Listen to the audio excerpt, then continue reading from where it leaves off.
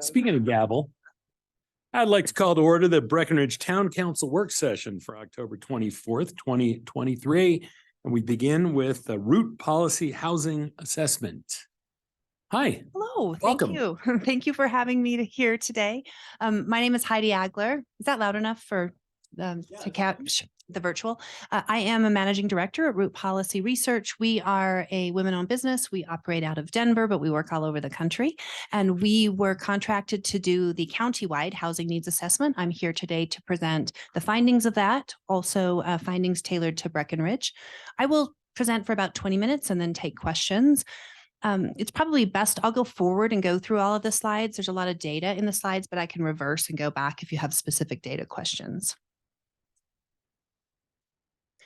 So I'm going to talk initially about the primary findings. I'll spend some time talking about the projections, the projected housing needs, and then I have been asked to offer some observations and policy considerations. This wasn't a strategic plan, so it's not a planning document per se. It's more of a data analysis exercise, but I will let you know sort of what we observed as we were going through the presentation or the study.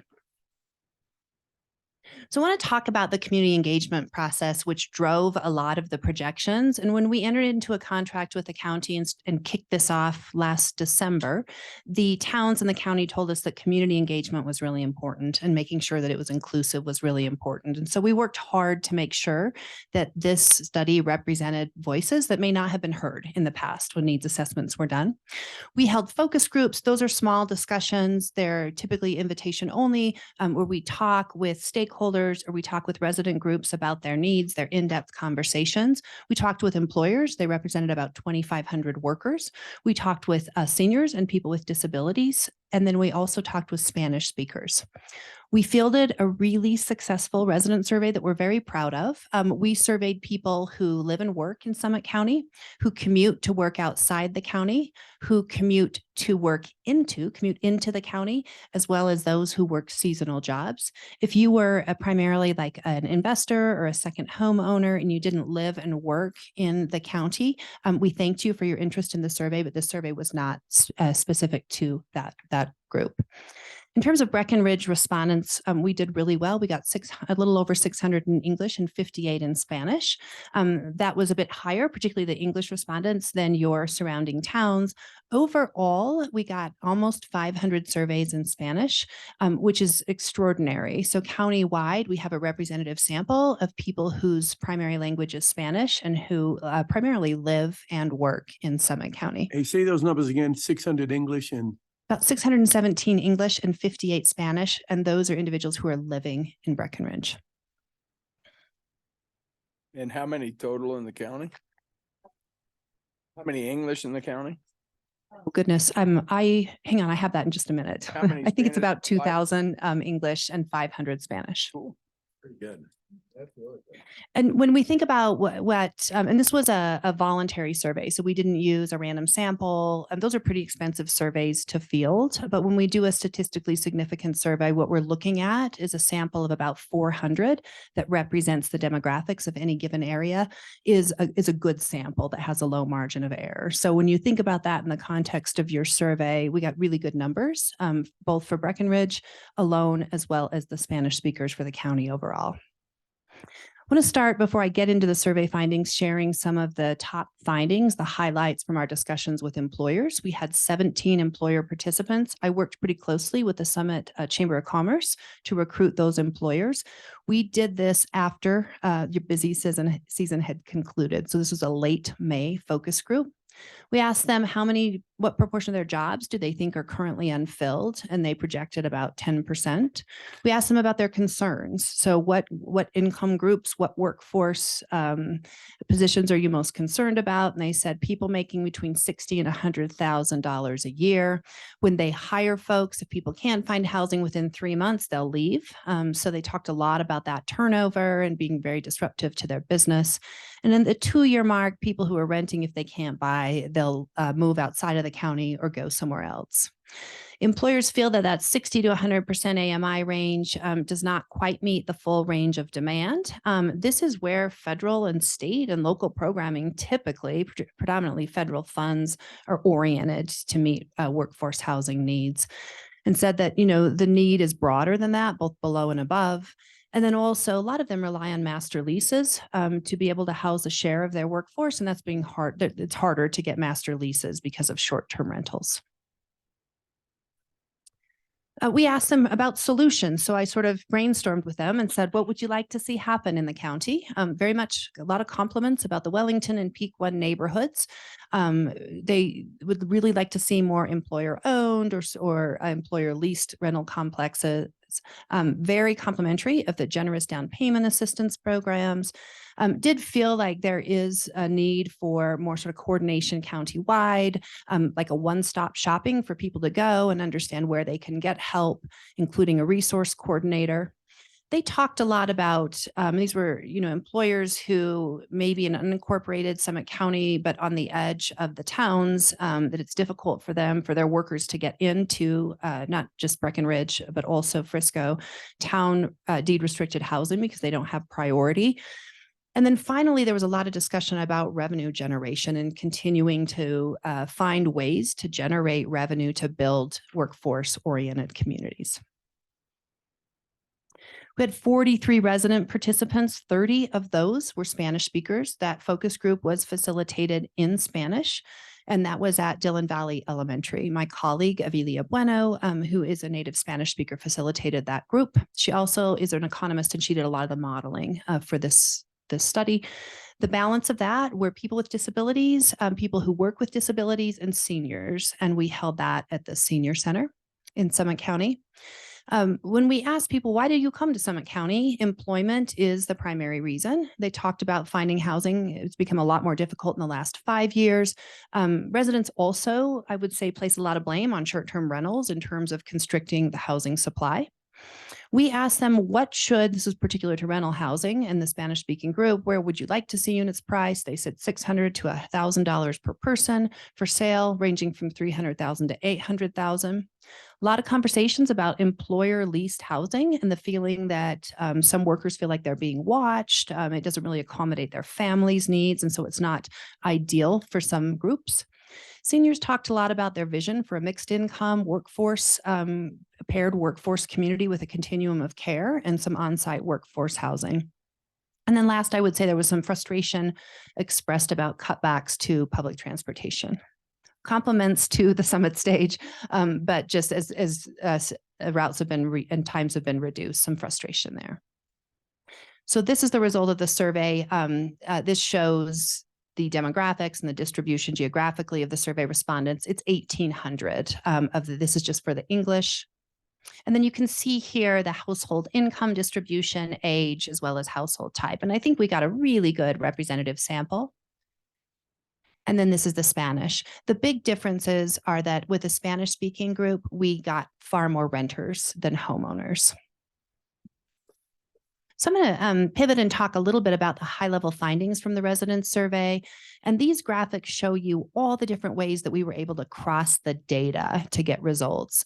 We asked if anybody had someone living with them who was sleeping on the couch or a sofa bed because there's no room in a bedroom, and this is the proportion that said yes. The numbers that really jump out here, the Spanish speakers, much higher share, so about a third than English speakers, as well as when you look at household characteristics, people are living with extended family members. We call that in the housing industry is overcrowding to be able to afford housing. And this is certainly more of a condition for people who are low income, so earning $35,000 and less. We ask in terms of displacement, which is data that you cannot get through secondary data sources, we ask this question. In the past 5 years, have you had to move out of a home, a condo, or apartment when you didn't want to? And then of the universe of those individuals who had been displaced, 26% of them said, I was displaced from Breckenridge. So I moved from Breckenridge to Dillon, for example, when I didn't want to. The graphic here shows you that incidence of displacement.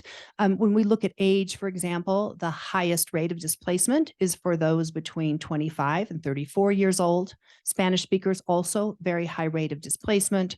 Renters, which is not surprisingly, renters without a lease, much more likely to be displaced, low-income people, as well as those family units, those families who are living together.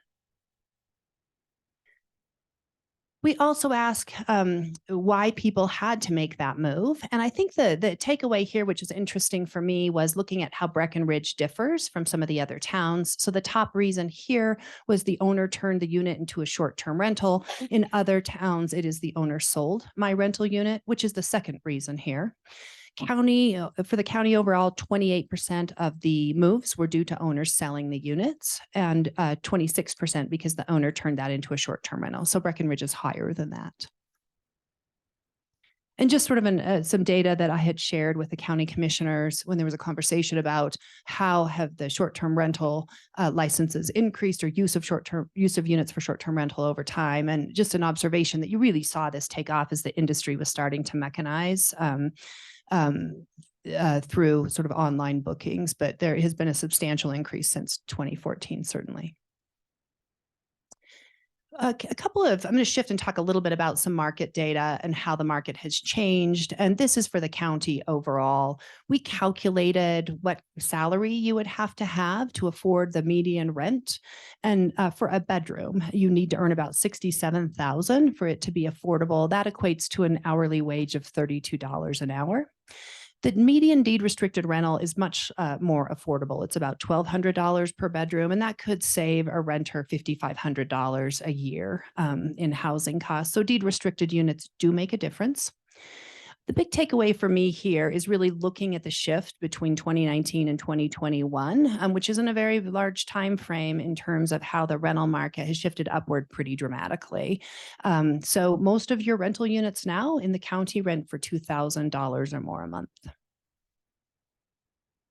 This is similar data, but for single family detached homes, we broke the data between single family detached and then market rate townhomes, condos, and what we call plexes. So those would be anything from a duplex up to an eightplex. And the numbers here on the right, this compares all of the jurisdictions against each other in terms of percent changed. This is the mortgage payment, so what it's costing somebody to be able to service the debt on a mortgage. And you see most places, it's extraordinary. Keystone has the lowest increase, which is 41%. Breckenridge is up there at almost 100% increase. The rate of increase for a condo, townhome, or a plex is much lower, but still pretty significant when you think about that budget. And this here shows median monthly housing costs. We did a survey, so outside of the resident survey, where we were tracking what was being advertised for rent. I'm sorry, let me hang on. That's a different slide. Let me back up a little bit. This is what people told us they were paying out of the survey, and this is divided between owners and renters. So this would be representative of spring 2023. This shows you everything that goes into that payment. So on the left, on my left, on everybody's left, the owners, this shows the median monthly mortgage, and then everything that goes on top of that, including other debt, which is predominantly student debt and credit cards. So that gets you to about, in most markets, a $4,000 to $4,500 cost. Renters are not really that far off, particularly if you look at Frisco, for example, you're spending $3,500 a month in rent when I add all those other things on top of it. In Breckenridge, it's a little over $3,000. We also did a little bit of analysis where we stepped back and said for the median priced home, and we looked at that by housing type. So single family detached, townhome, plex, large multifamily. What's the income required to be able to buy that? And for the median priced single family detached home, right now in the county, you need to earn $456,000 to buy that home.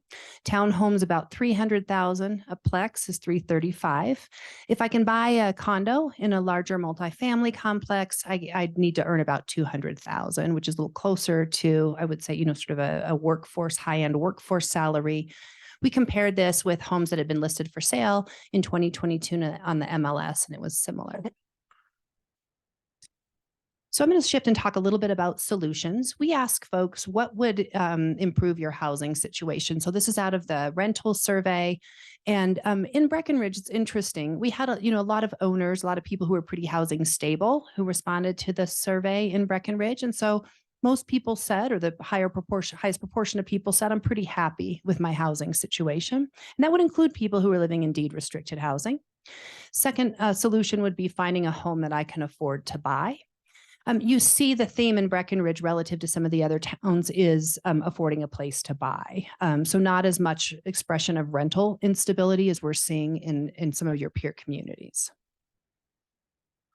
So we ask a second question. Have you thought about buying a deed restricted home? Are you interested in buying a deed restricted home?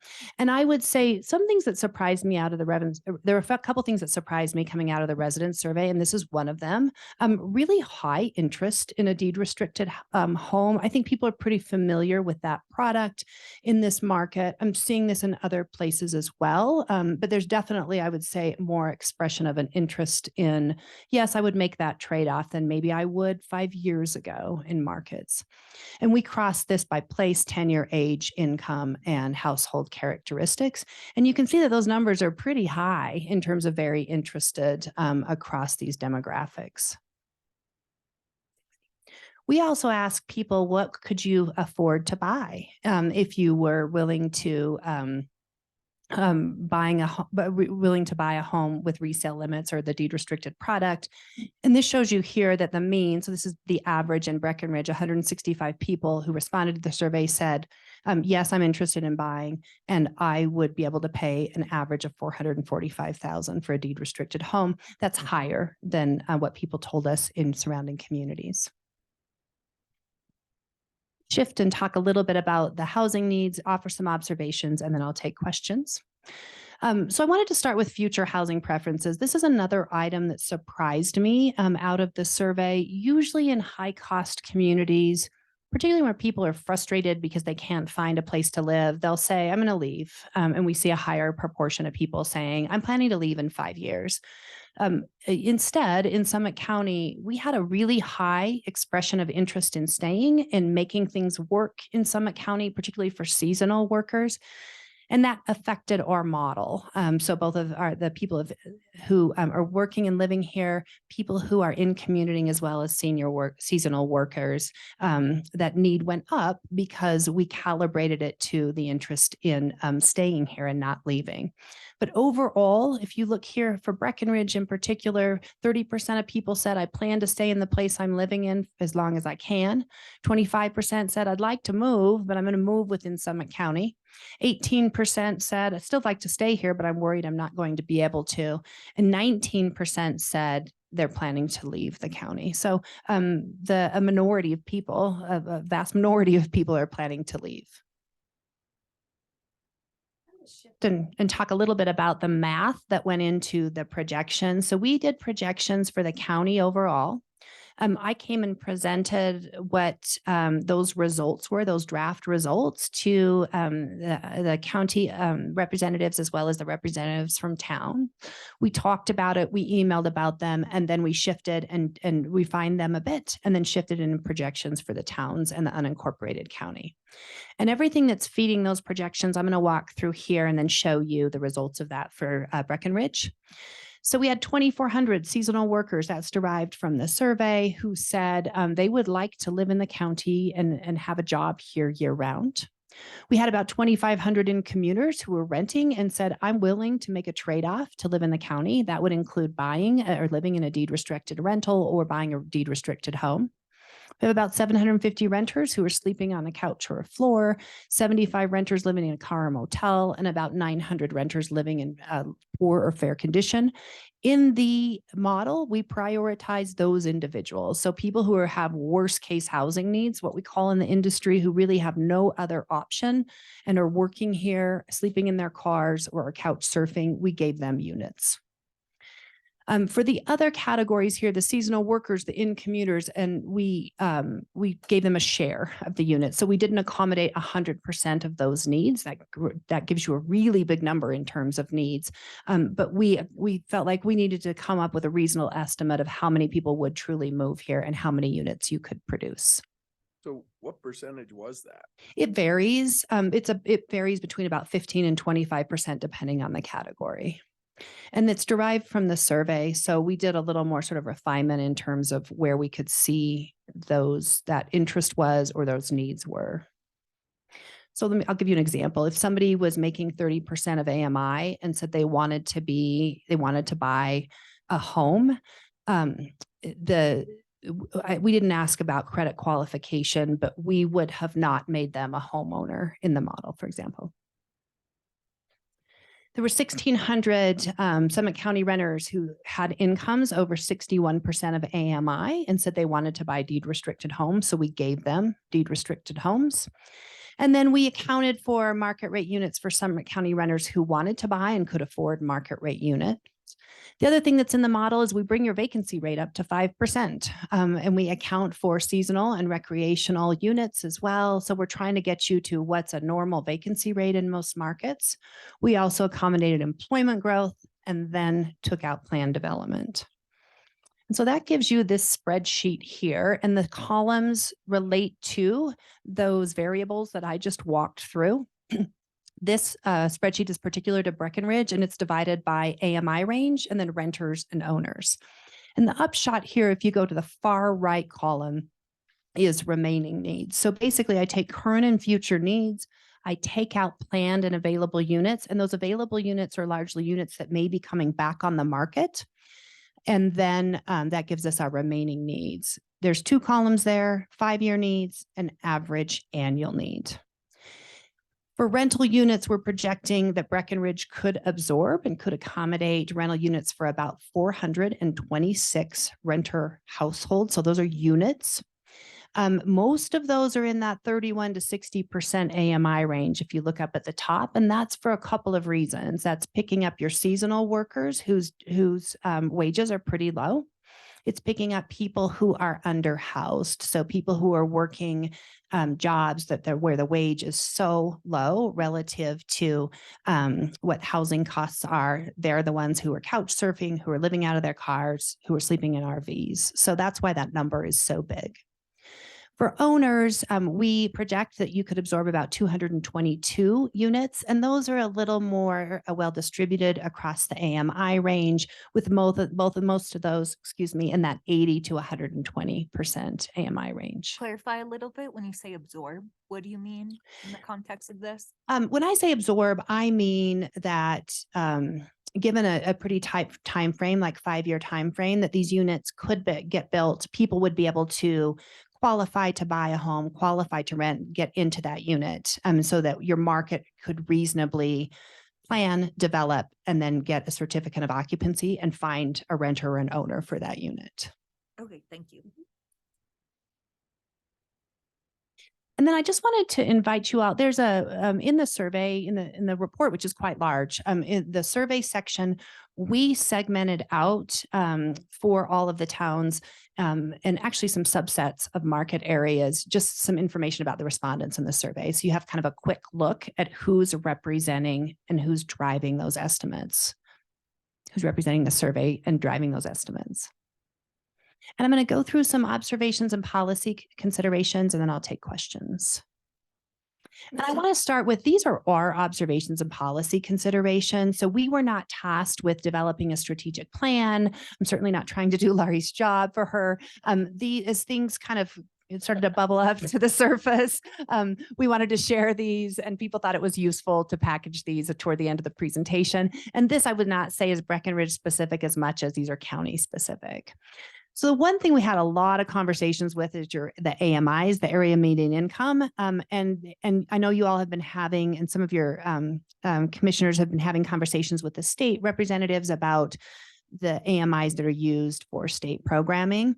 We did quite a lot of analysis about how do the Summit County AMIs relate to the AMIs that the federal government uses and that the state uses. And yours are off for two reasons. You have very low wage workers. I mean, we see that in the Spanish speaking surveys. You got a lot of people who are making less than $35,000 a year. Bless you.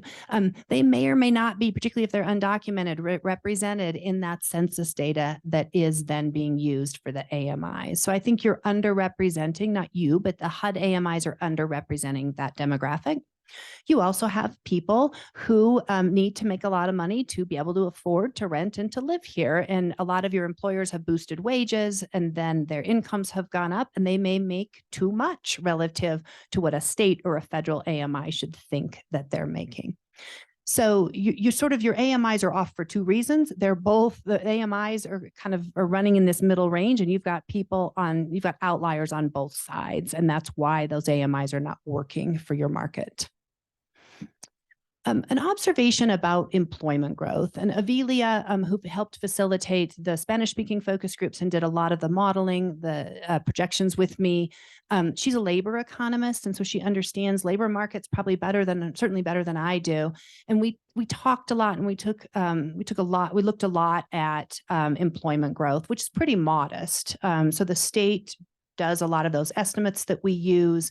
We looked at those to see, what's really driving the need here if employment slows down in the state and slows down in Summit County. So relative to your current needs, so people who are in commuting, seasonal workers who want to work here year round, that's really what's driving your need, not as much employment growth. Your employment growth is relatively modest. So we think of those numbers are big. I talked about the seasonal workers, low-income renters who are living in unstable housing conditions, current renters who want to buy, and then in commuters. Those numbers are all really high in terms of people who want to be living here. Say that again. Relative to, hang on just a second. Compared to like employment growth, the people who are already working here, who already have jobs here, but can't live here, are the real drivers behind your estimates. Like computed and live in a car, yada, yada. Live with somebody else, couch surfing. In a different market where like maybe they're building out a big tech sector, or there's a lot of like projected growth because Tesla is coming to locate there. That would it would be the employment growth that would drive it. You feel a little more like a Northern California market where it's current workers who can't live and are commuting really far. That's the driver of your need. So some recommendations when I put all this stuff together, and I think, gosh, if I were in Laurie's shoes or in, Breckenridge's shoes or the county's shoes, what would I do? What's the right thing to think about? Summit County, and certainly Breckenridge in particular, you've really been a leader in building intentional workforce communities. I've used you as an example in just about everywhere in which I've worked. And you've been really successful, and you should pat yourself on the back and say, we've done a really good job. And we should figure out how to do more of this to the extent that we can. The Spanish speakers we talk to, compliments to Larry, and the Spanish speakers that we talk to sometimes said, I don't feel like I belong in these communities. Maybe they're not, I called and they didn't speak Spanish, or I'm just not sure if they're designed for me. So thinking about how to affirmatively market or design communities, and this is a sort of countywide observation. Mobile home communities are very attractive to a lot of the segments of your market. You've lost mobile homes, everyone has over time. And so thinking about how do we maybe tailor these intentional workforce communities to a wider group of workers. When we talk to employers, they expressed worry about essential workers. So healthcare workers, people who are working in transportation, behavioral health staff, power grid respondents, like people who make this place function, aside from the resorts, need housing, and that would be a priority for them. Streamlining the application process. I think there is some confusion about getting into deed restricted housing. It's a tough thing to understand. And so thinking about how that can be maybe a little more transparent countywide, thinking about some flexibility with place of work. That came up a lot. It's not something that we studied specifically, but this sort of frustration with there's deed restricted communities, but my workers can't get into it came up quite a bit. And then just an observation that your numbers, your needs numbers get really bad if the units in pipeline and the projected units and plan developments don't come to fruition. That's more of a risk in certain communities than others, but your numbers are relatively reasonable because you're doing a lot right now to build workforce housing. And if that goes away, things are going to get a lot worse. There is one program I wanted to highlight, and this is really for more of areas where there's a lot of revitalization opportunity. The city of Austin has a program, let's shift and talk about land use a little bit, called Affordability Unlocked. It gives by right approval to build something other than a single family detached house under certain circumstances. Those units have to be largely affordable, so 75% of them have to be affordable. This is maybe thinking about like a lot on a major corridor that's got some, the site really calls for more than a single family detached home, or maybe a aging commercial property that's really kind of past its successful life, economic life. And they give by right approval for units that are affordable and that are dense. So up to like an 8-plex, for example, and they've returned a lot of units. So that's a program I like better than going to a no single family detached ever kind of program. So thinking a little more, I think there are parts of the county where, the county could think really strategically about demolition, revitalization, repurposing the types of, car-oriented 50s style developments that you have into some kind of a mixed use. Aggressively pursuing opportunities at the state as well as federal funding. This is a great time to be doing housing work because the state's got some money. There's a pro-housing program now with the Biden administration. And so there's money that's out there to tap into if you're ready to get it. I think you are. Looking at a collective strategy to address housing needs based on individual town strategies. So thinking maybe a little more strategically about a county, how the county overall is achieving and meeting housing demand. Boulder Valley Housing Partnership did this about a decade ago, and they've done it quite well, where the town set goals, but overall that kind of filters up to a county-wide goal. And then I've mentioned the one-stop shopping sort of idea too, that employers and community navigators, as well as residents, kind of know where to go. So they're not going to individual towns in the county to try and find housing. With that, I'll go ahead and take questions, and I can go back to any of the slides that you have questions about. All right, thank you. Questions? Carol? Yeah, I guess You look questiony. question. I mean, this is so insightful to look at these, and it's interesting this year having the added data from our Spanish speaking community, which wasn't included previously. So I guess my question's for Lori, just with those last couple slides, looking at the policy recommendations and observations, I think a lot of those strategies we're already doing. But after seeing this, is there anything, Lori, that either stood out within moving forward policy recommendations that we should pursue, and then separately in general, anything within this assessment that that surprised you? This is a great report. There is so much in here, and I haven't absorbed everything, but I guess from my perspective, we knew that the bulk of our need wasn't being driven by new jobs. I mean, the bulk of our need used to be driven by new jobs when Breck was just developing in the 80s and 90s and 2000. Now we know it's, the utilization of the existing units, and they're just not available to the people that need to be here to do their work. So it was good to have that sort of reinforced. But where our need falls is always interesting to me, because especially on the rental side, for units that are 600 to 1,000 a month, that's a sweet spot. And that's really hard to hit. So, that focus on rental below 60 kind of surprised me. Some that might come up later today too. Yeah. by chance, yeah. Please speak into the microphone. Oh, whoops. Yeah, sorry. But that was it. I mean, really seeing the focus on the lower AMIs for rental, and then Or there is one policy thing I think that's the timing wise that we're looking at that plays into some of this data a little bit. And that is, we've been asked by the Summit Foundation to work with some of our critical nonprofits. And so that, that ability to provide housing for some of the key people that help keep things moving in town. And so I think, that's something that we're working on. As of today, we're discussing the possibilities of working with the county. One of the things we want to do is be able to identify who would be those priority nonprofits that we might want to give priority rentals to on some of those units, and then what would that look like if it's in the form of a master lease or what that is. And so I think that's certainly a policy question that addresses a couple things we saw there. yeah, and I think the need projection, it does assume that the projects that are sort of in our pipeline that you had noted in the plan get completed. There's a few in there that we question whether they will happen. So if anything, the need would be slight or higher if some of those fell out. but- Right. If we housed all those that need it, would our town still be livable? You know what I mean? Like, it just seems like such a void in housing. And we all know there is a finite amount of humans that any one valley can sustain, be it the infrastructure, the roads, the shopping, whatever, childcare.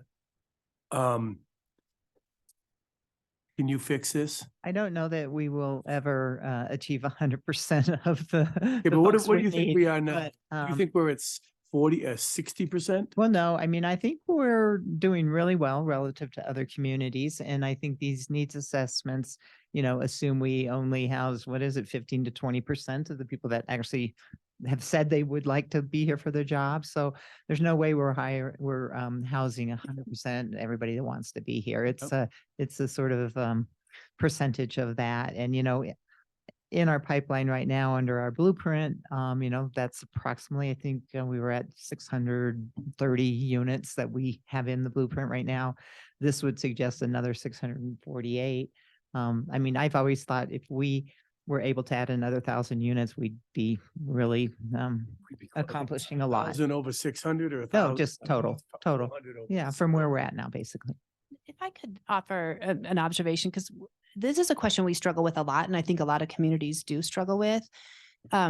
It's funny, I had a policy conversation with somebody earlier this year who was in the conservation industry and said, can't you build a model that fixes it? Is like an emissions reduction model. And you can't, because human behavior is just so complex and it's really hard to predict. I'm giving you the best guess of what people said they think they want to do, but really it's hard for a planner to say, this is exactly, I'm going to build this. This is exactly what what will happen. And so what we think about is, how do you expand choice for the people who don't have choice and really need more housing? How do you norm your market a little bit more? Where is it off kilter? And I think this, you saw that where it's really off kilter and who is struggling to be able to, just have a bed to sleep in at night.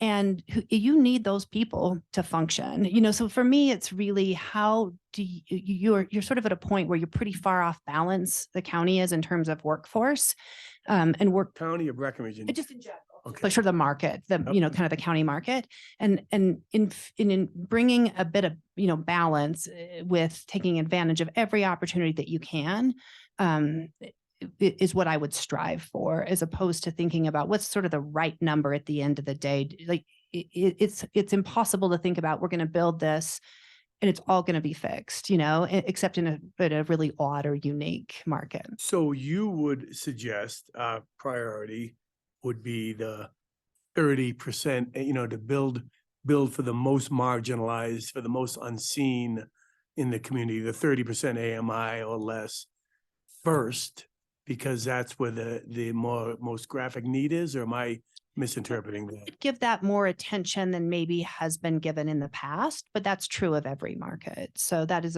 it's always been a critical need in urban areas. It is more of a need in your market than you've seen in the past. And I passed out surveys at food pantries and I talked to people, and I had a lot of people tell me they were sleeping in their car and they came in their work outfits. And so, I feel that that is more of a critical need than it has been in the past. That is a need economically that is difficult to respond to without a lot of subsidy, a lot of public subsidy. If we were to do, and you mentioned that mobile homes, trailer parks, for lack of a better phrase, if we were to do something like that, would that be like other communities? Have they done that? Have they created kind of a land lease? Like, we're always losing, trailer parks, and often the owners are taking the quick fix and the easy money, and it's kind of onerous on those that invest in a trailer because they can't move it. Is that something other communities have done that kind of service that demographic? The challenge with mobile home and manufactured home communities is that they're not very dense. And so, they're great when they exist as and they've got some ownership, long-term ownership in them. They work well. So they're important for preservation. I would say that's what I would focus on. If you had a mobile home park that you could work to preserve, Right. Boulder has done that. Steamboat has done that. Bend, Oregon, it's been a while since I looked at their policy, but many years ago, they had a requirement that if a mobile home park was redeveloped, it was a pretty high share of deed restricted units that had to be created as part of that. So you can envision a mobile home park that then becomes maybe a townhome community or something closer to like, a mixed use community as opposed to just losing those units entirely. And we are bringing on a lot of rentals right now. Mhm. I think the nature of the rental market may change over the next few years as these come in.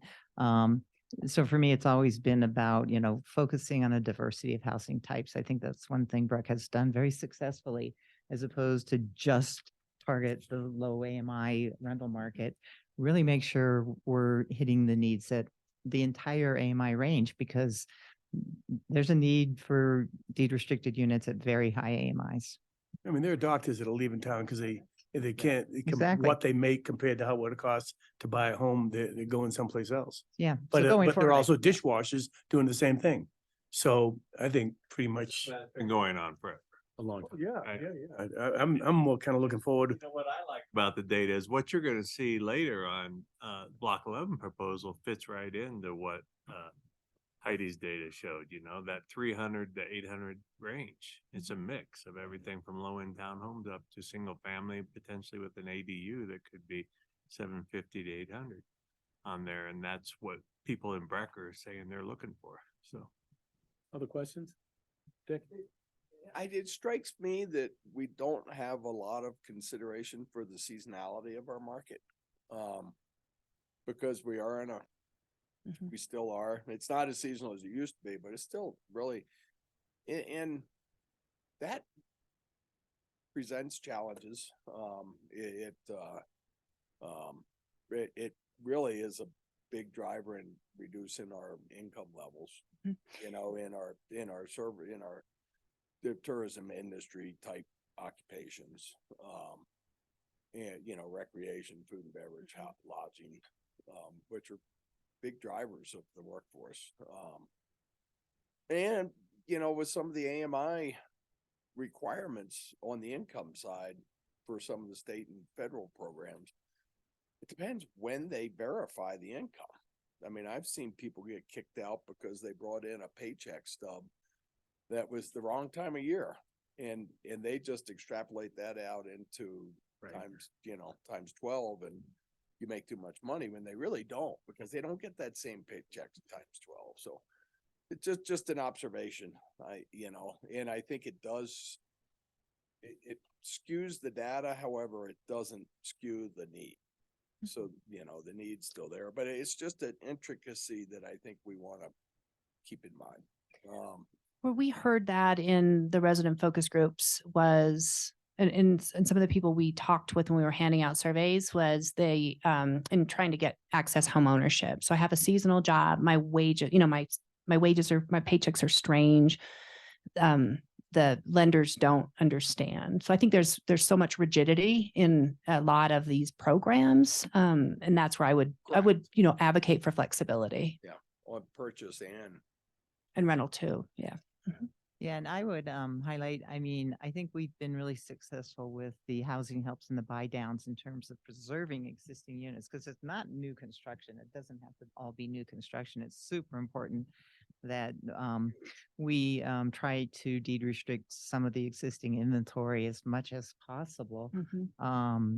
We all know it's less expensive and it's quicker, and you get a deed restriction and you preserve a neighborhood. So it's not that we don't have enough units, but it's the utilization of the units that we have. And so if we can shift some of that utilization so more of it's local, that's a big win, as opposed to, I'm not advocating to building 1,000 new units. But that's trying to preserve some of But the it existing. goes back to Jeffrey's question as well. How many can fit?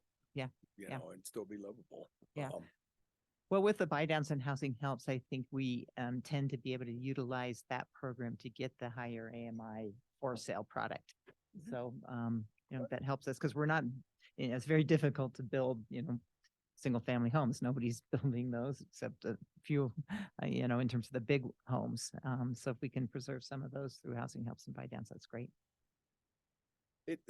Some of the other things that struck me as well, and wow, what a report. I mean, I feel like I just scratched the surface and I spent a whole day on it, and your report helped too. Is that countywide resource center that we've really struggled with, honestly. And how can we fund it, staff it, and have it be effective? Man. You're kind of like a one-stop shopping for this. We've talked about it Yeah, for we 20 we years, haven't been doing that. maybe longer. We gotta fix the housing, combined housing authority and I see the that's where it resources, needs to happen. resources being for community members as well as communities and potential public-private partners. I mean, there's a lot of pieces to that word Absolutely. resource. But any data or any help you have in that challenge. I would say that that is not something that that our firm does well. It's really more of a management consulting question. Frisco did ask if I had some recommendations for people who I knew who had operated in the industry who may be able to help, and I shared some names with them. Yeah, Heidi, there's those, and I don't think anybody up here, but there were those in different public comments in the past who suggested we build like 4 or 5-story dormitory type units on the peripheral of town. And I don't think there was no temperature up here for that. But has that been done in other resorts, and has it functioned, and has it produced a quality of life that is suitable for the? And is it time tested? Telluride Yeah, Mountain that's- Village. Laurie can probably answer that better than I. Well, I think Telluride's a good example where all of the resort housing is up in sort of these big, huge dormitory Oh, they've done style that, yeah. units up by Mountain Village, and it's not a community, it's a Right. It's just happening.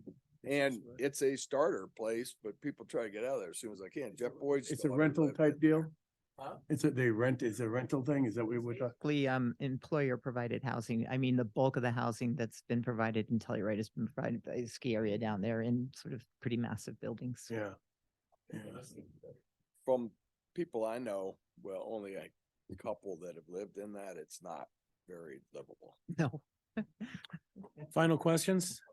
Final? Real quick, I was just, going through the report, I saw that there was a significant stat that said that people are willing to make trade-offs to live in this county because it's a desirable place to live, which was always my view of where our housing crisis kind of came from. And then there was other statistics that showed in the report showing that it was really the job opportunities that was bringing it. And I was just wondering if you could shed any light and just in the fact that I think it has a big effect on how we approach. Because even if we, you wrote right that there's 5,600 units possible before build out is reached. Mhm. And if if the demand comes from being a desirable place to live, even if we build those 5,600, would I still have a percent, probably the same percent in undesirable housing, same percent living in cars and vehicles? It just kind of shifts. Where if it's the motivation is jobs, there's a finite number of jobs, and then we can kind of bring it up bottom up, Yeah. where we take those people that are living in the car and put them into rentals, and the people who are in rentals are in a deed restricted housing, market housing. It kind of works that way. I was just curious if you can speak to that whatsoever. That's an interesting question. I think there, particularly during the pandemic, when rental assistance was easy to come by, and was probably more available than it ever had been, in the history of the United States. I think there was an impression that, oh, people are not, well, I mean, there was sort of a lot of conversations about people aren't working. They're taking their rental assistance. They don't need to work. We're not motivating people to be in the workforce. So aren't they all going to move to places like Colorado mountains and remote work or not work? And so part of, I wanted to try and understand that piece of it in Summit County, because I'm sure there's still the impression that people come here because they want to live here and maybe work up to a point, but they're not, coming here for the job. The people who responded to the resident survey and were in our focus groups definitely came for the job, and then tried to find housing. And so I do think you are, particularly in the Spanish speaking community, but not exclusively. And we have really high proportion of workers in our English survey as well. The people are coming here because it's they've got a job here. It's a great place to live. And then they want to retire here too. And they may have housing and are coming to retire. But I don't think this is I'm going to go and maybe take a very part-time job in Summit County and figure out how I can figure out my housing later. I mean, I think that the job, like the full-time job is really the driver. I'm coming here for a job. And I would like housing to be stable housing to be part of that versus I'm going to go try out like a resort lifestyle for a while and may or may not stay. I think you're sort of the full-time employment is driving this more than that. I think I'll experiment with living in the mountains. There's still a share of that in all mountain communities, but I wouldn't say that isn't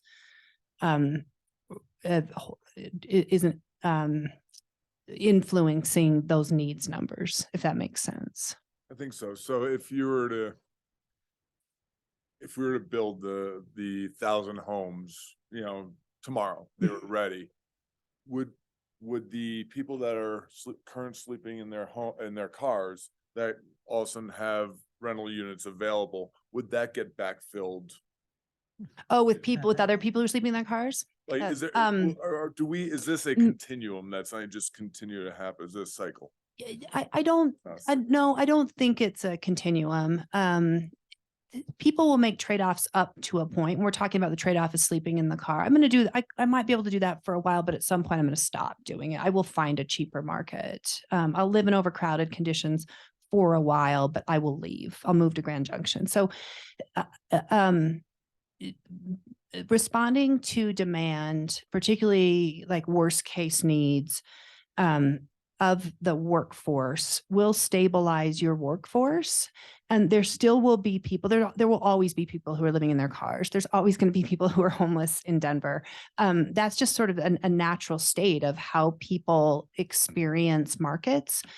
But you can make it better, if that makes sense. Like there's a fair amount of churn in resort areas, but I think you can mitigate some of those churn for those people who really have got a lot of multi-generational families here, people who have come here because the grandparents are here and they want to stay here. And then I don't think that I think you can mitigate a lot of that churn that you've got right now through stable.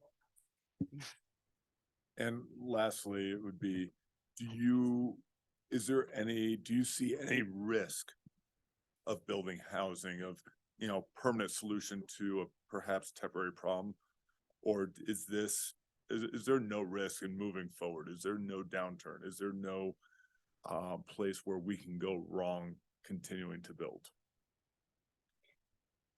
I mean, I wouldn't want to say there's no risk, because there's always some risk. And sometimes it's harder to fill units than you think it should be, because I didn't qualify people, in my projections.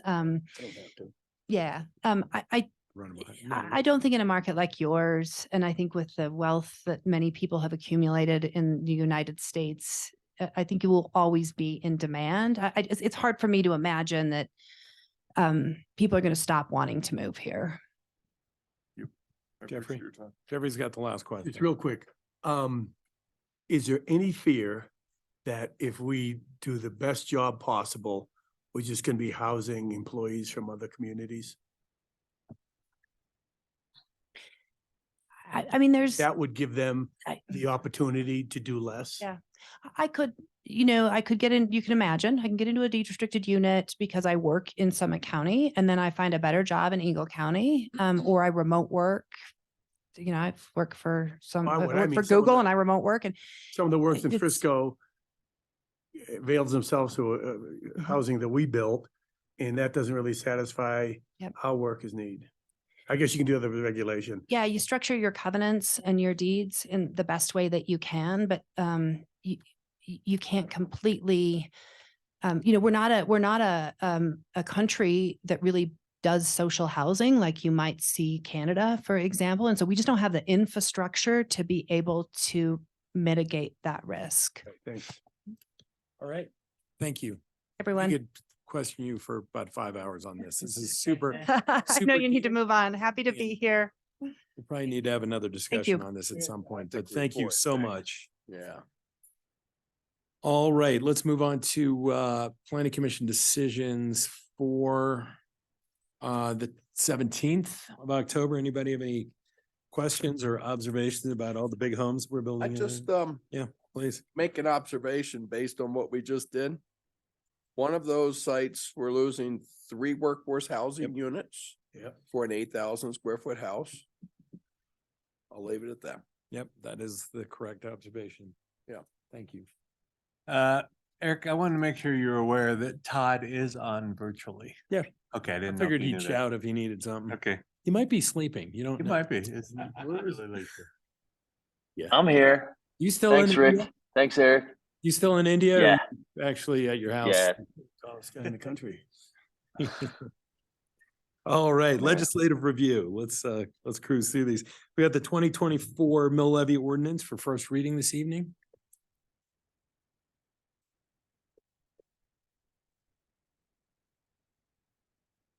Hello, Hello. can stay here for a little bit too, can't you? So Nice. Afternoon. Hi, Dave. How are you? Good. All right, mill levy. Pam's got this one. Good afternoon, Mayor and Council. So on your packet, you had the 2024 property tax mill levy ordinance, setting the mill levy within the town of Breckenridge for 2024 at 5.07 mils. This ordinance is submitted for first reading. The 5.07 mils is the amount that the town of Breckenridge is authorized to impose. Any increase would have to go through an election process. This rate of 5.07 has been set since 2014. With this 5.07 mill levy, we are forecasting in the budget property tax revenues of 5.3 million. This is an increase of 1.6 versus last year. Of course, if there are any changes at the state or county level, we would come forth with an appropriation. These property tax revenues are mainly to offset our general fund. Do you have any questions? What, if you were to guess, knowing that not all the mill rates are set yet, what percentage of the entire mill for a Breckenridge home does 5.07 represent? It represents 9%. 9%. Correct. Good to know. And what percentage of our total budget will the 5.3 million represent? Less than 5. Less than 5. Thank you. Yeah, what was that Less question? than 5. Well, what percentage of what we do as a governmental organization is represented by property tax? Because you often hear 3.8. 3.8, you often hear questions about it because people don't necessarily understand what this 5.07 truly represents, both for the town and for the residents in the community. Right. So, thank you. Other questions, Dick? If HH passes, how will that affect that total revenue number, or do we know? But if it does pass, we'll circulate with Summit County and see what the impact would be. I've already spoken with the director there just to make sure we'd be aligned of what the impact would be, and we'd come back. It would lower our number. Cause, I mean, my understanding of it is that it would lower the basis Right. on which we have the Values. mill levy, but then it also backfills with a increased amount of money funding to local communities. And I think the backfill issue, that's something that's been debated where that hasn't been fully vetted, so we don't know how much, Okay. if any, we would be backfilled. Got it. That was part of my question. Yeah. So, okay, so very unknown. Yes. Okay, everybody good first reading this evening? Great. We have the tax code update, changing definitions also for first reading. So on your packet, you had some town tax code revisions. This is the first reading where staff is proposing some additions and changes to which are needed in time to time to just catch up with changes in technology as well as other nuances that have come up since our town code was written. Revenue Recovery Group, who is our out-of-town auditing consulting firm, recommended these changes just to improve clarity, again, due to recent technological innovations. Based on these recommendations, staff reviewed our current town code as well as other municipalities that mirror our policies, and we come forth with these recommendations. It is important to note that these revisions will not garner any new tax revenue for the town. The proposed definition revisions are edits to existing definitions, and those are software as a service as well as digital products. Good housekeeping. All right, questions? On for first reading this evening, we have also have as a resolution, we have the 2024 budget, 2024 to 2028 capital improvement plan adoption and public hearing. Dave. Correct. And Tracy is coming down as well to help with this process. Hello, Tracy. I think most of you remember Tracy from 2 weeks ago. I saw her in the garage. If that's the only way you're gonna remember me, I'll take it. Good point. Okay, on that note, so we've got in front of you a memo today to talk through the assumptions that we used in the budget that we reviewed a couple of weeks ago. And then we've listed out some changes that have occurred since that meeting. And so Tracy's going to just go through those with you one by one and answer any questions. And we did have a link of the memo to our website, which has the updated budget presentation present in there. So go ahead, Tracy. Yeah, thank you. Good afternoon, Mayor and Council. We had very minimal changes that are represented in the memo. You'll see the first one starts off with the fee schedule for parking and transportation fund, where they had consolidated some of the zones. So I just want to say thank you to Matt Halsey and his team for putting together a new schedule representing some of those requests that were made. For the excise fund, the only thing that changed there was the restriction for the capital improvement project. That was for the move of the food and beverage. If you recall, it was originally designated to occur in 2028. We moved that up 2026. And because of the time frame of the 3-year restrictions that we put as on the excise fund, that placed it onto the 2024 budget. So that moved the restriction from 44.1 million up to 48.4. So that was an impact to the restriction of 4.3 million. It doesn't affect the fund balance because the restriction occurs after as a secondary line. The golf fees that were presented, we have actually removed that, and we are staying with the 2023 golf fees. That's going to be discussed further after the beginning of the year. So there will be potential update to that. Watch that space, I think. Yeah, we just wanted to have another hard look at those before final approval. And so we thought it would be good to pull them out for now and then come back to you with the, might be the same as what you've already seen, but we might have a few little tweaks in there. Will that be in with the new golf director, like kind of discussion? It could be before that. Oh. Yeah. No. Are you guys doing a talent show for the golf guy? Jeffrey would like to apply. Yeah. Thank you. Yeah. He's super friendly. Yeah, wicked. I love golf. Doesn't matter, he's friendly. Mhm.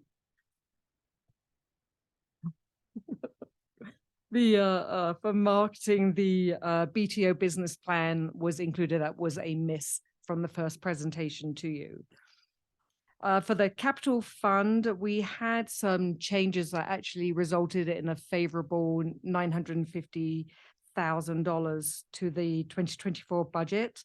That moved it from 31.9 million to 30.95 million. That was, we had a couple of minimal changes. The first one being an additional 150,000 for the design work for the food and beverage delivery center. We also included 250,000 for the Blue River flow analysis. We did take out 350,000 for the underground and overhead utility, and we also removed $1 million for the river lining project. So that favorable is a net impact of 950,000 to the capital fund. We had a very small change for utilities, and that was just on the fee schedule. There was nothing on that affected the fund balance, but on the fee schedule, you'll see that we had discussed changing the billing because we went from monthly, from bi-monthly to monthly. That the statement fee of $7.50, where we had taken the $15 and just split it in half to actually cover the costs, we changed it from $7.50 to $10. Per billing statement. And then there was also the WSMF bi-monthly statement fee that we split from $12.60 to $6.30 to reflect the monthly billing.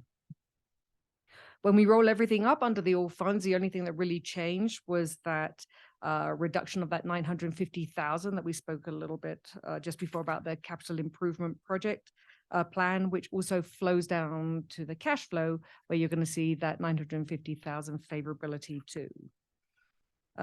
Rolling up to the summary by fund. The summary by fund actually takes into consideration restrictions. So we consider the available balance, not the fund balance. So you're going to see that that actually has a reduction of 3.35 million, taking it from 74.9 million down to 71.5 million. And that's really made up of two things. You've got the favorability of the 950 from the capital fund, but you've got the 4.3 million restriction that was from the excise fund because of the shift of the beverage, food and beverage. So that was a net of the 3.35.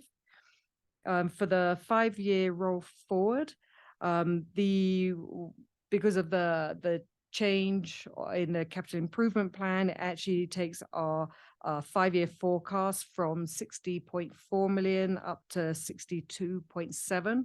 So that favorability of that 2.3 million is a result of some of those capital improvement plan changes. And that one, if you recall, it did include, we had a duplicated line in there for the Broken Lance, which was about $1.05. That was just an error that we had on there.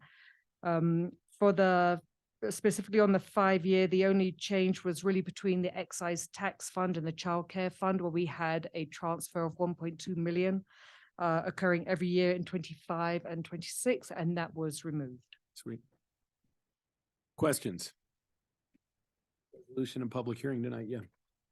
Dave, or anyone really, are there any restricted fund balances that we feel are outdated or need to be tweaked, either increased or decreased? You know, like some of the decision making for those balances, you know, was years ago, and have times changed requiring more money to be restricted or less money to be restricted in any of those funds, by your opinion?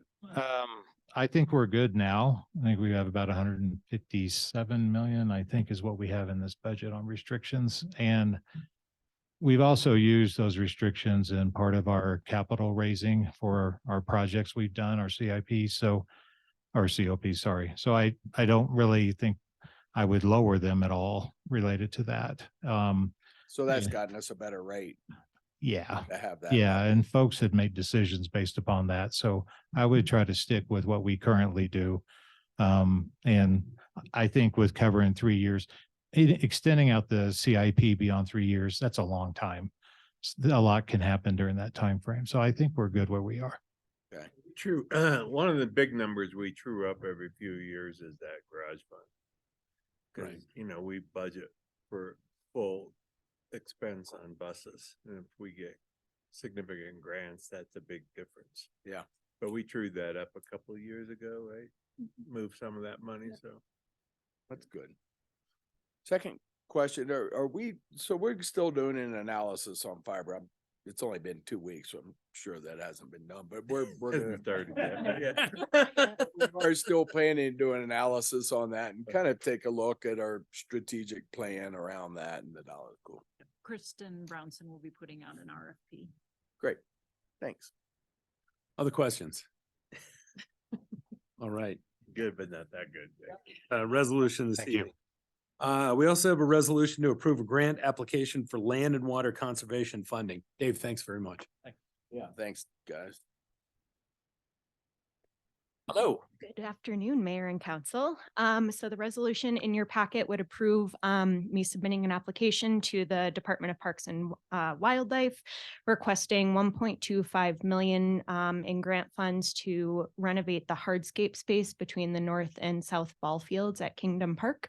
And approval would also show the town's capability of providing that 50% match in the amount of 1.25 million. Happy to take any questions. Thank you. Questions? Oh, We need to make it, does, Cool. we need to make a phone call to someone there? yeah. We do. I'm on it. Free money. Thank you. We also have a resolution to approve a grant application for Colorado Parks and Wildlife funding. All right. New kid. Don't get nervous. Hello, How's it going? how are you? My name is Alex Sack. I'm here on behalf of the Open Space and Trails program. First time here in person. Pleasure to meet everyone. Yeah. Yeah, essentially, we are applying for a CPW, Colorado Parks and Wildlife Maintenance Grant. The project total is $250,000. We're requesting $198,000. We have a local match of $51,800. Yeah, if you guys approve the resolution, there's also additional information on the memo. I'm happy to answer any questions. Essentially, it's going to be addressing the bouncy bridge on the river trail and installing some wheelchair-friendly trails at Trollstigen Trail and Cucumber Gulch Preserve. And we'll be updating some kiosks to include important trail logistics and inclusive signage and leave no trace information as well. Excellent. Questions? No. Yeah, that's great. All right, well done. That was a Thank good- you. You know, that's how Scott Reed, he started right there and look at the heights that he's climbed since then. So Good pleasure. there's like, We have All- town manager appointment and contract approval by resolution.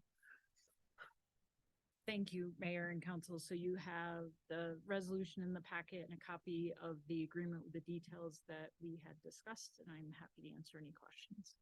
Any questions? Whoa, he's still here. He's right there. his body's not even cold yet. Here, Well, he's Jay, been talking right about me like that too. So, right. The king is dead. It's sad. Oh, God. All righty. I still love you, Ricky. We have this on for resolution this evening and let's not make Rick cry yet. Public projects update, manager's report. Hello, Shannon. Hello, Mr. Mayor and Council. I didn't submit a memo, but I'm happy to take. Oh, we noticed. Yeah. We talked about it. Sam's done. Yeah. The money going, you guys don't need to know. I'm not gonna ask. Any questions for Shannon on anything that you've seen or is going on? All right, thank you. Great, thank you. That's how you do it right there. You just don't include anything. Mobility updates, Mr. Halsey. Mobility. How you doing, bud?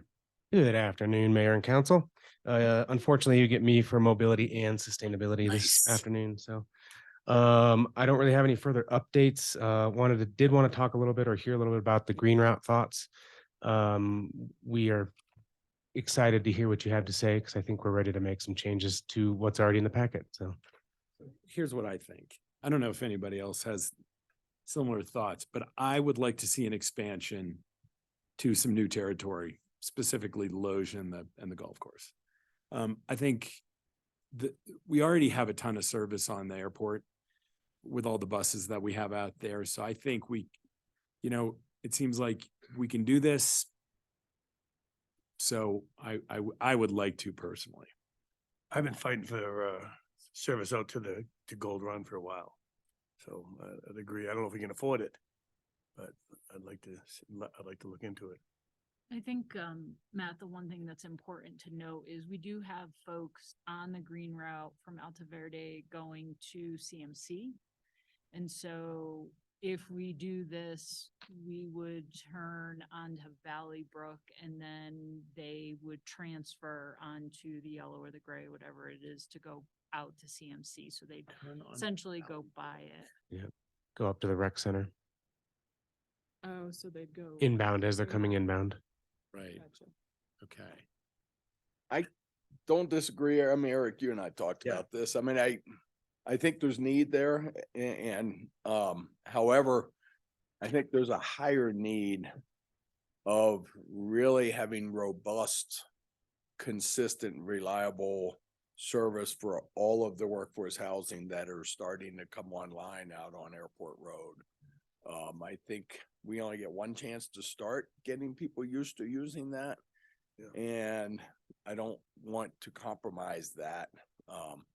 I suggested, Eric, when we talked about it yesterday, I think, maybe we wait till Loge is expanded and then we look to that route. But, I just think that those routes on Airport Road with the amount of workforce housing that is going, being built out there and on the verge of coming online.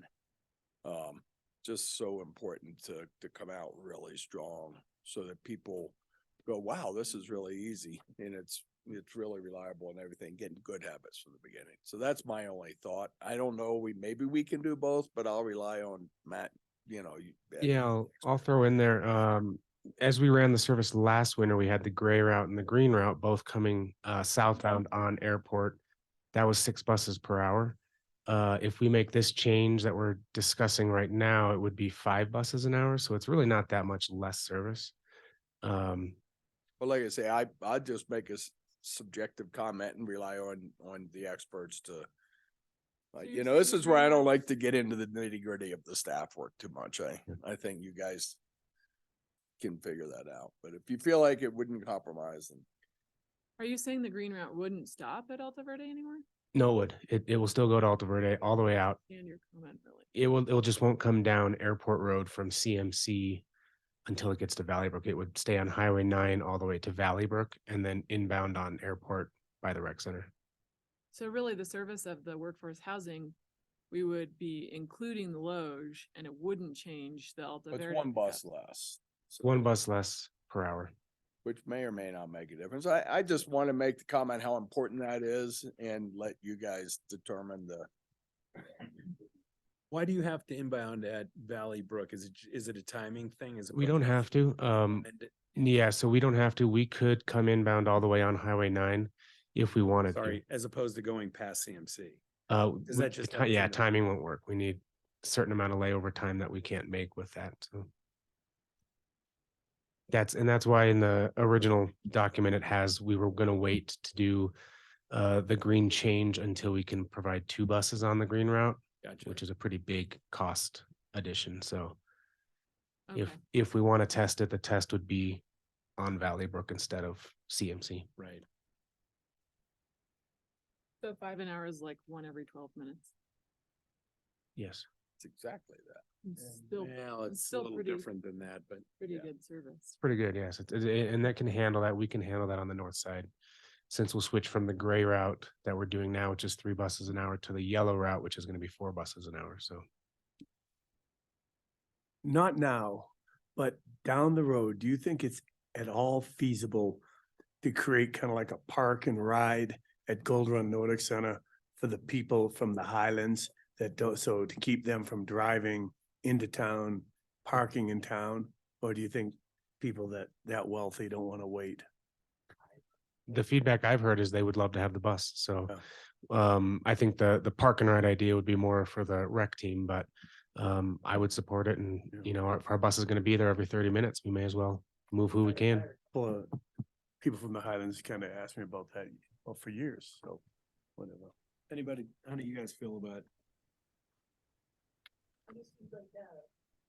5 an hour versus 6 isn't a huge compromise. And I just want to make sure I'm understanding what we sacrifice. If we do Gold Run and the Loge, we would lose that more direct commute from folks from Alta Verde going to CMC. Like that's the key connection. And we do see some alightings at CMC from people at Alta Verde. The only issue that we can't tell is where they actually got on at. So we do see people, you know, where I live at Blue 52, they'll actually get on at the station and ride the green route all the way around the Horn back to Blue 52. Sometimes that bus meets it or beats the gray route out there. So we can't really tell necessarily where they're coming from, but we do know people get off the green route at CMC. But now they'll have the option to transfer at either the rec center or at the station. So when we're still gonna stop at Alta Verde, is there an option when the new road gets built to go, instead of getting on Highway 9, to take the new road to Queen Valley and then have a stop there? And then they could just walk across the street to CMC and then they can get on Highway 9 and go? Absolutely. So maybe that can be the grand plan. I don't want to screw I didn't think about the CMC piece and I don't want to screw that up, but I have heard from people that live in Alta Verde that they'd love it if that's a difficult walk. I mean, it not in, well, it is in distance. It's a long walk. If you want to go to the Nordic Center or from Alta Verde, it'd be nice to offer the green route for that. Well, and getting people across the highway on their bikes. I mean, I don't know how Yeah. many people would actually do that, but at least it would provide an option for those. To get over to the dredge and Just stuff. on the right, on Yeah. the right side of the road where all the trails are. Okay. I'll take staff's recommendation, whatever Council says. I mean, I will too, honestly. Yeah. You know, you've heard our talk, so whatever you decide is fine. Whatever And I you- think we're all in agreement, really. Yeah. Hey, Eric and Matt, one thing real quick. Was thinking there's a private shuttle out there to Highland Greens Lodge. And I wonder, you know, we've chatted about down the road in town, is there an opportunity to do better there with some of these private shuttles? And does that help with some micromobility? I wonder, as Matt, as you work on this green route out by the Loge, which I support having service out there, I wonder if there's an opportunity to crack the code a little bit on incorporating a private shuttle. And since there's just one, you know, and it's right next door. So just, I wonder if that's an opportunity. Yeah, it's good feedback. Thank you. I think that may play into the micro transit study that we're kind of working through to see. So Thanks, Todd. All right, other questions on mobility? Sustainability.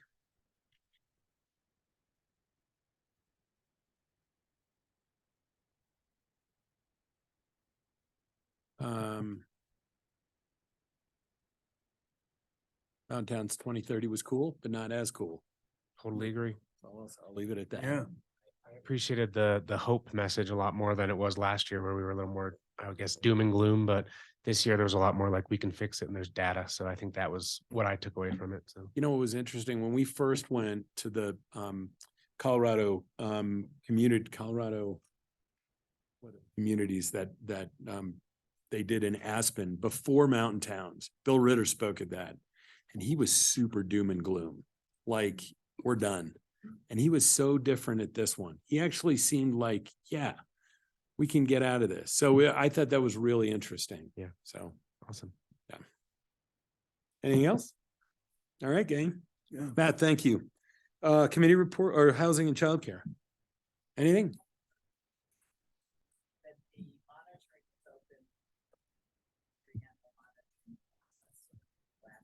Okay. What's that? Yeah, I've heard good publicity on that too, Laurie. It's the man getting in the business. It's that annually they make you like re-verify who you're Oh. working for. Anybody have anything else for Lori? All right. Committee reports, there was only the Social equity. Social equity. Do you want to talk about that now or later? Just one quick update, everything Yeah. was in the minutes, but we did have the commission's first kind of community conversation, coffee talk event. We had a great turnout from that. All the commissioners spoke and attended. We had a great turnout from staff, and I think the commissioners really appreciated that too. So that was the first one, and we'll slowly start kicking them off at a somewhat regular cadence, just trying to get more community involvement and input. Did you have much community involvement? There were some great questions, yeah. Awesome. And this one was very general, kind of reintroducing the commission.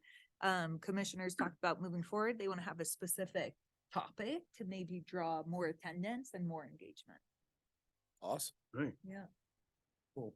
Well done. Financials, More math? more math. Jeffrey's favorite subject in high school, from what I understand. Yeah.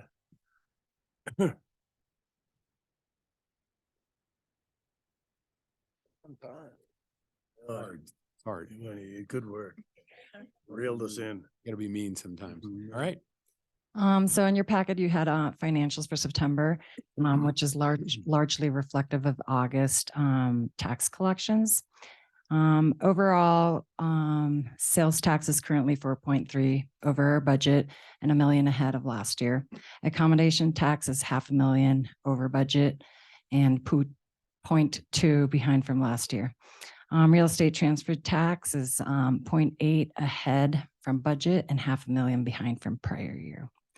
Year to date, net taxable sales, we're still trending flat. Nothing has dramatically changed on there. And compared to 2019 August year to date, it's 38% ahead.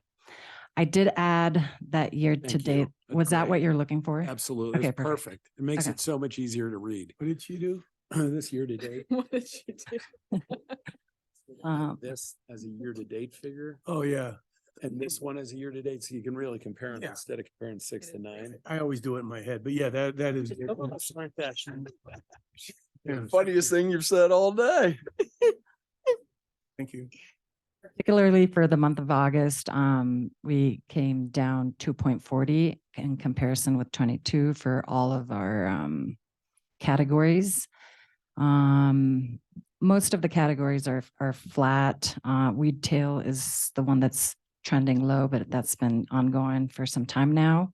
Our real estate transfer tax came in for the month of September, 400,000 ahead of budget, mainly due to one big sale that we had in town. Gonna say that commercial. Correct. That was Yeah. one sale. That's what. That was one sale. Is that And the Marriott the resident, yeah, or Residence Inn? the residence in, yeah. That's what pretty much has put us on par with our budget because of that one sale. Do the weed tailers think that this is just because there's more available in other states now? Is that? Yes, that is the thought process around it. Available where? It's legal in other states, not just Colorado. People used to come here and freak out because Yeah. you could buy weed and now they're not because they get it. at But home. but retailers is just the general flattening like we're seeing everything else. Retail is general flat. And so I was going to go into retail. So in town was behind 2.39, whereas out of town was behind 8%. And I have Tracy here with me to answer any questions that you have on revenue and expenditure summaries. Yeah, just in a quick summary, you have the joy of seeing the high level summary that supports the financial package that's put together. This income statement is reflective of September close, which the books are closed for September at this point, shows a favorable expenditure overall across all funds of $15 million. Any questions? Thank you. All right, we have human resources staffing update, and then we're going to take a quick break. She wasn't.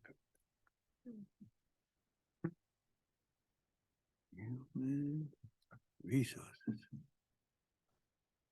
Good evening, Mayor and Council. Hi.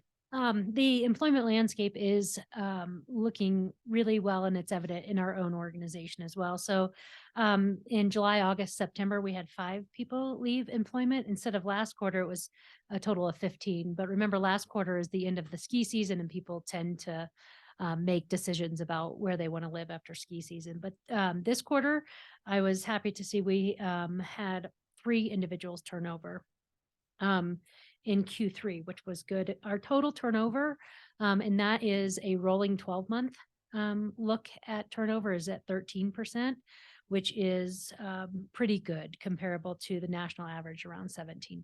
So we are looking favorable in turnover. Our separation reasons in Q3, unfortunately, we had 3 that were involuntary term, and the other 2 left for other employment in Q3. So that was the only kind of unfortunate part, but that and the age of employees leaving is staying consistent between the ages of 30 to 39. So and the reasons for that are still variable, all the different reasons, but when we track the age, it is among those that are 30 to 39 that leave employment, that choose to leave employment. The next sets of data are our application volume is starting to trend higher, and we can see that with our openings. We're getting more applicants, which is great. Our pay is at the right place. Our starting ranges seem to be at the right place and what we're able to offer in pay and benefits and housing. The additional recruitment, we've had 34 promotions in 2023, which I think is very telling that people, once they get here, they like to move up in the organization. And it can be, we consider a promotion from seasonal or part-time to full-time. So anytime someone moves to a position that is seasonal to a more permanent job, or a full-time position to maybe a different or better full-time position. So it includes all of those moves that we consider promotions. And then, my favorite data point is those that return, and we've had 9 people return to employment in 2023. And our vacancy rate is at, it dropped from 7.5 to 5.7%. Are we back to all of our development programs that we had going pre-COVID? I know COVID derailed a lot of that, and it always takes time to get that back. Do you feel like we're back to where we need to be now, or are we continuing to grow that and developing our staff from within? I think it's a good question. I think you can't take your finger off the pulse of what else we can be doing. And I think there's probably, things that we can continue to think about that are innovative. We have a leadership development committee, and they do a great job of doing trainings and developing leaders. And we have different committees that offer things like wellness, and they'll do mental health and wellness type things. And then today we had things like mandatory training, which we haven't been able to do mandatory training on workplace respect, but it's nice to have it in person because it really resonates and it's more engaging. So we're starting to do more things like that in person, which is way more engaging, and having a respectful workplace when you can have a room full of people having the discussion. So That's fantastic. I think so. There's always room for improvement. Well, I really encourage and support that attitude. Yeah, I think thanks. the more we can do for the team, the better. And we're having a mass inoculation here, right? Yes. What day is that? Second, I believe. Yes. I'd have to double check, but I Yeah, think it it's is. the November second. 2nd. So it's the flu vaccination. Yeah, I already clinic. got So mine. you're welcome to come, bring Might get it. dependents. I might double up. Voluntary. It's voluntary. Did he- Voluntary. Good point, Shannon. Verify that. And you can always, if you're on our medical plan, you can always get it at the doctor's office as well. But All right, Yeah, we're gonna great. take a quick 5. Thank you. And a quick 5, I mean, Lucy's waiting here patiently for us.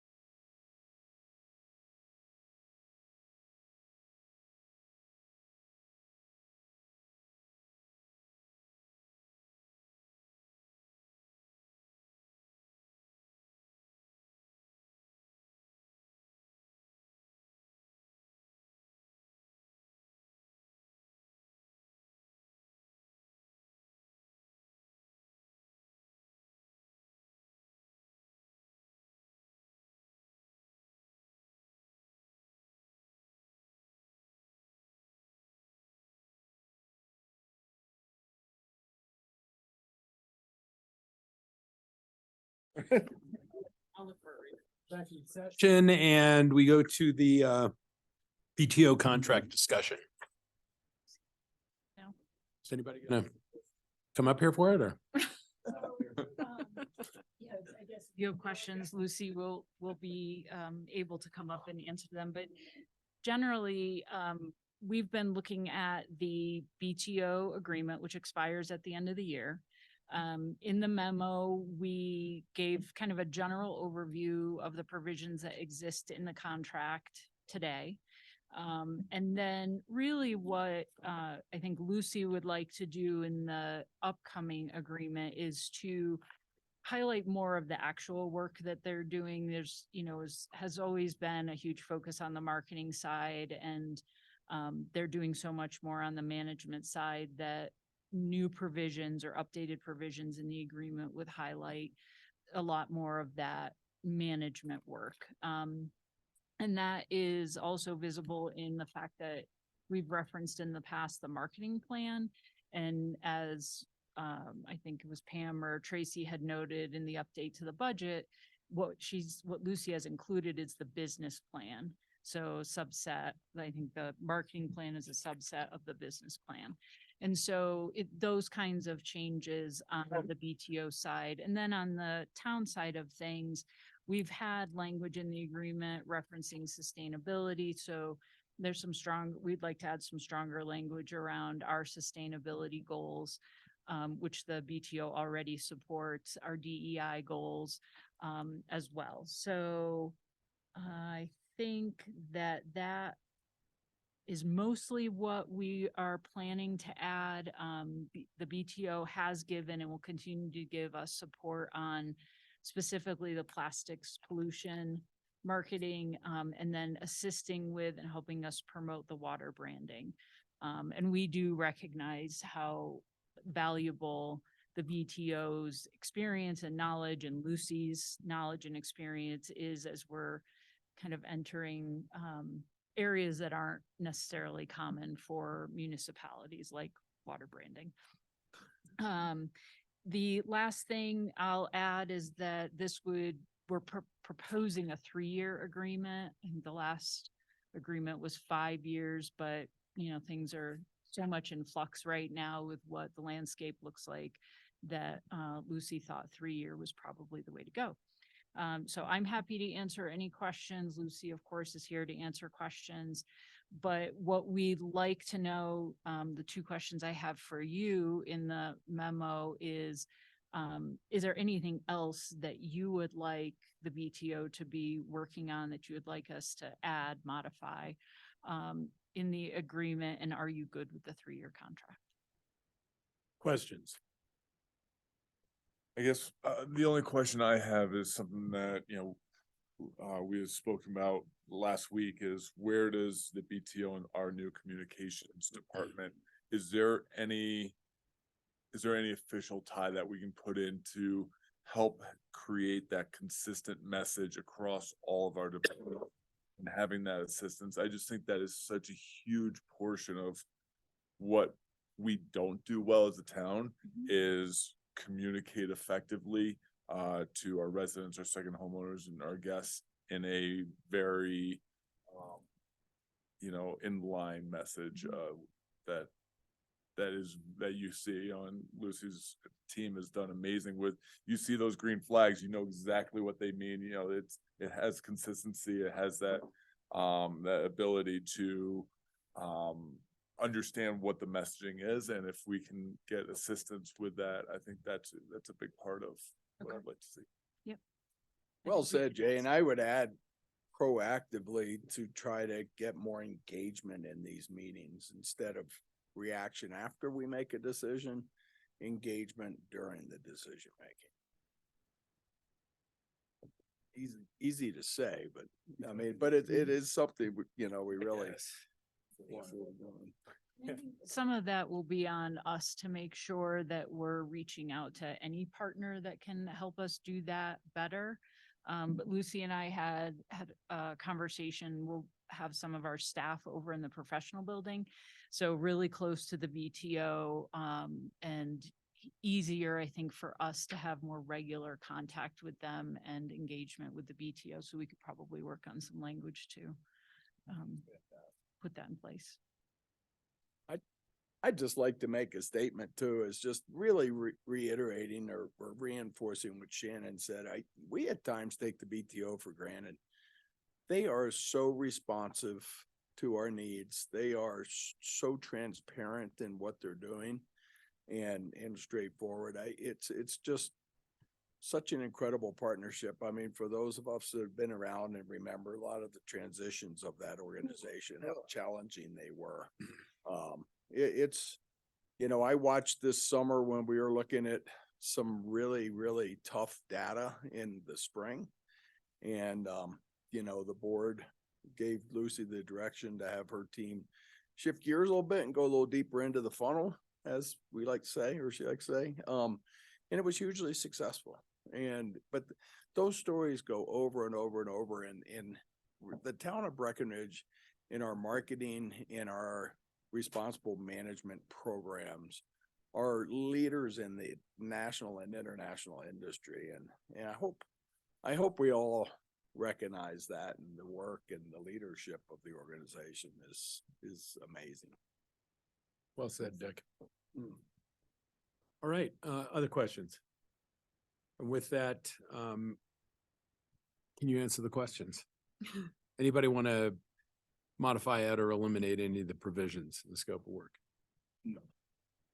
And does the council support a 3-year contract term? Yep. Okay. Easy enough. Thanks, Lucy. All right, we go to planning matters, and we start with block 11, housing work session.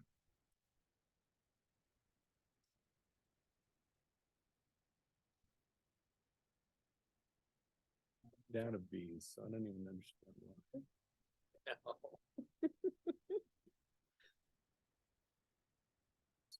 In any way. Well, hello again. So this is our kickoff of, the next neighborhood that we look at. And obviously the property that's out on block 11 was identified in our blueprint as the next site for a residential neighborhood. And we've just started our preliminary sort of work to sort of figure out how many units out there make sense. And so we asked Norris to just do a very schematic drawing so we could understand. Because ideally, I think we've always talked about 100-ish units out there. And so what I did was, instead of really focusing on, a layout right now, we just want to make sure we're on the same page in terms of the goals for this project. And then we will bring together a team that includes our land planner and a GC maybe to help us on pricing issues so we don't get surprised. Mechanical person to kind of look at the options for mechanical, geothermal maybe, but solar in some way. So we'll bring together a design team to start really fleshing out and furthering a layout. But want to make sure we're going in the right direction. And so I did lay out several goals for the project, and we'd be interested in your reaction to the goals. And then also, if there's anything in existing neighborhoods that you like or dislike, be good to hear that now too. So however you want to go through this, if we just want to go through goal by goal and make sure that everybody agrees or there's consensus, that might help us in this early design. So what we're shooting for, and I'll just go through them if that's okay, Eric. Well, Yep. So home ownership, this is not intended to be a rental area except for perhaps some ADUs, but primarily home ownership. We're thinking we focus really on that 80 to 140% AMI. That's where the new needs assessment really indicated we have a shortage. And ideally really focus on the well-priced unit. This, we would anticipate there would potentially be a lot of first-time home buyers, people moving up from rental. This is obviously different than the missing middle kind of project at Stables. This is trying to hit a lower price point and a lower subsidy per unit as well. we thought using ADUs could be a way to add some additional rental inventory in there, as long as you design it from the get-go to accommodate the parking and the additional intensity. I think ADUs do serve a purpose. And not necessarily ADU, I guess we will have to talk an ADU on every unit or not on every unit, or kind of, we can vet that further as we move along in the design process. So that's a concern for me, the ADU piece, that it overwhelms the neighborhood. Okay. You know, an ADU on every unit, there's no way you're gonna be able to park this. And so I want to make sure that we're, you know, sort of conscious of how we're going to do the ADU piece in this neighborhood. Yeah. Our current split is, you know, obviously the 30% or project, something. yeah. 30% between townhomes, duplex and single family. So maybe about 35 single families is what we're shooting for. I don't know if an ADU on half of those or an ADU on all of those, what Well, and then makes then the sense? question becomes, so we'll build the ADUs as part of the project. And then if you buy a home without an ADU, you will not be able to build an ADU. I don't think we Yeah. can do it any other way. Otherwise, we'll have to then plan to have enough Yeah. thing to accommodate an ADU on all of those. So I all just want to make 35 sure singles. yeah, I just want to make sure we think through it. So we don't end up with parking issues and I think what we've seen other developers do is potentially there's a space that's built that can either be an ADU or it can be a home office. And sometimes that's popular. Or a and family it's, room or something. or a like that, family room. yeah. It might be plumbed to do the full conversion to an ADU at some point, but at least the building's there and the parking's accommodated. That's But what I think. I think as long as we can accommodate the parking, then we should have the ADUs. I mean, Eric's got a great point. I think, just like, I think you're saying, Kelly, sorry to interrupt, but I think we should strive for 35, you know. Single families to have single-family ADUs. residents to have ADUs. However, take the caution Eric brings up, and if it feels like we're forcing it to make the parking work and everything else, then we back off. Yeah. But I like your approach, Laurie, where we do the plumbing and have it prepared for an ADU, and then have the owners go pull the trigger one way or the other. Right. I think they should just be done. I mean, we need the rentals. We know that there's really, I don't see any benefit to creating a place that's plumbed and everything and then just having it sit empty. Well, it's for resale. I think a bigger family might prefer to have that space for their teenagers and such as opposed to an ADU. Like, I don't know. I don't know. I kind of agree with Kelly just because of, I would prefer to have one contractor building the 30 ADUs than 30 homeowners trying to build the ADUs. Absolutely. And I think that's where we've run into problems before, but I hear what you're saying, Dick, and the fact, and that makes a lot of sense to allow choice of use of what do you want to use it for, but to have, I lived in the Wellington in 03 when I was watching people, each homeowner was building their own little garage with their lock off, and it had disastrous effects at times. So, I think we can continue to look at neighborhoods that have ADUs, see if there's any that all the units came initially with ADU. I mean, there's a lot of neighborhoods being developed out there that we can learn from, versus having a flex space that can be converted later. I think as long as you're parking it, that's the primary issue, is make sure you've parked it. But we'll continue to keep that on the list of things to Is there- evaluate. There's another thing that tickles my brain with the ADU thing, and it sort of goes back to the discussions we had with the governor's people about ADU and what's an ADU for. We're building ADUs to house workers. We're not building ADUs as an office. So why are we doing ADUs if people can use them for an office?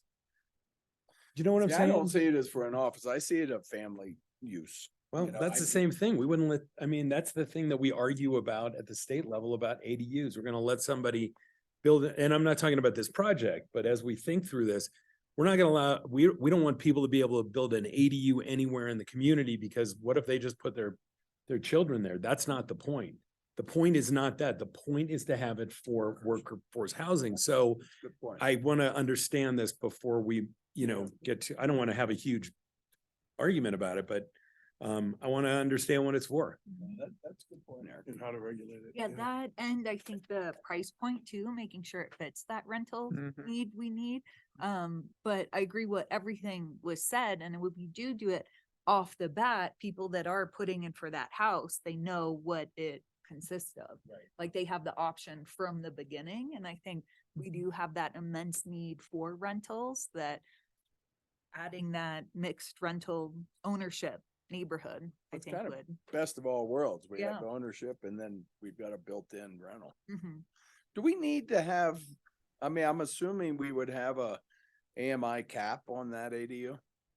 Yeah, So on that's, the rental rate for sure. Rental rate, not, Mhm. not income, but rental. yeah, so when you say 80 to 140 AMI, are you talking about what we're gonna sell them for? Or are we talking about having caps on this neighborhood? We're talking about the sale price. I don't think we would necessarily want to income test. There's, unless we're using federal dollars or something that require, we typically avoid the income testing, except perhaps for the lower, the 80% AMI units. I think we want those units to really be purchased by people that's what they can afford. So, what we've done in the past is we've income tested anything that's under 100%, but not income tested anything over 100%. And we can Oh, do that that, makes and we can set up the buffer and the guidelines for the income testing in the process. So it's flexible. So how do people feel then about the 140% AMI? I think like if you have an ADU, that seems like we are maybe unnecessarily buying down that unit, probably more than we actually need to. If you have an ADU that pays almost half the mortgage, it seems like the town of Breckenridge is putting more into that unit than probably necessary. Know that that's Either an that, AMI Kelly, that we're- or we have the ADU 60% or less. Cause that's what we just heard is our real need. I think I don't know what the rate. Regulate that? Do we have the manpower to regulate that? Yeah. I think the 80 to 100% units would probably be focused on the townhomes and maybe the duplexes. And then the, 120s and 140s would be the ones that have an ADU. So we wouldn't be buying them down that much. Our goal is to average buy down. How high can you go on a 140 AMI for price? Can you go to 750, 800? Get in here. I mean, 140 for a 2-bedroom. Well, it'd be a single family. Yeah, but it'd be probably a 2-bedroom unit. That's another. Let's see, 2-bedroom, 140, 618. Is sale price for a 2-bedroom. 3-bedroom would be 724 at 140. Yeah, so we wouldn't necessarily, I'd like to see a little higher than 140. I think, Potentially some of those. I agree. I think we Uh-huh. could definitely go to 160 and. Okay. Sorry, Todd, go ahead. Yeah, no, all good. I agree with you on that, Kelly. I think some flexibility there on the single families in particular.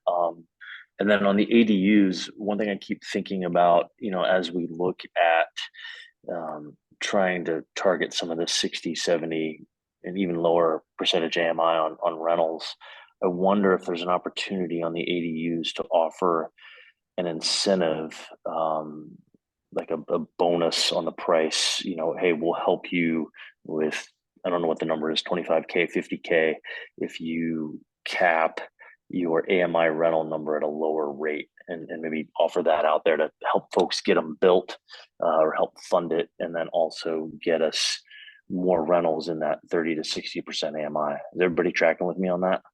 Well, we were talking about building them ourselves, though. Yeah, but what I'm saying there, Eric, is like offer like a lower purchase price if you're like scale the purchase price on the whole total home if the ADU has a rental price restriction, like a lower AMI. Basically buying down that ADU rental cap up front. is I But think what. Todd how would said. that work for next owners after it was sold? Who Right. gets the benefit? And I think because it is our project with whatever's fair, how the numbers work, I think we can decide what's that AMI level rental cap that's reasonable from the get-go. I appreciate Todd's thought to buy it down lower, to have those lower rents, because we've all heard stories of what people are paying for sometimes Wellington ADUs. That sounds ridiculous to me, to make sure we avoid that. But within your concept, Todd, how do you see that benefiting the next owner? Like, how would that continue? Because there'd be that lower AMI. Rick?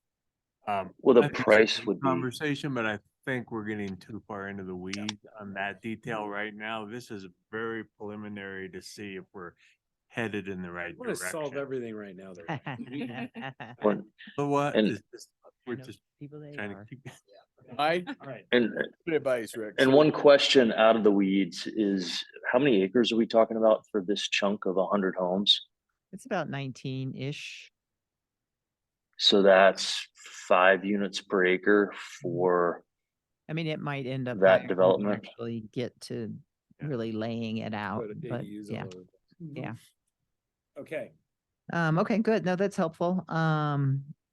I won't talk about ADUs anymore, but I can't help myself. So obviously we're going to be looking at the just released needs assessment for preferences and things like that as we actually design the units. For the townhomes, thinking those are 2 and 3 bedroom units. And those would be the lower AMI units. We can get some price points in for the first time home buyers. Say something. Design features, we've been visiting a lot of neighborhoods and we've seen some really interesting, particularly on the single home, family homes, some different designs, really focus on front porches, connecting people. And we're going to sort of probably incorporate some of the things we've seen at some of our visits. And I think I did include a couple links to some neighborhoods that had actually narrow lot, single family homes that were quite interesting. So we've got a lot to play with as we get to drawing the actual lots. And so Lori, yeah, on that point, I really support that. I've gotten input from a number of community members that they're tiring of our one direction roof lines for solar. That design that we kind of, our last few projects, they all kind of look similar. And so yes, some creative work around the design I'm very supportive of. Parking, obviously super, super important to make sure we have enough parking, but we're not overparked. So I think right now overall, we had at least 2 spaces per single family, a space for an ADU. And then for the townhomes, we had at least 2 spaces and then some guest spots. So we don't want to underpark, or overpark, but we certainly don't want to overpark either. Lori, can I just yeah. say one thing? I feel like this is one of the last neighborhoods probably in Summit County that will be developed as homes and garages and all those things. And so I would just really love to see as many garages at, like, not just covered parking, but full garages that we can put in this neighborhood. Good input. I think we've got garages right now for all the singles and all the duplexes. Whether we can get garages on the multifamily, that's Yeah. the challenge. So Sure, I We are understand. looking at carports for the townhome type product. so you at least have something covered, but You guys, just, I guess, not to get into this deep, but could you just talk to the Lincoln Park folks about how those covered okay, spots have really Spots worked work. for them? okay. Yeah. We just will like with talk to 'em. storage and snow and all the things. I just really love to hear Make some sure they're feedback functional. about whether that even works. Okay, okay. Obviously storage, net zero, or energy efficiency.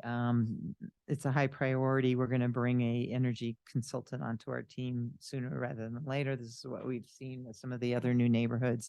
There's an Eagle that was quite interesting about how they had a good team up front and enabled them to incorporate those systems early and sort of figure out what the appropriate system is for that neighborhood Great. without driving costs. I mean, really, we do want to sort of manage our subsidy per unit. So townhomes, duplexes, single families, target 100 units plus or minus. Obviously maximize the use of grants. And I know everybody keeps saying there are tons of federal and state money. It is super hard to get. So we will continue to try to maximize and leverage our funds. But maybe we're starting fairly early. You know, we're not going to go vertical till 25. So we've got a year of planning and entitlements and getting grants. So this is really a luxury to have that kind of time to really do this one right. This is such an important project, being the last neighborhood. And Laurie, I'm sure I'm preaching the choir, but I think we want to be careful of income. Oh, gosh, yeah. Income restricted grants like Yeah. Light Tech.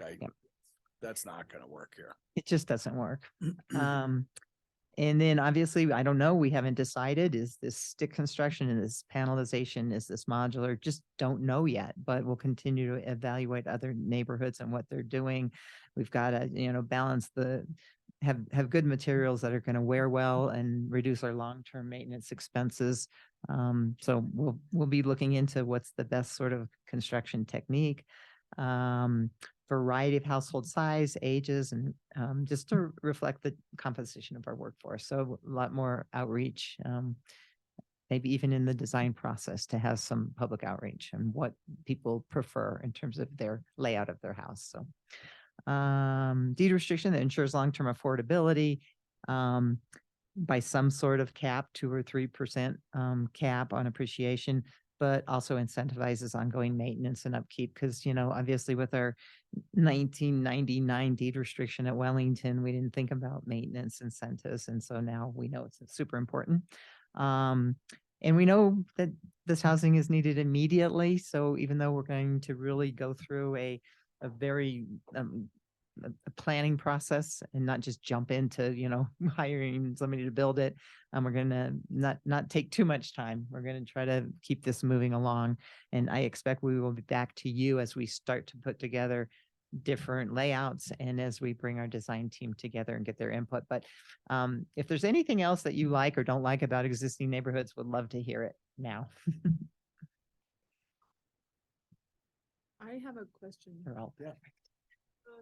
I'm just curious how, because this layout looks pretty tight and pretty similar to Wellington and Lincoln Park, but Wellington and Lincoln Park are more up around the 8 units per acre, and this one seems lower than that. The 8 unit per acre for Wellington is sort of a net. It's after you take out all of the parks. And so, the actual overall density of Wellington is 4 UPA. And when we approved the original annexation and you looked at all 98 acres, it was 4 UPA. So it's really an issue of apples to apples. Wellington is very compact.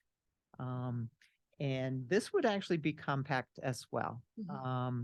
But one thing we are looking at is different lot standards for the different neighborhoods. So Wellington, and looking at what those dimensions really are, and comparing them to this and how maybe we can make it feel a little bit more spacious in terms of just lot size and width and things like that. But we are looking at also some other creative solutions that maybe are just completely different. So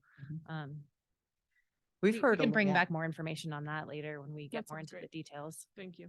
And we have heard people really say, what do you want? And they say Wellington. Right. Well, that's what yeah. Wellington. And so I Mm-hmm. think it's a neighborhood that works really well and needs a few tweaks in terms of, the width of the back alleys obviously needs some adjustment, and just a little bit of elbow room. But I think we can make it, an improvement on Wellington. Townhomes being at the north end, Mhm.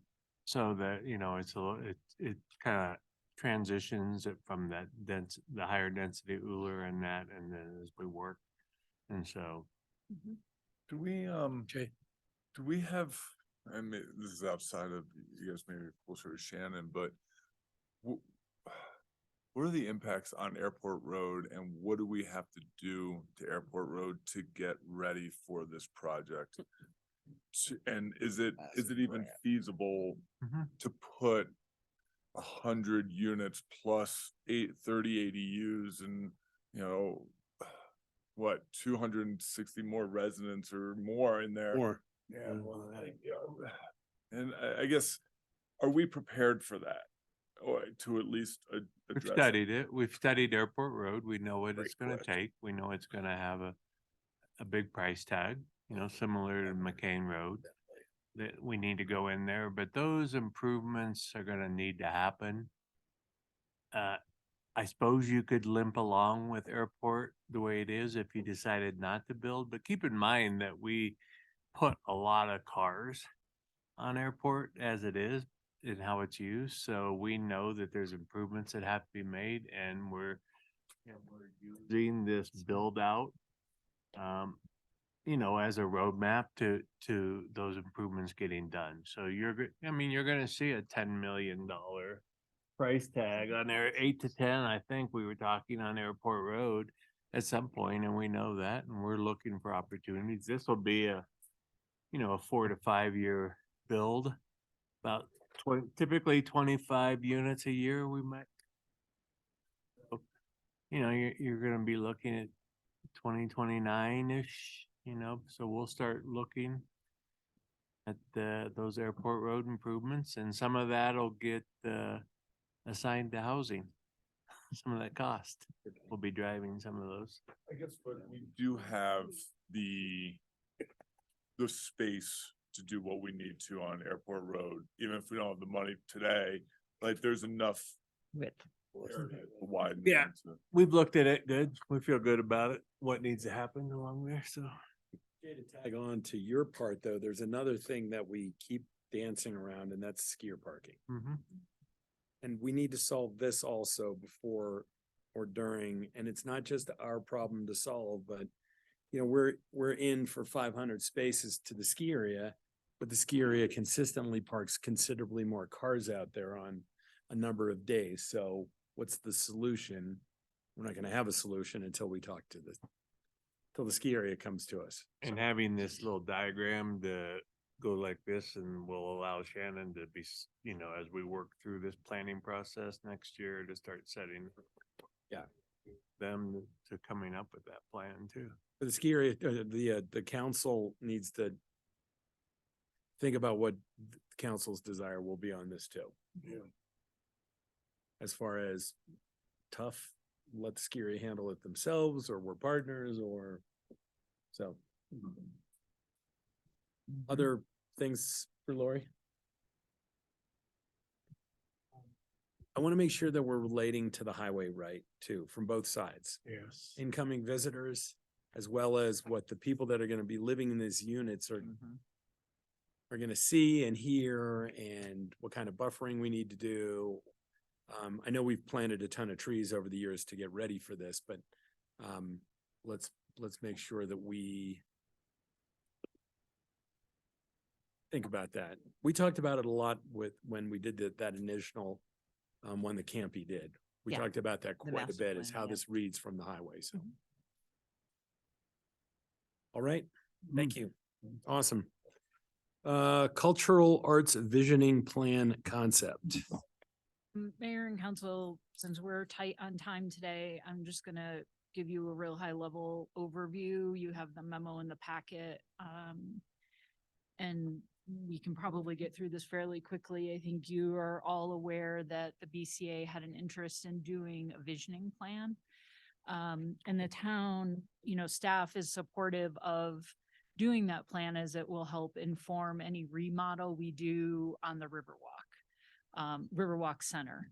So in the memo, you have an overview of the intent of the plan, the desire to mirror the creation of the plan off the successful DMP and the sustainability plans that were done, to make sure that there's a lot of community input and perspective. Obviously, the input from all of the partner arts organizations, as well as the town and other community partners.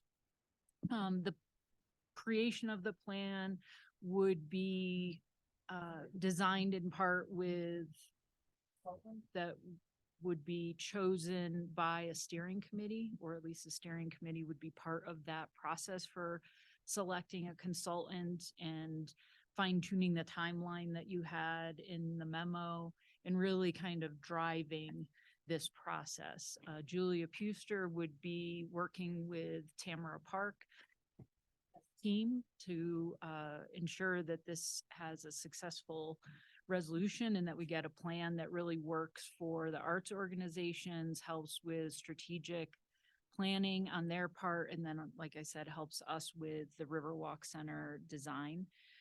There would also be a larger visioning committee that would have a lot of representation from community members, a diverse selection of community members. As I said, the memo has a timeline, and really what we're looking to get a thumbs up from the council. This plan, the creation of this plan, the hiring of the consultant would be paid for by the BCA out of funds that they have in their accounts. And again, we would be partnering on it more as support, helping to support them and knowing that that work will help support our planning. So we'd like to know from council if you support kind of the general direction. And do you have any changes? Is there anybody that, any entity or type of person, demographic that you think is missing from this process? Do you have any concerns with the timeline? And then is there anything else that you'd like Julia, myself, and Tamara to know what you'd like to see? Questions first? No, I guess a and couple input, okay. questions within this. This is, I think it's an excellent idea to have a collective visioning plan. Within this memo, it's all quite general. So even seeing what's the role between the managers, the steering committee, and the visioning committee, the relationship there. And I think within the arts, we've had a lot of different reorganizing steps. So to make sure this one, which we're looking at an ambitious 10-year roadmap, that we do collectively hear from all the organizations and what's working best. So within this plan, it's quite general. So I don't know if I'm ready to give a thumbs up without further understanding, like who's managing it, who's the leader, what do we expect to get out of it? Yep. So Julia and Tamara would be leading the process, and then taking guidance from that steering committee and input from the visioning committee. I don't know that the very finest of details have been laid out just yet, because what we really wanted was to make sure that the council supported the concept of doing the visioning. I think once the steering committee gets together, then Tamara and Julia will be able to kind of fine tune what the process should be. And I agree with you. And I think both Tamara and Julia feel strongly too that all the arts organizations need to be represented and need to have a voice in this process. And it's a unique opportunity to pull all those folks together and have them have that opportunity to work together to see what this plan can look like going forward.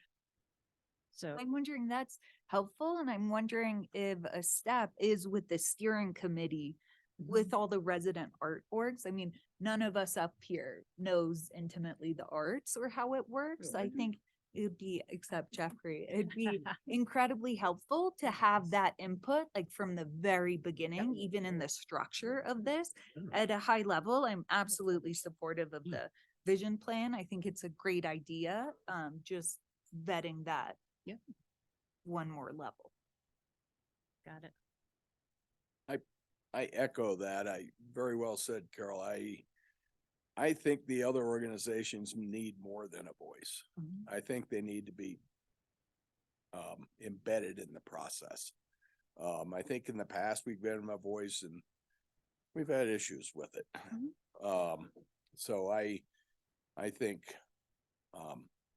they need more than a voice. I think they need a seat at the table throughout the process. If we really want this to be a visioning process for the next 10 years for all of these organizations, then they absolutely need more than a voice. They need a seat at the table.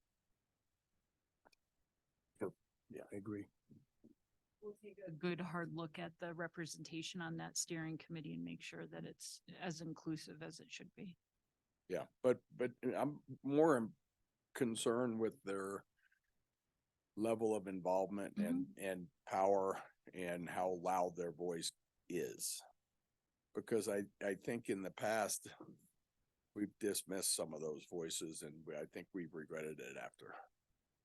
And when you let all those, when you make the process that much bigger, it's that much harder. So it always seems like the smart thing to do to dismiss or say, we'll address that later and all of those things. And I just want to be super careful to not make that mistake. Very clear. Thank you. Anything else? Give you enough to start? I think so. We have de novo hearing for 114 South Main. Any questions for Kirsten before we do this evening? All right, we have a script. We'll follow it. We promise. BGV, Peak 8 Gold Rush Lot Development Discussion, Mr. Truckee. And a whole bunch of other people. Should we send out for more BGV people? Seems like it's a little bit short. Young Dudek's giving you a stink eye, Yeah. just so you know. Yes. He has a kid, he's not sleeping enough. Not as mellow as his old man.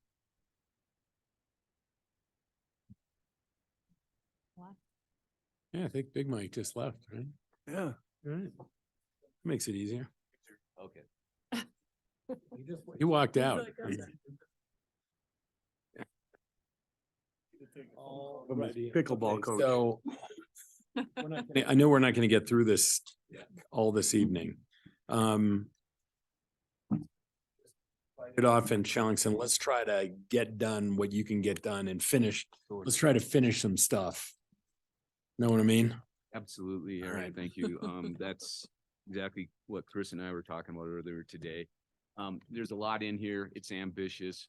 We just wanted to get as much of it out here as we could, understanding we probably won't handle it all today.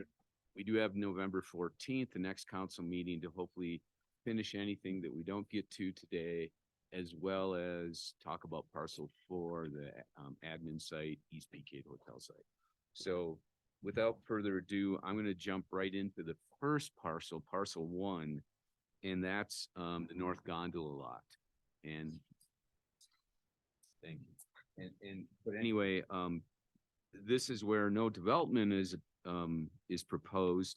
However, because now it's going to be parking into the foreseeable future, there are some limited improvements that the council did want to see based on our discussions previously. And those had to do with lighting for the property, drainage. Council felt strongly that we did need to take care of drainage coming off that site. Some limited landscaping maybe on the perimeter. And then there was also discussion about having parking attendants so that we're managing that parking to maximize the parking during the winter season when that's needed. So with that, the staff report outlines BGV's kind of proposal on this. Honestly, a lot of that proposal, as BGV has not provided a lot more details on this particular stuff. They focused more on parcel 2, which Chris will be leading on the discussion on in a little bit. But what BGV has suggested is that perhaps a lot of these details regarding this can be dealt with down the road. In other words, some type of commitment in the development agreement to address these issues, and that when we get to master plan level, which we'd have to do an amendment for this area for the master plan for the gondola lots, that the specifics could be spelled out. There's also some discussion of waivers from some of the provisions in that. I'm just going to go really quickly through the staff's recommendations on each one of these, and then we can get down to the questions and obviously let you ask any questions that you may have. Regarding stormwater detention and water quality treatment, staff really recommends, and based also on talking with Shannon Smith, our town engineer, and based on council comments, that the stormwater detention needs to meet our standards, our engineering standards, and that we don't really see a waiver from that. So that's something that needs to be addressed. As far as landscape areas, really there's no plans that have been provided. What the general discussion was is, can we put some more landscaping along the perimeter? And to me, that's probably mainly along Park Avenue, maybe some on French there as well. And that's something that hasn't, we haven't had any more details provided at this point in time. The one thing I will say, and what has been talked about, is to put more landscaping on Park Avenue, you're gonna have there's snow stacking that's occurred there historically, and it makes it real hard to, for that landscaping to survive.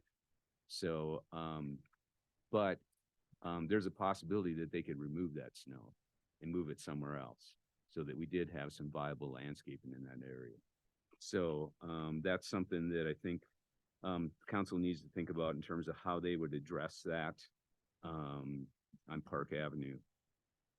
As far as lighting, we want to see dark sky compliant lighting, some type of minimal lighting provided there. That's what I heard from the council at the last meeting.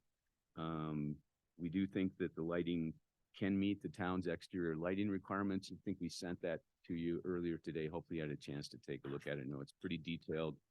Julia is available to answer specifics on that, because she is our guru on the exterior lighting and dark sky as well. The one thing I mentioned, I took a look at the South Gondola lot today, and maybe we want something similar to that, maybe not quite as much lighting. All the interior lighting that's provided there, it doesn't take up any parking spaces, because those pedestals basically are right where 4 parking spaces meet. So it just takes a tiny little piece of each one. So you can put it on the interior without losing space for parking. You could also have some around the perimeter as well that meet the dark sky lighting provisions. So we'd look for, council's thoughts on that as well.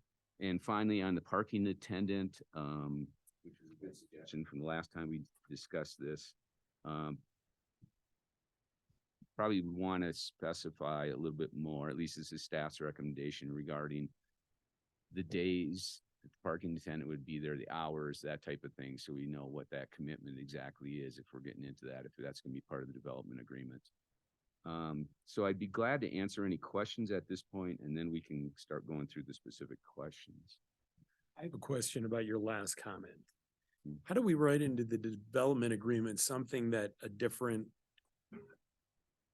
entity not represented in this room is going to actually be handling? I understand, we can ask Mike to do stormwater detention. That's pretty easy. But to obligate Vail Resorts for a parking attendant, how's that work? I think they're actually a co-applicant of this development agreement. And I should note now, there is a formal application in for the development agreement as of yesterday. So the clock in terms of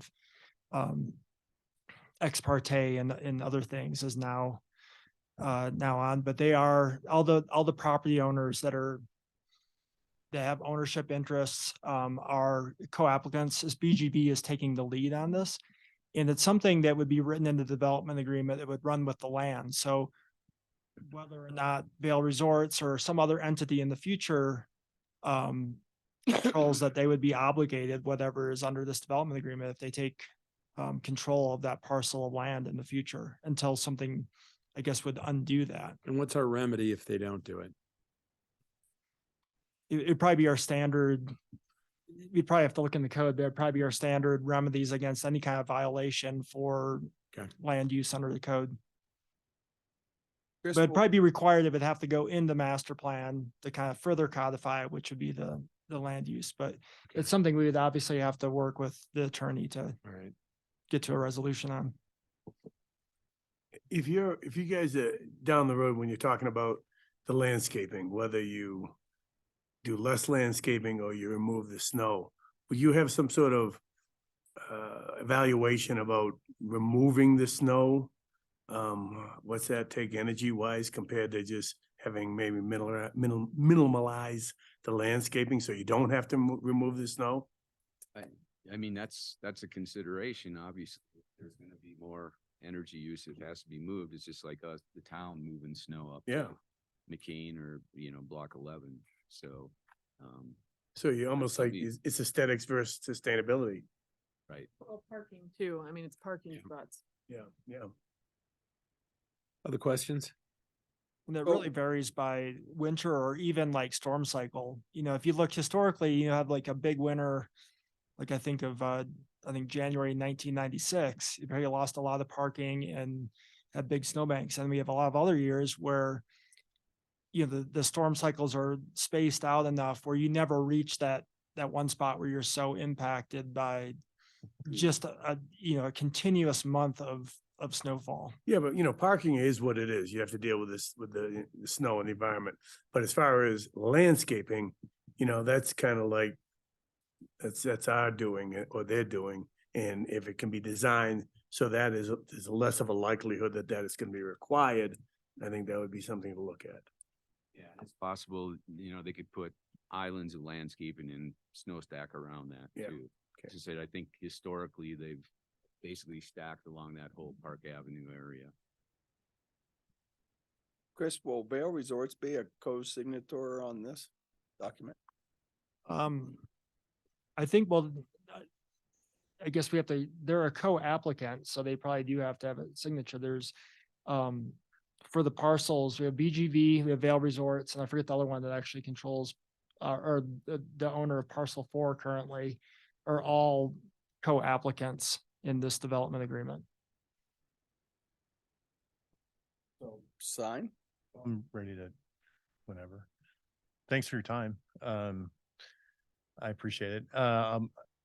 With respect to that, there are co-applicants, but because there's different ownerships of the different parcels. And so as we sit here today, BGV owns parcel 1, the one we're talking about, but it's contemplated that would be deeded back to Vail subsequently. And so I don't know legally in the sequencing of when things get signed, who's going to sign for what parcel. But it will be the owner of that parcel. It would be the owner of that parcel, and it would, like, It'll run with the point, land. it would run with the land. Okay. That'll solve that. Yeah. But if I could, and without doing any, if I could just add to this. Yeah, I'm please. more or less ready to say yes to everything the questions that are asked and to be answered in the parcel 1 consideration. I do think that after reviewing this, and reading the staff's comments, and I think there's good comments in there, we're ready to work with the town engineering code to be compliant on the water detention, water quality. That's important. And also the lighting, the landscaping, the parking attendant, to kind of flesh those things out a little bit more. I think that what we should do is come back, now that I see some of these hypothetical things, is come back at the November 14 meeting and for you to review a site plan that we would have produced that shows where we do not want to do snow removal. We would want to do snow stack, right? We don't want to get in the trucking business and moving snow. That just sounds, I hadn't even thought about that until this moment, but that was like, no way. We don't want to go anywhere near that. We'd rather push it into a hole like it is right now in South Gondola. I think that's what's happening. I don't know how much gets trucked out, but so we would want to work under that pretext, but show a plan, preliminary site approval, so that everybody kind of knows better from a roadmap, visual roadmap, what they're signing up for. And so I feel like answering the questions that are asked in the packet, generally, yes. And then provide the staff with a site plan to review, and to make sure that we can come back at that meeting on the 14th and say, here's exactly what this is the roadmap of where we want to go, without all the all the specifics outlined. That's Makes more sense. Everybody okay with it? For me, Mike, and I agree, I very much want this to be part of the development agreement, but I don't think we're anywhere near ready to approve a site plan or even preliminarily approve a site plan. I think what we're approving is the waiver of town code. So we need to remember, we're not being, we're not adding extra burden for the applicant. We're taking away burden for the applicant, and we need to determine how much we're going to take away. and how much we want to maintain. The code says you have to have landscaping islands and lighting and everything else throughout this whole thing. And we're saying we don't need all that. So really, the development agreement should be in reflection to what code variances are we giving? We're not giving any approval to a site plan going forward. I 100% agree with you. And the reason why I say that is so that we can outline, say, these are our expectations. Like you could look at it and go, okay, here's a general amount of landscaping. I'm not saying this is the site plan that's going to be approved at planning commission, but by way of example, if it said there were 100 square feet of landscaping and this is where it would go, I'm just making that number up, right? But then you guys could say, okay, that sounds good. And we'd use that as the template for the actual submittal in the future so that you feel comfortable with, you know, here's how much lighting is going to happen. Here's how much landscaping is going to happen. Here's generally where the detention ponds would go, those kind of considerations so that there is more clarity from your side of the table on this, what this proposal is. So Is that okay with you? Yeah. I think the priority for everyone in this room is that we really maintain the 610 spaces. Yep. So I just don't want anyone to get carried away with, well, town, you know, is requiring this vegetation and things like that, because I think that most of us up here would prefer to have less vegetation and maybe even only vegetation on the, you know, bike path side if vegetation is coming at the expense of losing parking spaces. Or vegetation was just gonna die anyway. It's just gonna die. Yeah. And I would say that we're very aware of exactly what you're saying, the nuance of variances to that code and the ability to do less. And we're very grateful for that and appreciative. And so just so there's full awareness and expectations met, that's why I think that now that I understand staff position, that coming back with a general map is the way I'll feel comfortable to know that the promises I'm making to this community that we can keep. Everybody good with that? We're gonna still go through and answer the questions though, right? Well, I don't, why? Okay. I mean, here's the thing. These questions are almost irrelevant because we don't have any answers. I mean, we're going to answer in the same way that we all answered at the last meeting. I really would rather have a site map of Okay. what he intends to do. So we can say, that's not enough lighting or that's not enough landscape. You know what I mean? Or where is the detention going? I mean, Well, I've got a couple comments then to leave them with so that we don't, you know, have something. I'd like to have to quantify the level of landscaping and lighting, something very similar to the South Gondola lot. I think we set a standard with that lot and how important these lots are to the entry experience to our town. And I think we need to stick to that. Particularly on the east elevation, the west on Park, you know, I maybe be less stuck on that one, but I think French and the east side, we need to really get the landscaping right for me. The lighting around safety and, we try to get people to stay in these lots and not drive around and circle around town. So we're trying to get them to stay into the evening while they go have, enjoy North Main and Main Street. So when they come back in the dark, we want it to feel safe. And if employees park there, we want it to feel safe when it's dark. So that's the level of lighting. I agree. I appreciate your willingness to be code compliant with the engineering standards on the water, et cetera, et cetera. I think that's important. Yeah, the parking I don't agree with, so I think we should stick with code. I think it's a terrible precedent to not only allow, but encourage people to park more than what code says during the winter and get credit for it, but that's all I'll say. I think my hesitation is that, actually, I guess my request is that if you're bringing up illustrations to say, hey, this is kind of what we're thinking, that somewhere on it, it says that we're not bound to it. It's not circles. It's not anything that we're going. I really believe that is a planning commission purview, and that our not having been through a lot of development plans, especially not up here, is our purview is to say we're willing to compromise on 9 .1.12.6R, and that this thing will not be applicable to the application when it goes through. I don't think our purview at this time is to say, this is what we want it to look like, this is where we want the water to go. That's a planning, please correct me if I'm wrong. That's an engineering thing, actually.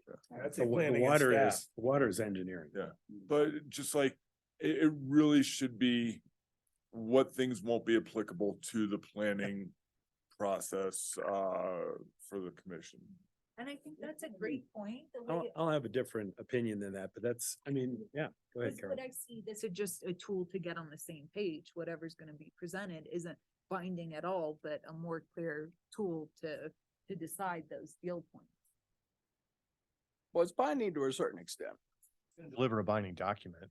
At the end of the day, the map is gonna, It's done. is the basis, is the table of contents, if you will, for the book that follows for this binding document. But it So- can't be used later as justification for why we should have to approve a site plan or something like that. I think that the written word, just like a master plan, it's what the words that matter. Sometimes people get lost in the pictures at the, when they reflect back on it.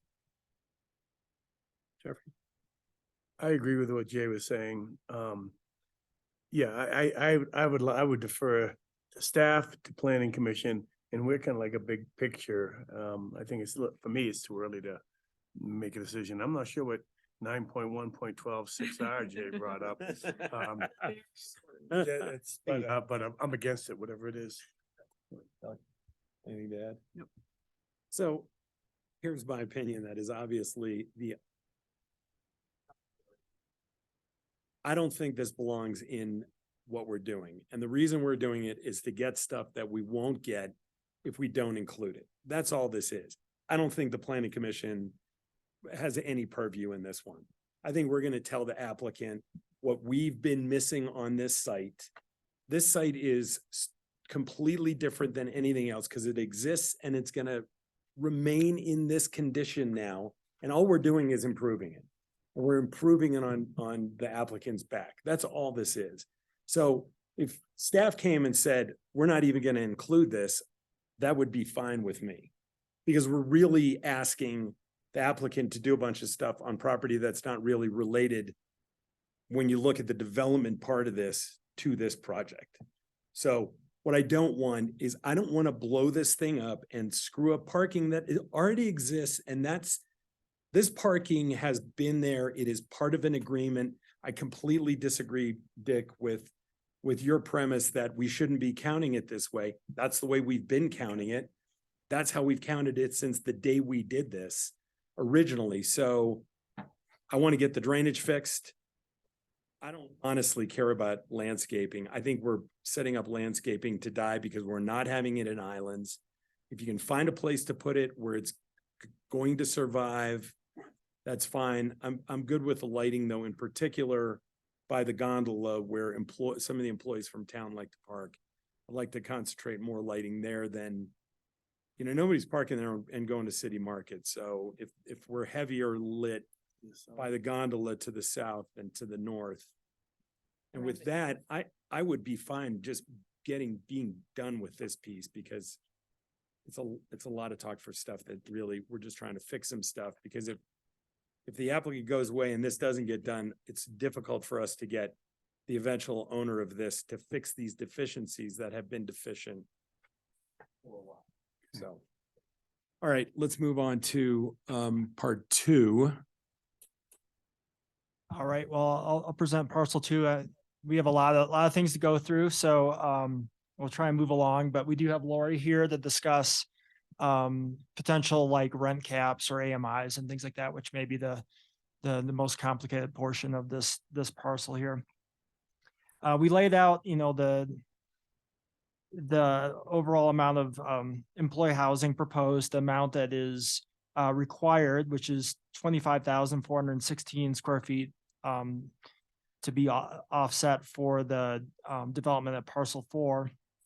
With a total of 53.9 SFEs, both required and also what the developer would like to do above code with 21.2 SFEs required for their housing mitigation. They have a mix of 93 units, including 40 studio units, 10 six-bedroom dorm units with a common living room, and 43 one-bedroom units totaling 143 beds. The six-bedroom dorm units are really designed to be flexible to have those rooms rented out individually. We know that there isn't an AMI formula for dormitory-style housing, but the housing division did reach out to both the town of Silverthorne and the county, which does have some experience in renting single occupancy units. With that, I think I'm gonna bring Lori up, but we did kind of lay out some, basically both what BGB is proposing for rents and then kind of what housing has made some other suggestions in terms of what we think appropriate monthly rents are based on, kind of factoring just the overall community benefit of having additional units on the site. Yeah, when I was approached to sort of evaluate the proposed rents, obviously we don't have a rental cheat sheet that tells us what a dorm should rent for. Our sheet tells us what a six-bedroom apartment should rent for, and then it tells us what studios should rent for. So if this were traditional six-bedroom apartment, it would rent for a maximum of around $3,500 per month at AMI, which works out to about $576 a bedroom. That's how we would normally treat a six-bedroom unit. What we're being asked to look at is to treat these as studios, individual studio units, and use a studio AMI. But unfortunately, they don't meet the minimum size for a studio. Overall, the unit probably does if you divide it by 6, but they're not individual units. They're a shared unit. They're a shared six-bedroom unit. If we viewed them as 6 independent studios at 60% AMI, you could rent that group of 6 units for $7,000 a month. So considerably higher if you treat these as individual studio units versus a 6-bedroom unit. So, it's really confusing when we try to use the AMI chart because it was designed to address studio or dorms.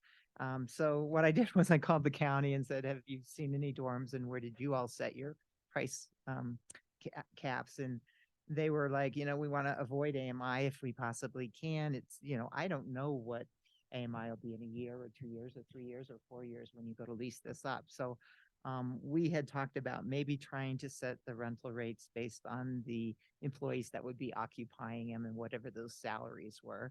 And that's kind of how the county came up with their recommendation that, for their individual units that are part of a dorm or part of a hotel or whatever, they cap them at $900 a month. And that would be affordable to somebody making 18 hours or $18 an hour working full time, or somebody making 23 hours or $23 at 30 hours. So, that's that 18 to 23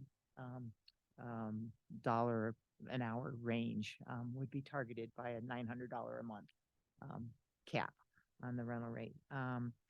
But I think the ask is for somewhere around $1,050 for the studio. So, we're off about $150 a month. Or can you clear something up for me that I don't understand? Are we just talking about the units that are covered by the 35 SFPs that the town would supply? Or are we talking about the units that the applicant has to build as part of his development agreement? Well, there's 3 kinds of units. There's the 40 studios, there's the 10 sixplexes, and then there's the 43 one-bedrooms. I think No, I get that part. Yeah. But if an applicant comes in to build and they have to build as part of their development agreement or part of their development agreement, do we tell them what to charge for those units? It's not the way that policy 24 reads is that it doesn't specifically set a rental cap. But since this is a development agreement, we want to make sure the rentals meet our greatest need. Okay.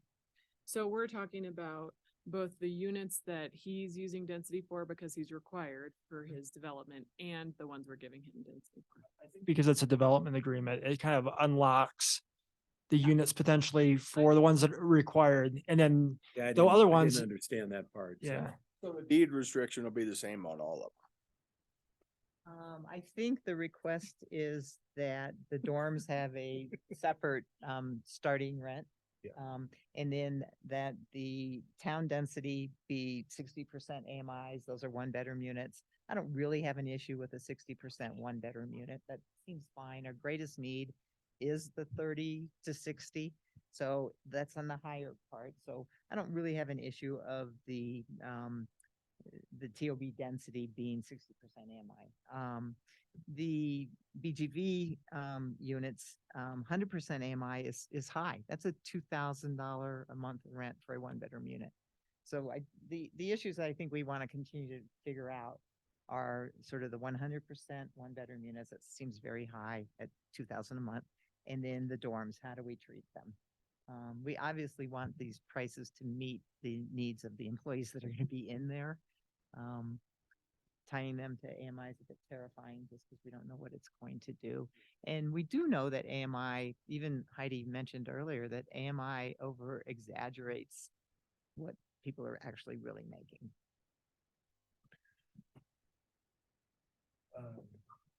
Well, how about I just skip my PowerPoint, just use my notes and just start talking. Good idea. First off is that we think there's a distinct difference between the density that we provide that is purchased at market and that's contributed by the town relative to the deed restrictions that would go in place. Were this density left on the building at the base of Peak 8, what you just listened to Lori say, that what we would have is ultimately a live work deed restriction, and we could rent them at market rate. You know, we could rent them for whatever we wanted to that we could garner. Chris is right that having a development agreement unlocks these considerations, but the crux of this is that we're not asking for public money at all. We're asking for some density, but no public tax dollars at all to be used in this. There's no offset coming from LIHTC or some other magic, grant or something like that that's driving down the capital cost of this project to make it more affordable so that you can deliver the $17 an hour AMI units. We're talking about 143 beds per se, 175 people per the town code. A one-bedroom unit allows 1.5 human beings to be count per the fulfillment of the housing requirement. And so 175 people, 143 beds. We just think that it's important to recognize the distinction between the private funding mechanism and public contribution. We're not asking for public contribution.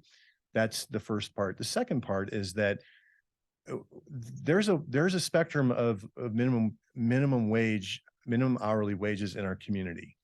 BGV's minimum wage hourly wage to start is $21.75 per hour. I talked with George. I didn't talk to any of the three of you guys. I screwed up and we turned in our development applications. Now I can't talk to anybody else, but it's the George Connolly at the canteen is telling me today that his starting rate for in the kitchen is north of $20 an hour, which I think that's probably what you guys are experiencing as well. That $20 an hour person equals an affordability threshold of 1,040 when you do a 60% AMI. That's what they can afford at 60%.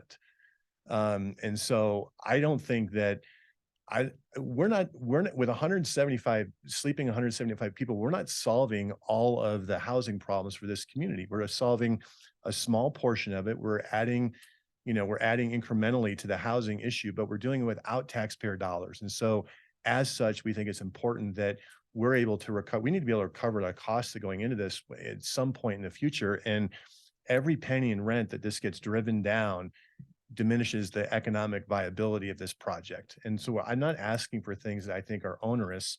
By way of example, Lori's right. I think a one-bedroom unit for $2,000 at 100% AMI sounds expensive, but there's going to be two people living in there. And the idea that a person in Breckenridge pays $1,000 a month for rent for a bedroom is not a crazy number these days. And so I don't think that that's an obscene number for two people living in the same unit.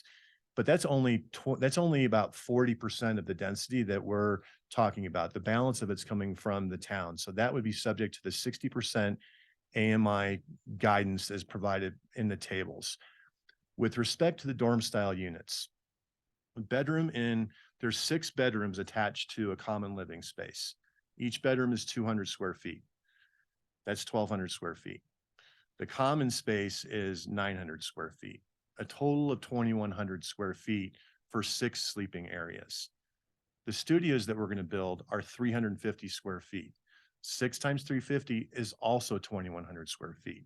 So we're providing the identical amount of living space for the identical number of people. We're just doing it in a more efficient fashion with the dorms, which gets us into the lower AMI thresholds. That allows us to do that because the person that's going to pay less rent in the dorms, it comes with the burden of having to share some of your living space with people that you may or may not know. And so our idea is that in terms of establishing a precedent or some kind of something that you can rely on in the future is that use the rents that are called out in the AMI table for a studio unit and recognize the dorm is a slightly worse living situation than a studio unit, but not a massively worse living situation. And so our position is that the rents for the inhabitants of the dorms, that should wheel off of 90% of what a studio occupant would pay, right? So the studio is at, say, $1,100 or $1,150, and someone in the dorm is at $1,050. So it's a little bit less for that person that's living in a dorm, but they're living in the same effective amount of living space, although it's shared. You know, those 6 people, they're all the same. So $21.75 an hour for BGV at 60% AMI equals $11.31 a month for housing. A 60%, where's my notes? I'm out of order here. Affordable rent table on the AMI, a studio at 60% is $11.64. So what we're paying today as a minimum wage is affordable to someone at 60% to get a studio working for BGV. The people that are going to be living in these buildings are not the broad spectrum throughout the whole community making $17 an hour. The primary owners of the facility is going to be BGV paying $21.75 an hour, the ski resort paying north of $20 an hour minimum wage, and other businesses that are paying north of $20 an hour. I think it's inappropriate to layer in $17 or $18 in this discussion for this particular building. Not that it's inappropriate through other buildings that have other sources of funding in the community, but our building is privately funded, and we know generally who's going to be subsidizing and making the rents possible, if that makes sense. So our ask on the rents, and I agree with Lori. As I've said to this body before, I'm not a fan of the AMI. It massively fluctuates. It's not reliable to us. What we want to do is establish a baseline and then walk away from the AMI, never look at it again. And I think that probably you would agree with that based on that chuckle. We think that the rate of rent should escalate at 3% per year. The staff recommendation was 2%. There's nothing in our world that goes up at 2% per year. Our housekeeping wages have increased 11% on average over the last 7 years. The average person at BGV, if they don't get a raise of 4% or more, they're out the door. So this notion that 2%, that may be helpful for the $17 an hour person, but that's not the real world in terms of how our wage dynamics work. And so we would be after a 3% escalator after we establish the baseline. We would want our density to be able to. Hey, Mike, does that rent escalator apply to all of the units? Or are we talking about a section again? No, so what we would do is, so by way of example, if a BGV unit rented at $100 at 100% AMI and density that was provided by the town rented at 60, they both will go up 3% the next year. Okay, which I think is commensurate with the rate at which wages increase in our community. And we're not saying 7% or something crazy. I think that we're a normal inflation adjusted increase. Hey, Mike. Yes, sir. Your rents that you're quoting include utilities? Yes. So there'll be nothing else added to that? Yep. We've allocated a 25% of the gross rental receipts towards the operation of the facility. So that includes all of the operating costs of it, renting it, maintaining it, powering it, plowing the snow, taking out the trash, all of it. So all in. Town density at 60% is the threshold to establish. And then the dorms simply at a formula that is, again, 90% of what the table calls for a studio, which we think is appropriate. And that number is consistent with someone making $20 an hour. It's affordable to them. We're not trying to make it, we're not trying to build unaffordable workforce housing. That's not what we're trying to do. We're trying to build workforce housing that's priced in a manner that's consistent with the way our wages work and the wages of people that we compete with for employees work. We would ask, we're talking about 1 parking space per unit. We are studying, Bill Campy's here. There's a project he was talking about in Boulder that actively uses rideshare, shared cars, shared EV cars in the parking, and Boulder's requiring 0 parking spaces based on the use of rideshare. We're commissioning a study to figure out what we think that the appropriate number of rideshare cars could be to decrease the total cars parked at the facility. So we would ask initially for 1 car per, but with the latitude to come back in with a study that would support it to decrease the number of cars, which I think that we can all agree that's a worthwhile goal of achieving in our community, especially since this is adjacent to the bus station and the gondola as well. So that's where we are with respect to, I think that's my stuff on the workforce housing. Okay. But the big thing there is the dorm versus the studio at 90%. Questions? Question.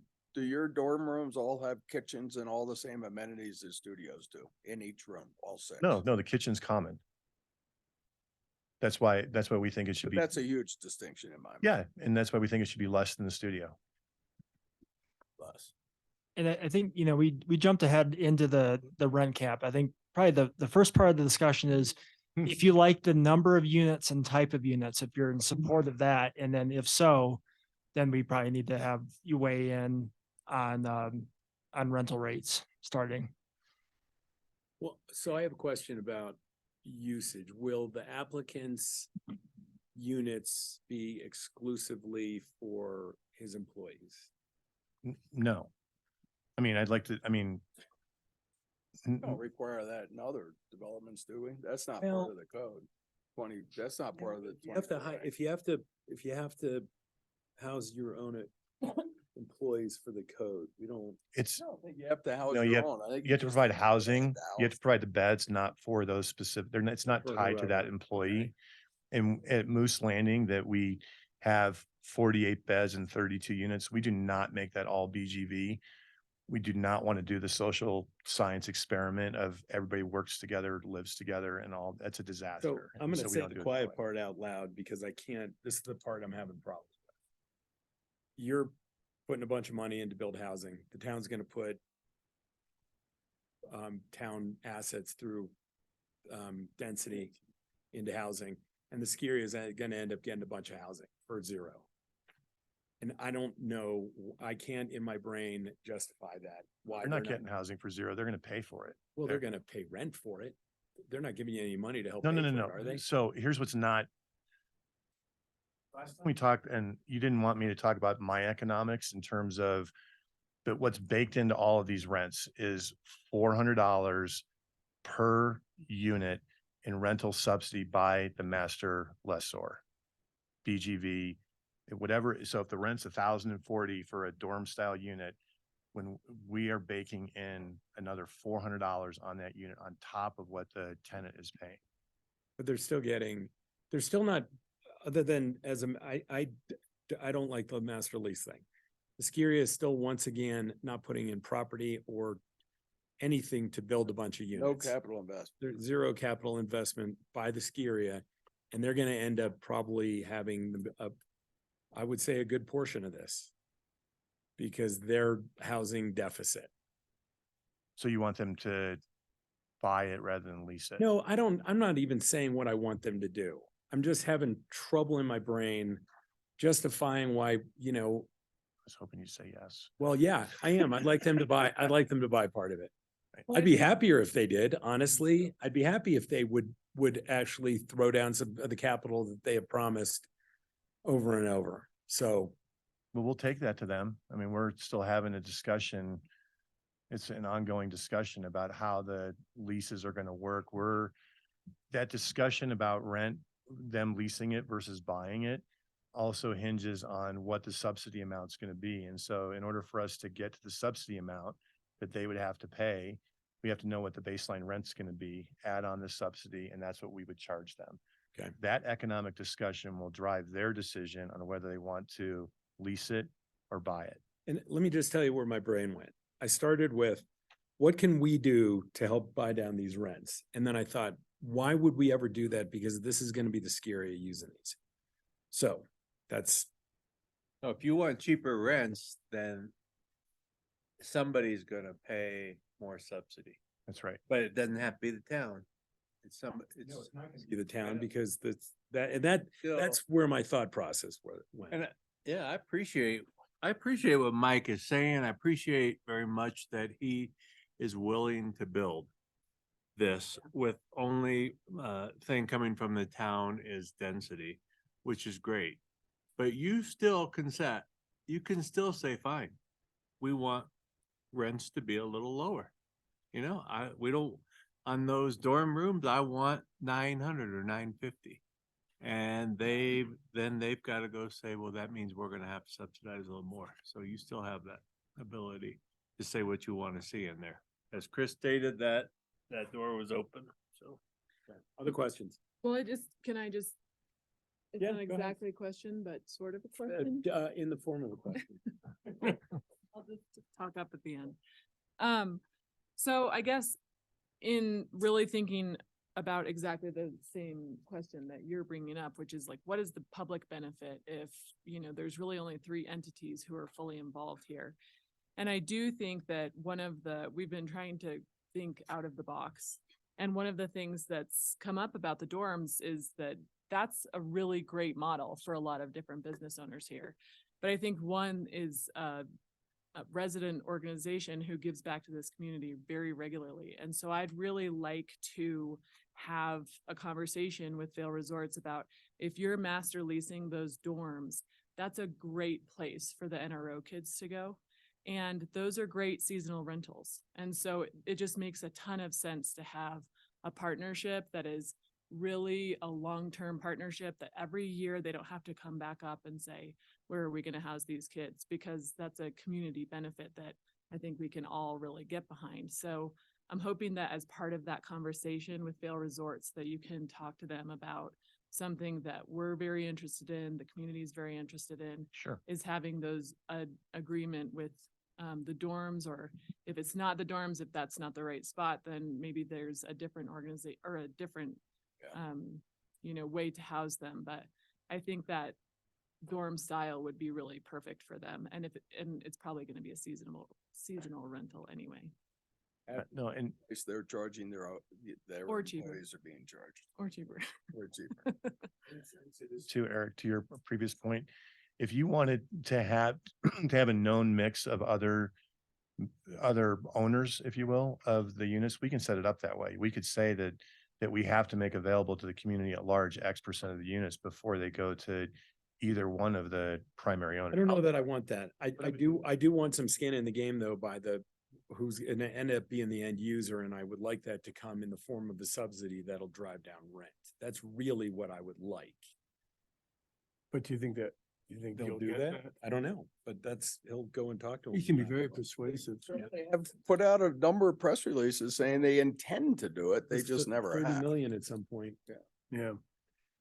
Okay. Just to Question open-ended or- question, I mean, I don't, so do you think these people will, these dorm rooms people would want to live in them? Well, how does the BOEC dorms work? They seem to work.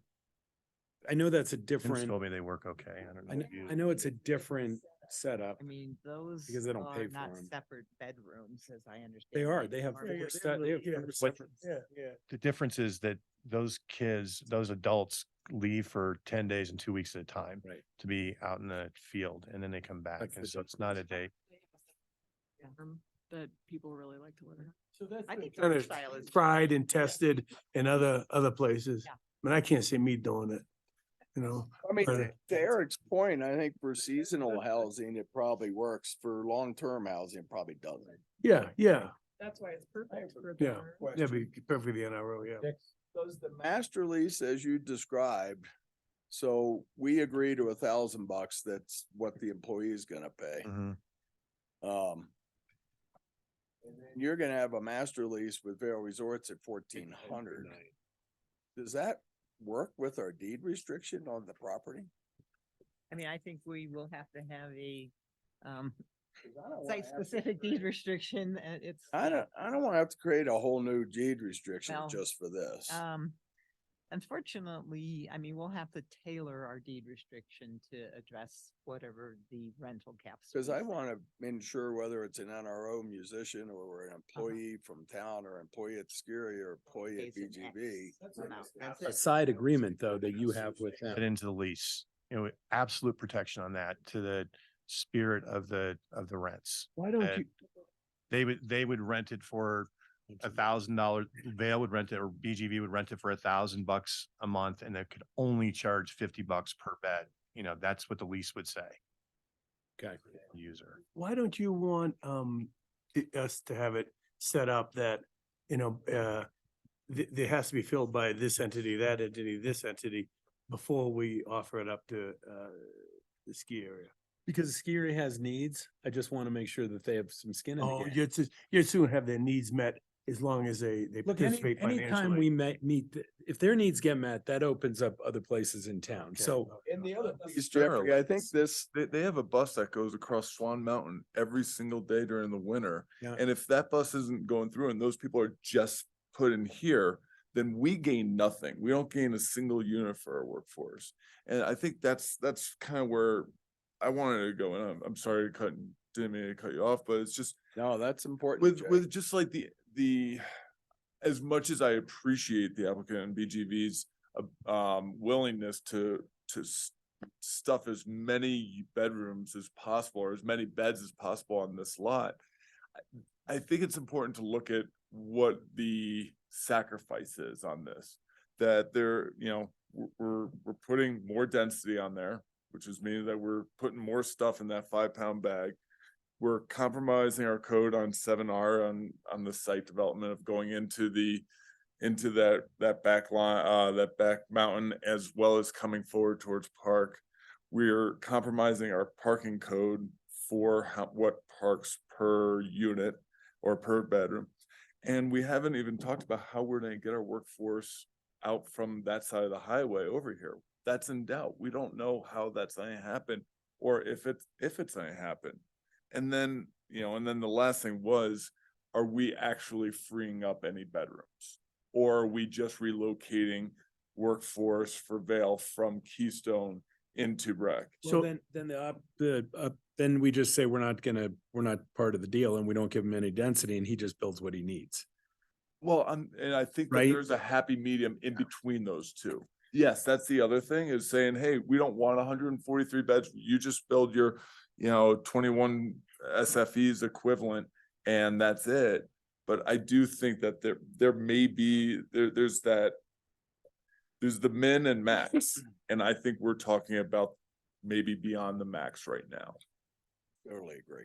Do you think we should do what we mentioned before about having filled from different entities before VRI is even allowed? What do you think about that? The cart before the horse right now. Oh, I 'cause think we haven't- the okay. question that Chris asked us is, are we okay with how much Oh, the si- is being okay. put on there and what the mix Okay. is? I think that's the first thing to look at, and I don't want to seem ungrateful. Mike, I appreciate the fact that you're willing to do this. We obviously have a housing problem, but I don't want it to be in sacrifice of everything else. I think that this is, again, too much in this spot where we're stuffing 10 pounds of it into a 5-pound bag. And what if we were to pare it down? What would that look like into that product mix? So isn't this the pared down version already? Yeah. Yeah, it's when down you to. look at it, that didn't accomplish what we talked about in terms of offset of having proper screening from Park Avenue. It's very, very close to Park Avenue, right? At least the way I see the drawings, it does not allow for adequate screening. I agree wholeheartedly with Jay. I think this is way too much for this site. And I don't know that we need to go all the way back to just what's required, but I think there's a happy medium somewhere, and I think this is going to. You know, after that, what we heard today from was it Heidi and Laurie? I do think this fills the need of it's not pretty. It's like making sausage, but I think this will fill a need of kind of the lower AMI. I think speaking to Kelly's seasonal thing, perhaps with the NRO, we could broker a deal with that. I'm less concerned, it's not gonna be a perfect world, and these are people that I don't think is served by a lot of our other housing. But a lot of the rents twice what she said we needed. No, It's all in, we needed all the rents. I'm just less concerned about the feng shui than I am about kind of throwing more housing that we don't have to pay for. I mean, I think, the point of the aesthetics, I think when you looked at this compared to like the previous site specific, what they're proposing now with actually enhanced landscaping in addition to tree removal is pretty consistent with what we had from the master plan. And then, which is this diagram up here, where the purple is what would be removed and the kind of darker or the lighter green is what's maintained, and then darker green is what is proposed to kind of offset some of those losses. I guess we think it's fairly similar. In terms of to go back up to the kind of architecture, I mean, I think we generally like the look of the building better because it is wrapped and looks more like a residential building versus even the hybrid where you only have half of it residential and the rest looks like a parking structure. We think that's a positive. In terms of site disturbance, probably the main part we're worried about is just maintaining that buffer, making sure that language is really ironclad in the master plan, that we do have a substantial buffer. It isn't like, oh, we really can't accommodate. We want that buffer because we think interior of the site is already disturbed by a large parking lot. And you can see that outlined here in red to the extent of the site disturbance at the present. The hillside, is previously disturbed by mining and does have kind of a shaled slope and is, kind of with the building in front of it, you're to have a large retaining wall. It's to be approximately 18 feet tall in terms of it stepping up. But we think that's a better alternative to have the building pushed into the wall where that, even in the land use district, encourages that to kind of have the building blend in with the hillside and then maintain that tree buffer. We think that the tree buffer and North Park Avenue is the real critically important item to commit to. And then I think generally speaking, we're pretty comfortable with the other aspects between the site programming. We do obviously want your reaction to reduced parking. We usually have a parking study required for when we do have a mixed use project over a certain size to kind of justify that. And but in terms of height, we think that land use district would permit up to 3 stories without negative points. This one is approximately just under 3.5. So it would get that -5 points at the site specific as designed. And the tall point is right here. I'm not sure if you can see my cursor, but the midpoint Move it, Chris. measured down to, it's a little easier to see in the green here from like this point roughly up to the midpoint of the gable because the site slopes towards Park Avenue. As you go further back in the site, actually the height is less because you're starting to build into the slope. Hey, Chris, I only see the outline for the parking lot in that first section where it is really wide. I'm really curious where the parking lot is as the building goes. Yeah. Do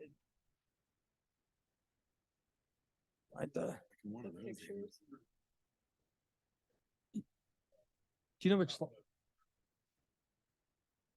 top.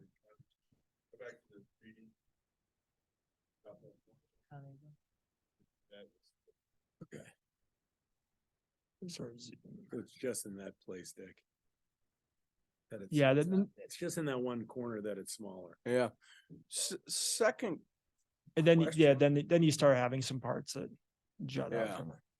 Second question is, can you get a sidewalk in between Park Avenue and those buildings? Don't you need a sidewalk there to move people back and forth to wherever the crossing is and whatever it looks like? I don't see room for a sidewalk in there, in front of that building. I was assuming we would need a sidewalk. Well, unless they have a walkway right out of the door. There's one where?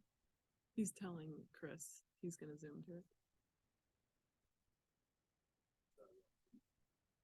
There's a sidewalk. And Bill, if you want to come down and walk them through the site plan, you can do that as well. It's next to the building, the water. Dick, are you talking about a sidewalk along Park Avenue? Yeah. Pardon me? Yeah. I wouldn't encourage that. I think all you're doing is if you're encouraging people to walk between the building and Park Avenue, you're just opening the door to dart across Have the them road. cross, okay. Yeah. Reserve the space for it, but perhaps not construct it, because as that widening project happens, we might end up with a median. And we might want a sidewalk in the future. You might, but So basically, that I would makes have real sense. concerns if we were encouraging people to walk along there At right this now. point in time, Yeah. Let's reserve the right of have it.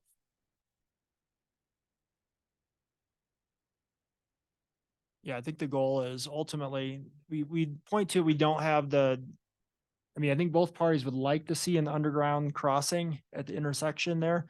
We just want to make sure before Mike commits to that, it is feasible because of the utilities. That's one thing that Shannon brought up at our pre-app meeting, because Mike was ready to sign off on, yeah, we'll do on. What's changed since the other tunnel went in?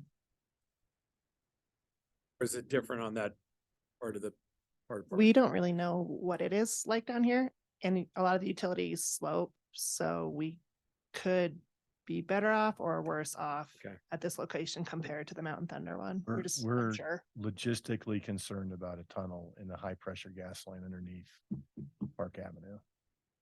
Well, what did VR do when they built their tunnel? Yeah. That was like- Yeah, if you have an answer. Don't come down and just. Everything's come down. nice. Click on that. I do know what, the utilities are further east there, actually. Further east So- at the old. Yeah, where the ski back is. Yeah, so if you were to look, Shannon, on that, so as Park's going down, that road's curving and the utilities run basically straight.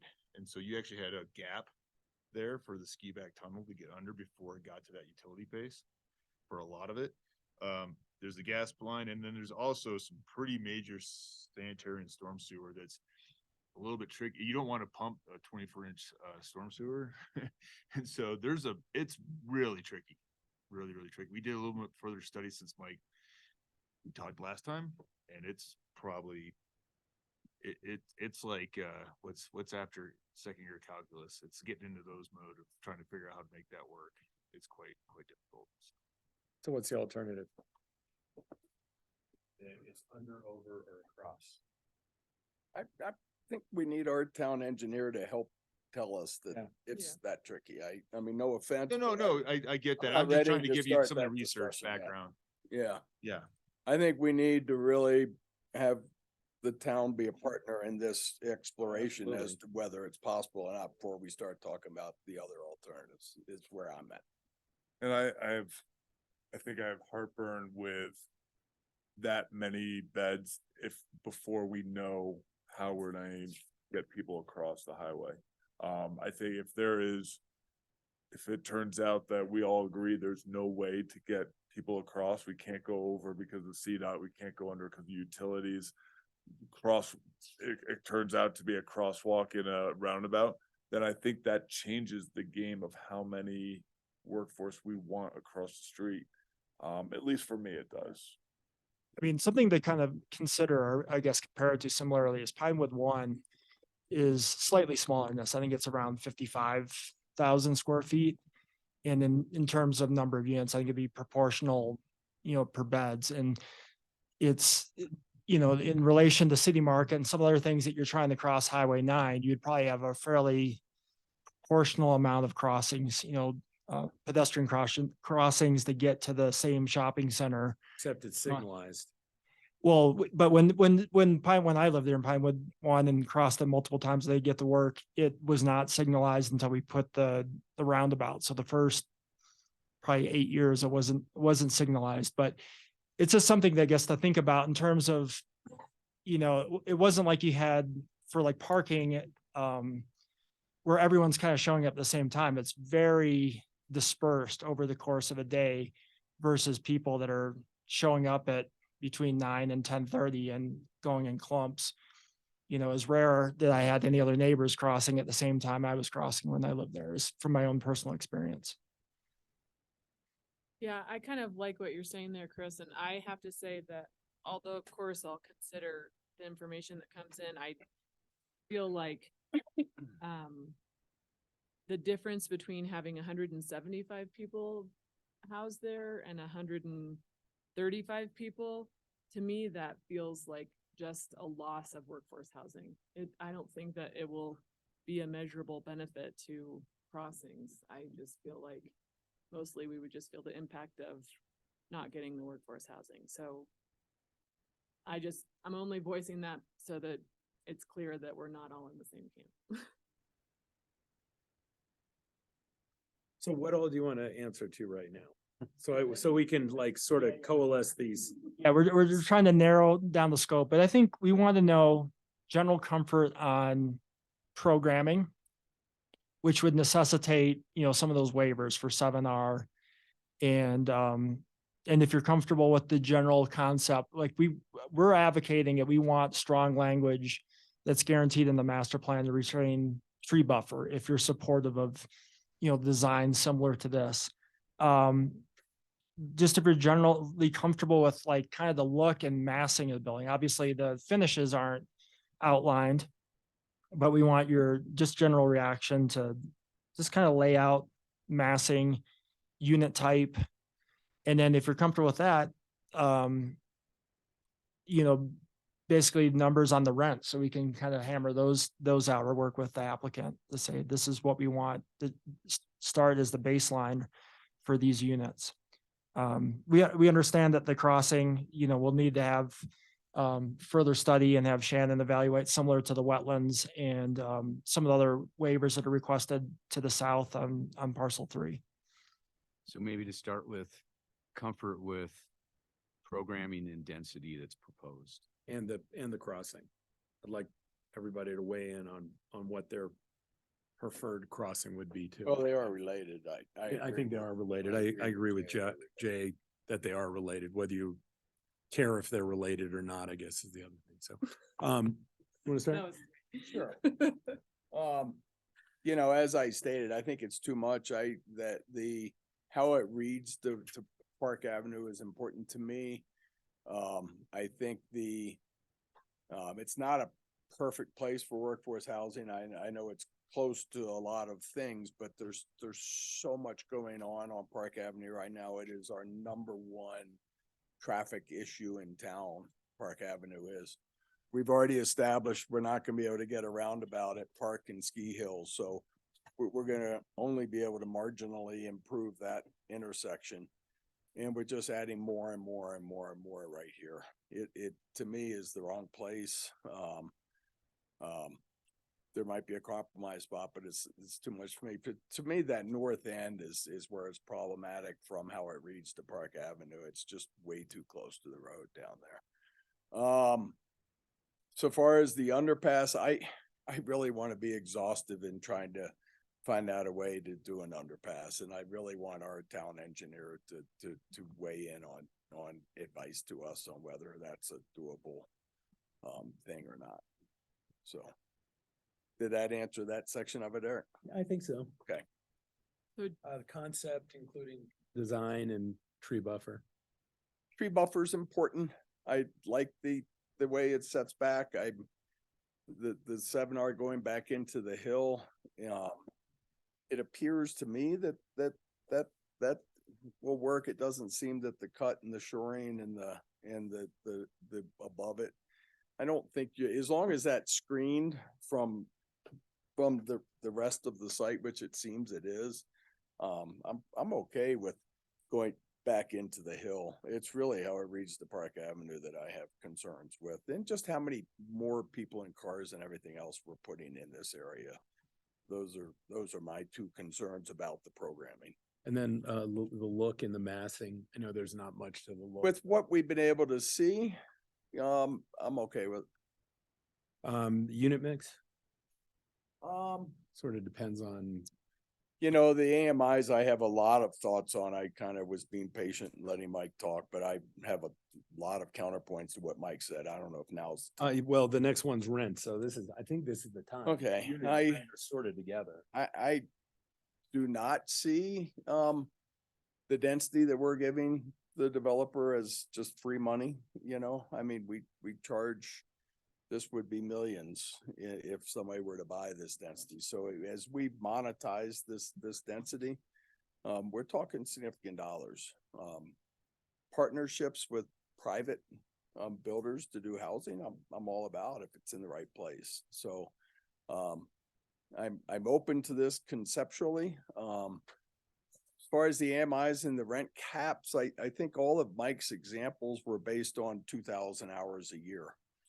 There's not a lot of jobs that the ski area has that are 2,000 hours a year that are people that are going to live in these dorm style or these one bedrooms right here.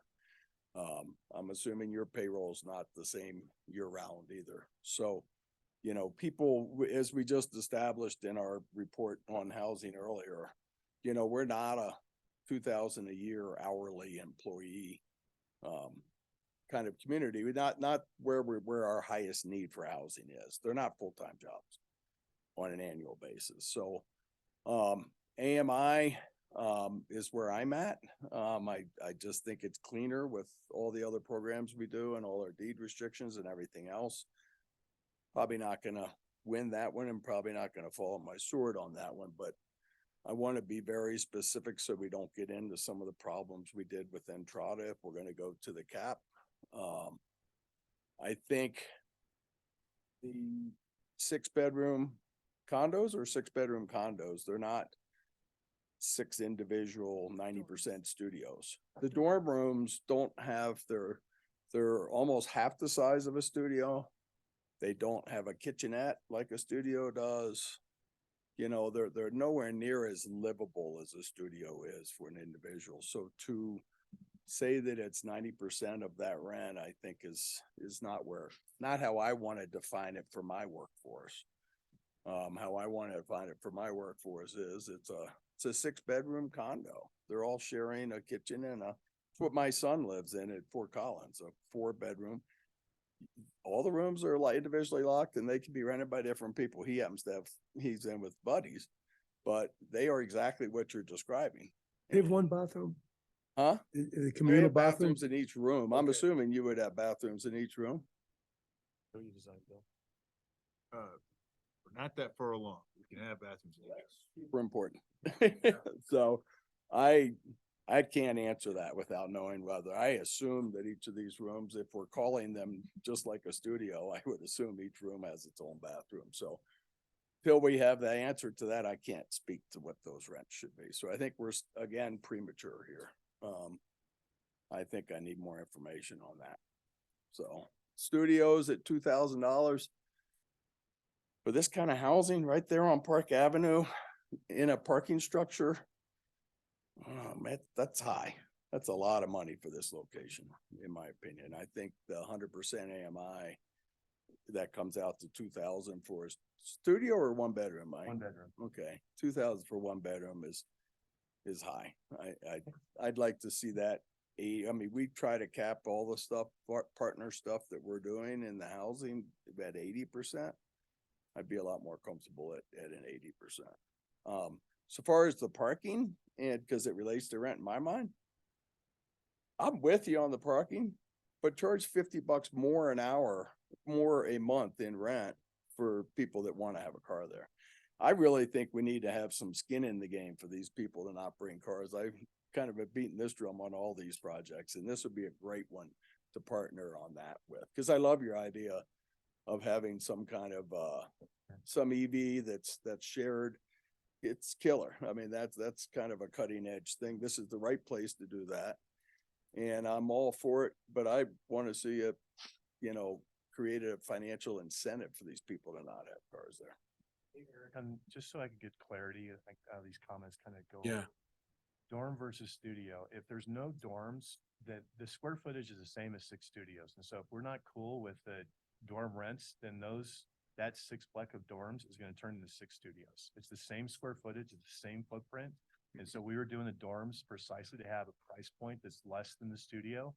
If we're not good with that, or if the rent's going to get driven down so much on that, I'm out on that and I'll just do studios. Okay. I mean, I was trying to listen to what I thought the community need was, and just so we're clear in terms of direction. So when we come back, that's the choice. Yeah, fair enough. Okay. Yep. Anything else to add? Thank you. And Mike, thank you so much for bringing this up and presenting this. I don't want to at any point earlier or now seem ungrateful, because I think it really is a community benefit. As I said before, actually, as I didn't say, I think the wrapping of the units on the parking garage, as Chris said, is fantastic. I love that. I think that's something that we talked about when we were playing with North Gondola a little bit. And now that that's come to fruition in a drawing for North Gold Rush, I think that is very aesthetically pleasing for a parking garage. And I think it also accomplishes something that the town wants of our guests coming into town, not seeing that as a parking outlet as being their first option. Like, that's going to be the last option. And I think having it wrapped like that helps that cause. I also really, I agree with Kelly so much on having that split on the rooms that aren't being used for full-time employees for Vail, or even their winter staff being turned over into their summer Epic Discovery, to have those additional rooms have a long-term contract with the NRO, so that they can have security knowing that they have a place for their musicians in perpetuity at a specific rate that they can budget for. I think that is huge. I know that's maybe too far in the weeds, but I just don't want that to get lost, because that is such a big part. My biggest thing is circulation. Maybe it's less about the people that live there and more about on those 30 days that we park people over there. How many spots would I be there for?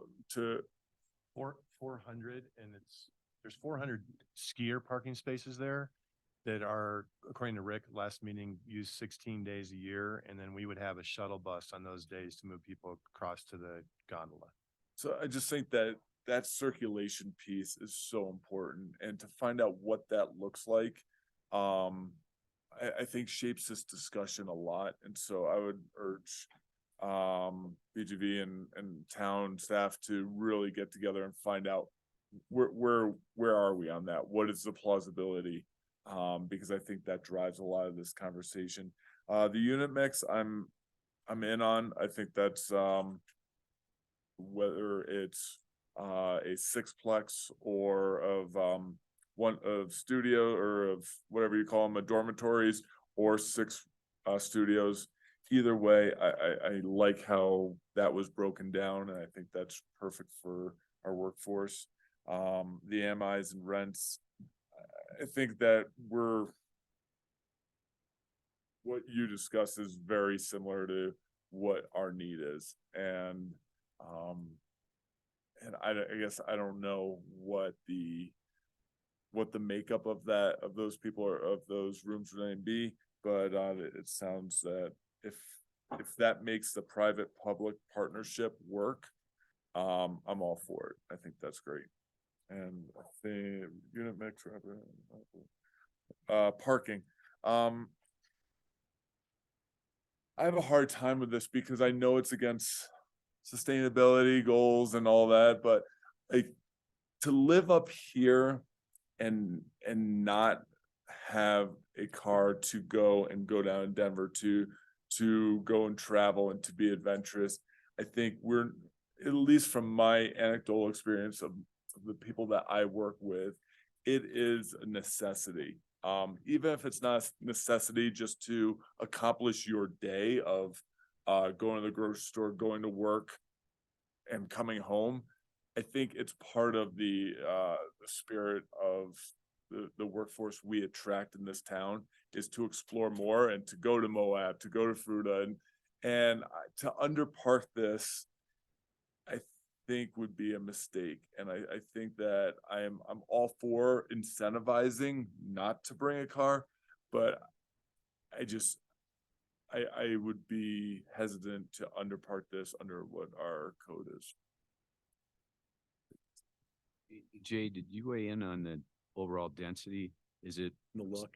Is it still, yeah? Like the look. and it- I think I can get behind the overall density if we have proper circulation. Carol? Yeah, it's interesting to have this conversation after just seeing the housing needs assessment. So first, from a density standpoint, I think when this first came to us, you asked us, Mike, to throw out a number. And our response was like, what fits? Let's look to staff and see what fits. So with what's presenting here, I think it works with the caveats of, I mean, the crossing is incredibly important. So I'd like that a little further vetted to make sure that is something that's safe, that works. Chris, you brought up a great point that the folks living here, not the parks, folks parking on those overfill days, it's going to be staggered, but making that as safe as possible, not to disrupt Park Avenue and for the safety of those people. The buffer, I think, is incredibly important. So again, with programming density, I look to staff, you said, have strong language on the buffer. With what's presented to us here, with how close it goes to Park Avenue, is that enough space for a buffer, or is more needed, or does the massing need to be reduced? I'd like to understand that you all feel confident that an adequate buffer is possible. I think the buffer will also serve as an option so people aren't crossing, to Rick's point. The look and the massing, I think, again, rolls into all of that. I think it's great that the housing is wrapped. It's better than seeing a massive garage as folks drive back. 7R is not an issue for me. I think if we have more of a buffer, I think that's something we can be very flexible with. I think where I had some heartache was to Eric's point of who is this benefiting? You know, we are gifting a massive amount of density. It is more housing in the community. It is a win, but I don't think that it correlates exactly to more housing in our community when Vail might be, instead of bussing people over, have people over here. So I think Kelly's point with the partnership with the NRO was very interesting. Mike, you mentioned potential master leases where it's not just Vail, it's not just VGV, potentially restaurant owners, potentially other owners. I think that's something that's very interesting to potentially codify. And earlier, Rick mentioned something with the Summit Foundation, a project with master leases to really help critical community jobs. So within this conversation of what units are dictated to who, if there's a fit in there, I think that would be a great opportunity. On rent, the dorms are interesting, and I don't think that they're 90% of a studio. That would be a lower number for me. So with AMI in general, again, I'm looking to staff. They gave us a couple recommendations and I look towards those. I think those are more appropriate. I think there is a distinction between the density, the existing density VGV is using to build the required units versus the density we're gifting. And I think that's an opportunity where we set those, I'm using the term AMI, but whatever that rent cap is that meets our community needs the best. Parking, I look to staff's recommendation on that. And this is great. It's a public-private partnership and bringing more housing to our community. But Chris, were there any other questions I missed? No, I think you touched on, I mean, I Okay. appreciate, like, I think you touched on massing, have architecture buffering, Units. parking. Obviously, we're coming back to the crossing. And, yeah, I think you hit Okay. everything. Wicked hungry, but I think I can muddle through this. First of all, I can live with the unit mix. I'll defer to people that, kind of weigh in on this and kind of look at what the lower AMI populace of our community needs. The dorms, I think there has to be a bathroom in each dorm. I'm okay. I think the programming I can live with. And there again, we're getting stuff built for just the density. We don't have to put any dollars down. I do think there has to be an established partnership with the ski area. They gotta either put up or shut up. If they're not gonna underwrite some of this, which would allow them to lower the rent, then I think there was some sort of setup where we have to prioritize who can rent these places. And then as a last resort, the ski area. And I would like to do something with it, like Kelly says, with NRO in the dorm rooms. As far as the parking, I do think we need a 1 car per unit. And if they want with a cheaper price point, if they don't have a vehicle. But all this is dependent on if we can get bodies across the road without killing them. So, either over, under, or across. I think across would be tough unless we have one of those lights. As far as the buffer, I do think that is as it appears works, is as much as anything else as a deterrent to keep people from crossing hither and thither. I'd vote for a moat, but yeah, I think to just kind of funnel them where there's only one place to cross or 2 places to cross and no other place. So it's not going to be like what we used to call it, a barn dance. Barn dance. Yeah, no barn dance in here. So yeah, did I answer everything? No, I think you did, Jeffrey. I mean, 7 hours is the only thing you're comfortable with waiving 7 hour if the buffer's maintained. Yeah. Going Okay. into the mountain. Going into the mountain, just cutting it back to, yeah. Already ravaged. I think the best way to say it is, that I think the programming for the site is necessary.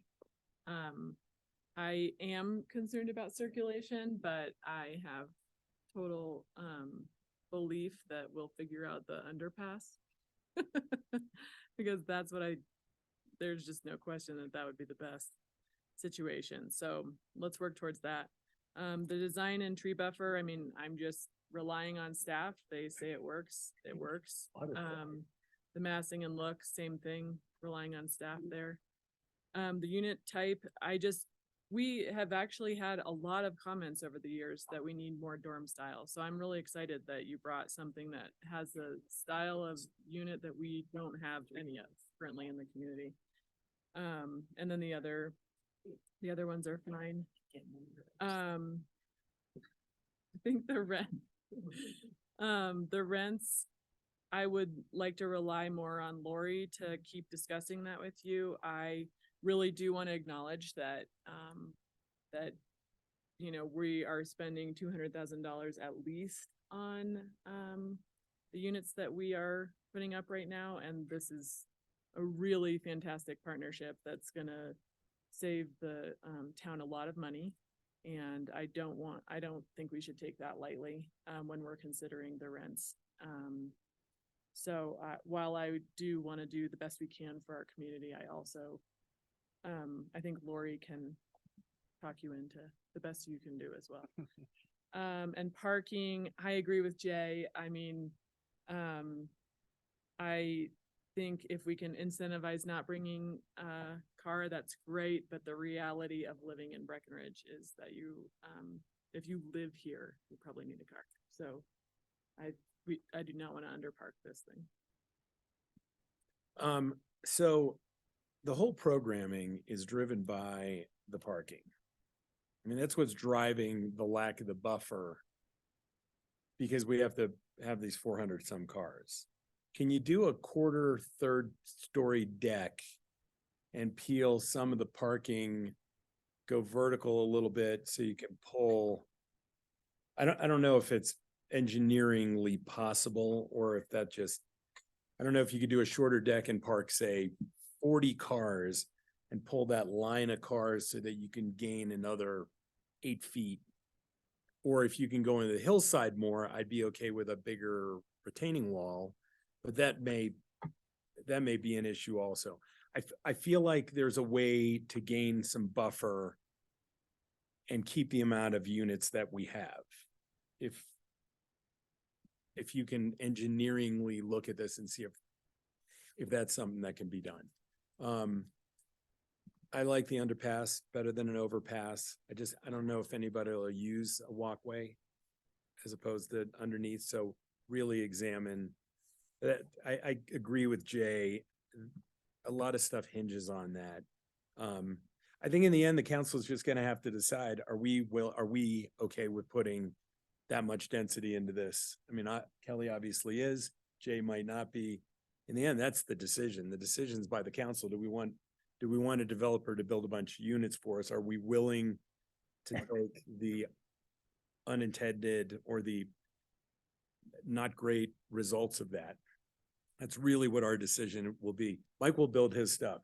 He's going to build a deck because he has to for the parking, and he's going to build the units, which won't be as big of a deal because there will be much less. Do we want the developer to build units for us? That's really the question to us in the end. I'm okay with the massing and the look. It's really hard to tell I mean, I can't really tell you if I like those or not. I do like the dorms, and I like a decrease in the amount of rent. Is it 90%? Is it 80%? I'm going to leave that up to Lori to say do a little more research on that.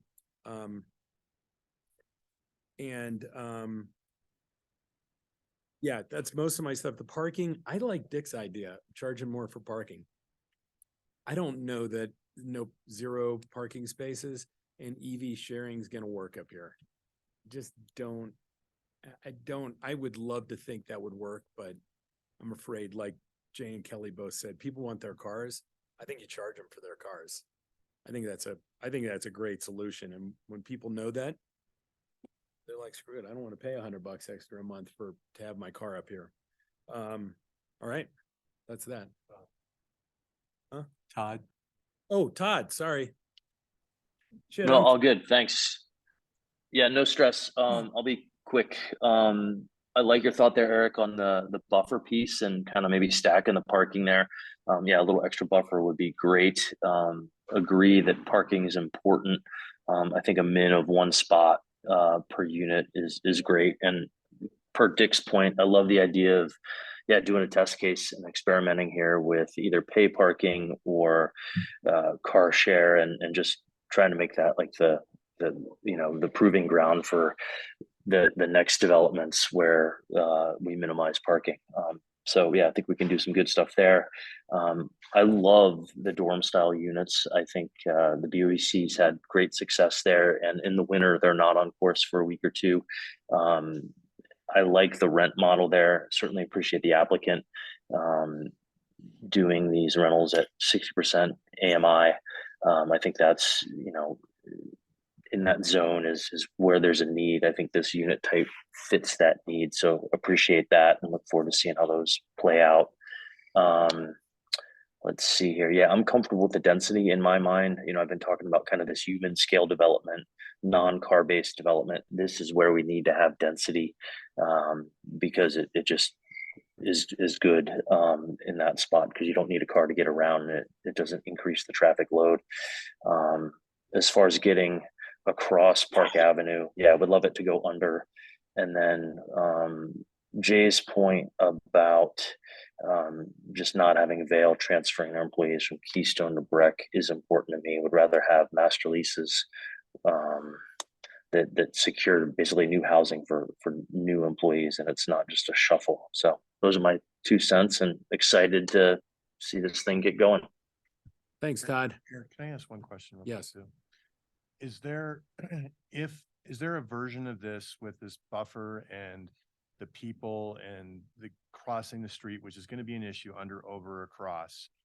Is there a version where some of this density goes to Dick's point earlier of Entrada, where we kind of talk about Entrada, our parcel at Entrada with this in the same space, from just the creative license for us to take a look at that as part of the solution here?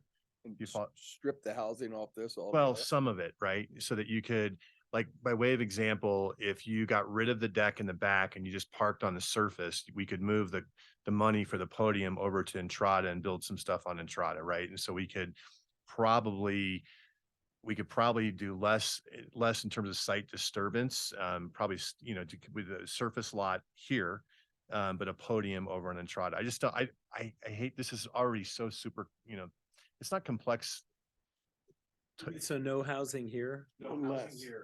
But in addition to that, to do Entrada, I'm hearing some folks saying like less programming and wheels off of circulation.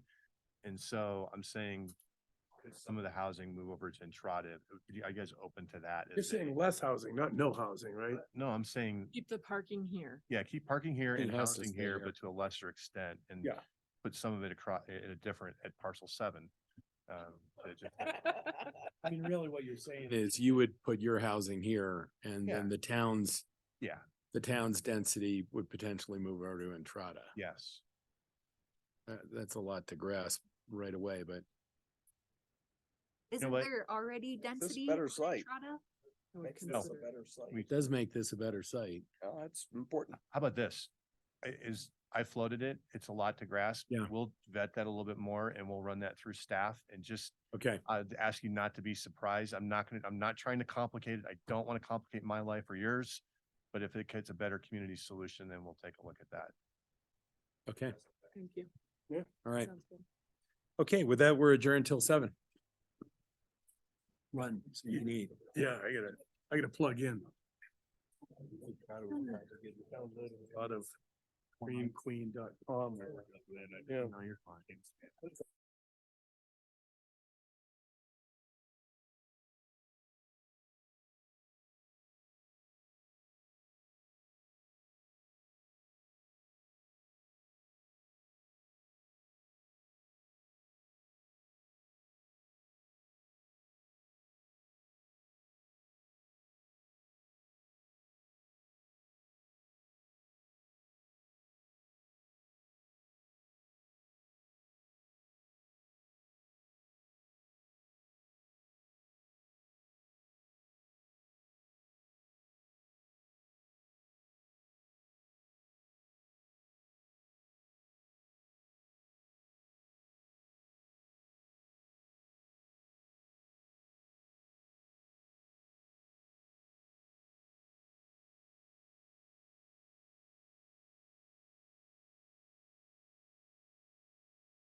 It's made it up.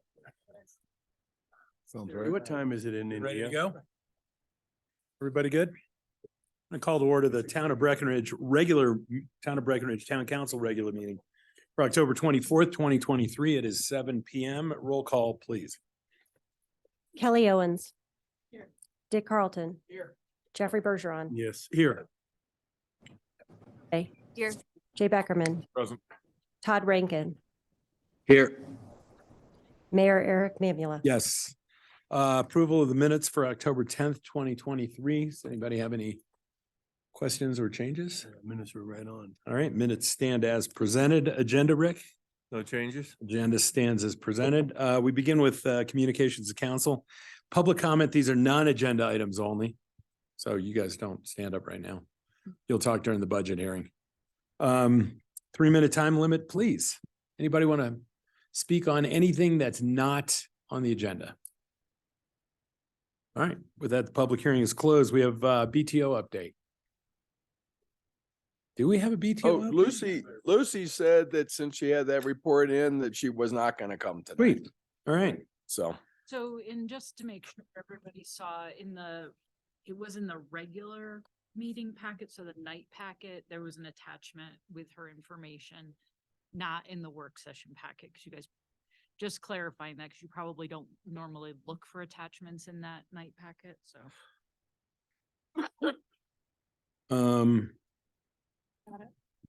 Got it.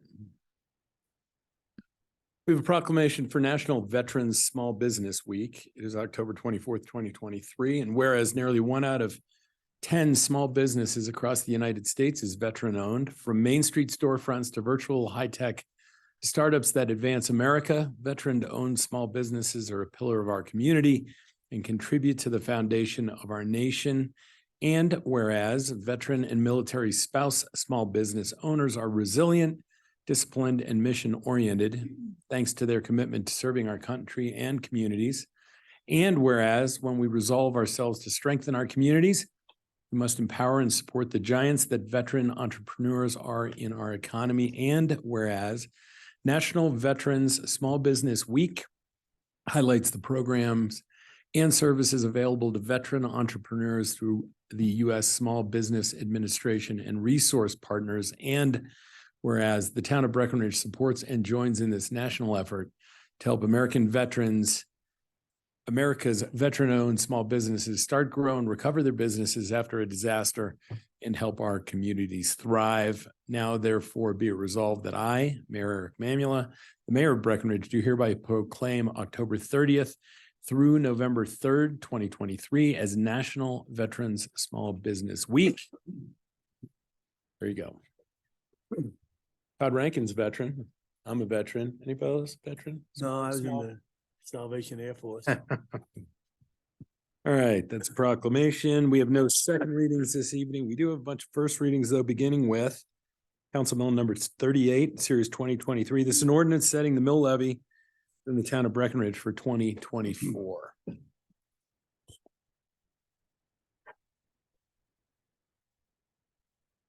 Good evening, Mayor, Town Council, Pamela Ness, Revenue Manager for the record.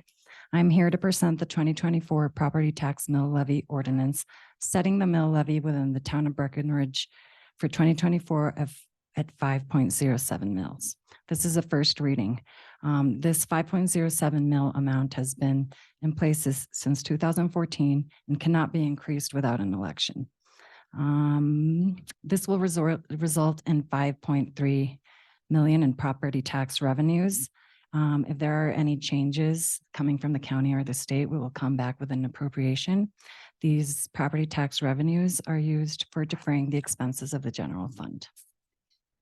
Thank you. Any questions for staff? Public wish to comment on this first reading this evening? That the public hearing is closed. Is there a motion? On first reading, we pass Council Bill number 38, Series 2023, the title which has been read into the record. Second. There's a motion and a second. Any further discussion? Roll call. Councilmember Rankin, Yes. Councilmember Carlton, yes. Councilmember Beckerman, Councilmember Owens, Yes. Councilmember Sade, Councilmember Bergeron, Yes. Mayor Mamula. Yes. We have first reading of Council Bill number 39, Series 2023. This is an ordinance amending the Breckenridge Sales Tax Code pertaining to the definition of software as a service. Good evening, Mayor and Council. Pamela Ness, Revenue Manager for the record. This code revisions are proposing additions and changes to definitions which are needed from time to time to catch up with new technology and nuances that have come since the town code was written. These were recommendations from our out-of-town auditing consulting firm Revenue Recovery Group.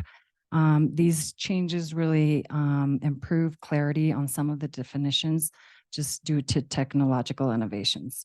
Based on the changes, we have reviewed our town code and as well as other municipalities with mirroring policies as ours. It is important to note that these revisions will not garner new tax revenues for the town. Proposed definition changes are to existing definitions of software as a service and digital product. Staff recommends that council approves this ordinance. Thank you. Any questions for staff? Anyone in the public wish to comment on this first reading this evening? Public hearing is closed. Is there a motion? On first reading, a movie passed Council Bill number 39, Series 2023, the title which has been read into the record. And in a second, any further discussion by council? Roll call, please. Councilmember Beckerman, Yes. Councilmember Sade, Yes. Councilmember Owens, Councilmember Bergeron, Councilmember Rankin, Yes. Councilmember Carlton. Yes. Mayor Mamula. Yes. All right, we have a couple resolutions this evening. The first is resolution number 19, series 2023. It's a resolution adopting the 2024 budget and approving the 2024 to 2028 capital improvement plan and public hearing. Dave. Good evening, Mayor and Council. Dave Bird for the record. I am here to present the 2024 budget and 2024 through 2028 capital improvement plan for approval and adoption. The numbers that we're presenting for tonight are what we presented on October the 10th at the hearing with modifications that we went through earlier today. Revenues totaling $132,275,477 and expense of $146,276,972. And I'm here to answer any questions. Dave, thank you. Any questions for staff? All right, anyone in the public wish to comment on the budget and the CIP? This would be your time now if you want to talk about the turf fields because it's related to the budget. Stand up to the podium, tell us who you are. If you guys all agree with them, you can all just say these guys are all here to support me. In general, we don't answer any questions or anything this evening. We'll just listen to you talk and then we'll talk with staff about it at a later point. So thanks, Eric. I'm very much out of my element right now. So for the explanation. You'll be great. But yeah. I think I had 3 minutes. I clocked myself at 2:40 on this. So I just wanted to express what me and my little family are here for. And give us your name. Hello, Title Breakers. My name is Kyle Brochu. I'm the founder of High Country Ultimate and local resident of 10+ years. I'm here today to voice my concern with the proposal to convert the Kingdom Park fields from grass to turf. My main concerns with this are the increased risk of injuries, environmental impacts, and increased exposure of harmful chemicals. I've already emailed you a letter regarding these concerns as well as the scientific articles and references that cover the proven research, which I really hope you'll read with intent and open minds. I do not believe the financial savings are worth it. I mean, look at the NFL, for example. The NFLPA is actively pursuing to convert every turf field into grass, all because of what happened to Aaron Rodgers' Achilles. And that screwed up my fantasy pretty substantially. So, water conservation, however, is something we can all get behind. And the letter I sent you covers some solutions on water usage that I believe we can easily implement to satisfy that need. But that's for another time. Rather than elaborating on the scientific proof and reasonings why I advise against this, I'm here to speak to you from the heart because this ultimate Frisbee family is something incredibly important to a lot of people. And we rely very heavily on the South softball field. That's the whole issue, is our home, because it's the only piece of sports real estate in the county that's like it. It fits a Frisbee field on it. It has the lights, and it allows us to play from mid-May through the end of October because of those lights. If we don't have lights, our season is severely shortened. Let's see, and I want to express how important this little community of ours is. Just to give you some background, we are the only option for people to play the sport of ultimate Frisbee within a 2-hour range. We have people travel every week from places as far as Eagle, Avon, Leadville, and even Fraser every single week to come play with us. Not to mention, we also have loads of local youth who have come to learn and play the game, some of which have moved on to play ultimate Frisbee collegiately around the country, which has been really gratifying. And I believe our way of life is under threat because of this South softball field is our only source to do what we do mid-May through October, since it's one of the only grass fields of its kind. In the end, I figure the decision has kind of already been made to move forward with this project. And so my hopes with this were to see if I could somehow persuade you into considering meeting in the middle. Essentially, can we simply convert the north field? I know it has drainage problems anyways, and leaving the south field alone. And by converting only one field, you still can pursue your goal of reducing maintenance costs, water consumption, and would still be able to pursue your goal of having a field available earlier in the year. Essentially, you'll accomplish all these goals while simultaneously gaining community brownie points. And keeping the south field as grass will allow sports leagues to have a choice on what they like to play on, help reduce the risk of injuries, reduce exposure to harmful chemicals and overall environmental impact, and most importantly, help keep this small little family that we've developed known as High Country Ultimate alive. That's all I had to say. Well done, Kyle. Thank you very much. And no decisions ever made until stuff's getting done. So we definitely will talk through this. Can I So, just ask? yeah. So is injury the biggest concern? That's what it is? Very much. Okay. In the letter Can you, stand back up to the mic. Thanks. Yeah, in the letter I sent you, a lot of the articles cover the percentages and stuff on increased like Achilles, ACL, MCLs, lower extremity injuries. Just because the turf is that much grippier with your cleat, it doesn't release like grass does. It doesn't give. Whereas grass has this perfect little blend of like give that helps prevent, your tendon from getting that much tension to pop. So that's my main concern with the whole thing. There's other things that, that we can look into, but that was my main concern. And if it gets flipped to turf, like I don't want to sign up my family for turf just because of that. I would. Saw your letter. I didn't get a chance to read it, but I will. So thank you. Yeah, no problem. No rush on it, but Seen it. When did that come in? We got a couple days ago. Yeah.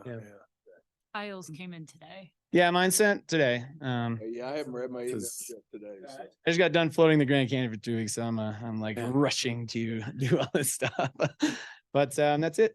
All right. Any other questions from you guys? Thanks for the Oh, input. thanks. Because we've heard the opposite. I mean, it's just so hard for use of fields when they're grass. Oh yeah. So I they're too wet in mean- the spring, and then as soon as it starts snowing, they're hard in the fall. So Mhm. Have that it's- discussion. It's not a decision we made lightly. That's We haven't made it. we're getting a lot of encouragement to do But we this. can, yeah, Just because we have such a longer season to be able to use the turf field. I would too. I understand everything that you guys, the decisions going behind yours. And so I'm just simply here to promote the other side. And I know I talked to like a lot of the softball folks and such too. I tried to get them on board with coming down here and showing face, but I guess Ultimate Frisbee is the only one that wanted to come and say something. But I appreciate you hearing me out. Thank you. Input, it matters. Thank you. Did anybody else want to talk this evening? Sam?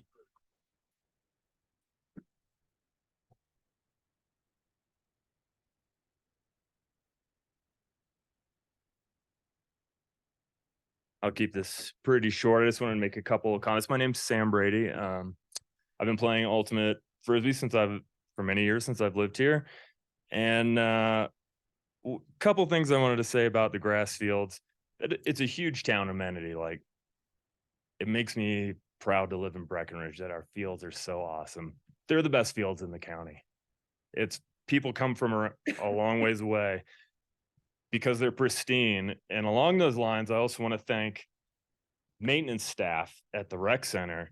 Those guys kill it. I've just been driving by and I've pulled over and stopped the guy mowing the lawn and been like, man, you guys slay it. It's the best surface in the county. And what happens when it goes to turf is the biggest thing with Ultimate. It's very much, and football as well as, and even baseball in the outfield, you're diving a lot into the grass. And that's where, when you're playing on turf, you see the opportunity to make some kind of a play or something. And if it involves diving, you're like, I'm not doing that, because there's huge raspberries all over and abrasions. So that's my biggest problem with turf. And that's it. I really just wanted to thank the rec center and thank you guys for hearing us out. Sam, thank you. Anyone else on the budget? All right. With that, the public hearing is closed. Thank you all, and we will talk about this as we go along. And with that, is there a motion? Yes, I move we pass resolution number 19, series 2023, A resolution adopting the 2024 budget and approving the 2024/2028 capital improvement plans and the math therein, and public hearing. Second. There's a motion and a second. Any further discussion? No, I don't know. Did you steal it? Yes. I'd like to revisit phasing the fields. Yeah. And maybe look at doing one field now and one field later. I mean, the budget's asking us to find some money as well. And in light of the comments, I'd like to at least have the option. I mean, we're gonna take one more shot at this budget, right, before the end of the year, and maybe we could just see two options, one with phasing, how much money would that save, as well as one with doing both at the same time. I'd talk about that. And also I'd like to find out if the same concerns are prevalent in soccer. You know, the people that play soccer on a turf field or. I think there are pluses and minuses. I mean, my daughter played rugby for years on the high school field. That's turf. I get it, you know, especially I saw her with all the raspberries and, you know, but there's pluses and minuses, Yeah, right? cool. And I think there's a lot of community, the youth baseball very much wants these turfed, you know, so they can use them more. So is the high school baseball. So they're some of the vocal, but might make sense to do one at a time. I'd like to have the I'd like to at discussion. least look at what the number difference is. Yeah. Oh, just a couple of things. Given the letters that we received, we've asked staff to, both sustainability staff and recreation staff, to take a look at the difference between the grass and the turf and provide a pros and cons list, because there are pros and cons to both. And then as far as the budget goes, we have, I believe, some design dollars in 2024 and build dollars in 2025. I'll have to look to see, make sure that's correct. But either way, we can talk about whether or not you want to move forward with any part of the project, and you can still move forward and approve the budget. We don't have to spend the money or spend the money in that way. Gotcha. Very good. Well, I'm very much in favor of doing at least one field, because we kind of committed to the baseball, youth baseball committee, we would do it, but. Okay. This kind of I was on the fence of phasing anyway, due to the numbers, and this kind of Pushes it. pushing it. for Well, me. I'd like to have the discussion. Yeah, we'll bring that assessment back to you. Okay, excellent.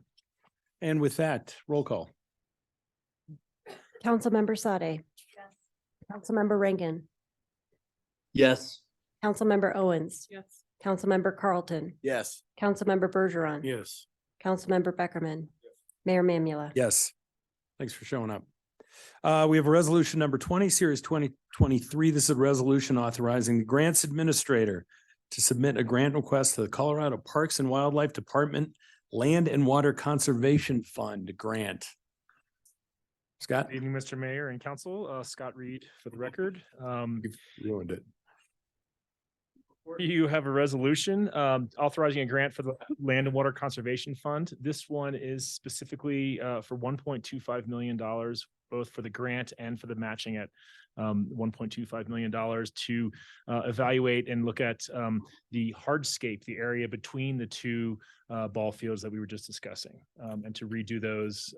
Timeline on that is to pursue that grant now, do some design in, I believe it was 24, and then potentially some implementation in the following year. So They'd be getting rid of that little pavilion-y thing and maybe redoing all that stuff. that was the first recreation director's office, the Honeycomb hideout. We could move Zagulski back there if you think it's appropriate. Yes, that is part of this and visualizing what to do in that hardscape area to make it certainly ADA accessible. That's one of the big challenges it has. It also is in disrepair in many locations. So finding ways to survive or to figure that part out. But that is the resolution before you, is to pursue the grant funding through the Land and Water Conservation Fund. Thank you, Scott. Any questions for staff? Anyone in the public wish to comment on this resolution this evening? No, public hearing is closed. Is there a motion? Move we pass resolution number 20, series 2023, a resolution authorizing the grant administrator to submit a grant request to the Colorado Parks and Wildlife Department Land and Water Conservation Fund grant. Second.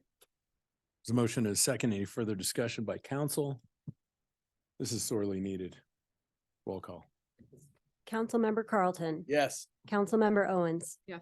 Councilmember Beckerman. Yes. Councilmember Bergeron. Yes. Councilmember Rankin. Councilmember Rankin. Might have fallen asleep. Yes. Yeah. He said it was Councilmember 6 Sade. a.m. There. Mayor Mamula. Yes. All right, we have another resolution. It's resolution number 21, series 2023.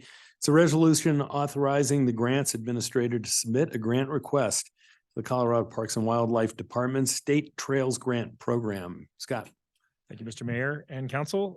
Before you have a resolution approving a grant for the Colorado Parks and Wildlife Department State Trails Grant Program. This grant specifically is for a grant request of $198,000 with a matching with a town matching number of $51,800. The purpose of this grant and for these funds would be to improve a number of infrastructure elements throughout the open space, including and especially focused on accessibility across the town's front country trailheads, including trailhead kiosks, signage, and accessibility, including the bouncy bridge on the river trail to be replaced. So before you is the resolution to allow us to pursue that grant funding. Thanks, Scott. Any questions for staff? Anyone in the public wish to comment on this resolution? Where's the bouncy bridge? That's a question. It's the bridge on the river trail that if you get to the middle of it, you get on it and it's It's a little soft. It's pretty fun. It's on the west side of the river, about midway down. Does it lack the structural integrity to be rigid? Funny enough, it actually is approved engineering wise. It can sustain the weights that are necessary. It is absolutely, it's up to code in that sense, but the sensation when you're on it doesn't feel that way. So, so the rigidity of the structure itself is what the issue is. So, yeah. Nice. All right. All right, with that, is there a motion? I move we pass resolution number 21, series 2023, a resolution authorizing the grants administrator to submit a grant request to the Colorado Parks and Recreation Department for the State Trails Grant Program. Second. There's a motion and a second. Any further discussion by the council? Roll call.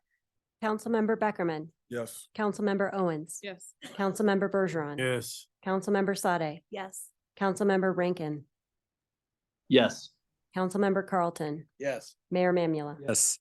We have our final resolution, resolution number 22, series 2023. It's a resolution appointing the town manager and approving the employment agreement. Mayor and council, this resolution will allow you to approve the employment agreement for Shannon Haynes. Will be effective in December 19th, I believe, December 19th of this year. So. Excellent. Any questions? Anyone in the public wish to comment on this resolution? No, public hearing is closed. Is there a motion? Yes, I move we pass Council Bill number 22, series 2023, a resolution appointing the town manager and the approval of the employment agreement. Though I think I can speak to all of us, we will all miss the boss. No. Second. Motion and a second. Any further discussion? Welcome to new boss. Well, listen, there's nobody else that could follow the old boss Oh, but the God, new no. boss. No. Nobody else is qualified. Big So shoes to fill. now Shannon, we wouldn't have picked you if we didn't think you could do the job. So Yeah. roll call. Councilmember Bergeron. Yes. Councilmember Carlton. Yes. Councilmember Sade. Yes. Councilmember Beckerman. Yes. Councilmember Rankin. Yes. Councilmember Owens. Yes. Mayor Mamula. Yes. Okay, we move to planning matters. We have planning commission decisions from the 17th.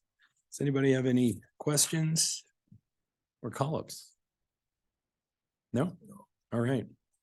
With that, planning commission decisions stand as presented. We're now going to move to a de novo hearing for 114 South Main Street redevelopment. This would be a good time if you guys don't want to stay for this. You can bail right now and you won't, nobody will be offended. Yeah. I mean, if you have something more fun like a root canal, you might want to leave. This is for the old RMU. Developer is going to redevelop it, and we've called it up to ask us some questions and look at some of the parts of the redevelopment. So, but it's long and probably painful.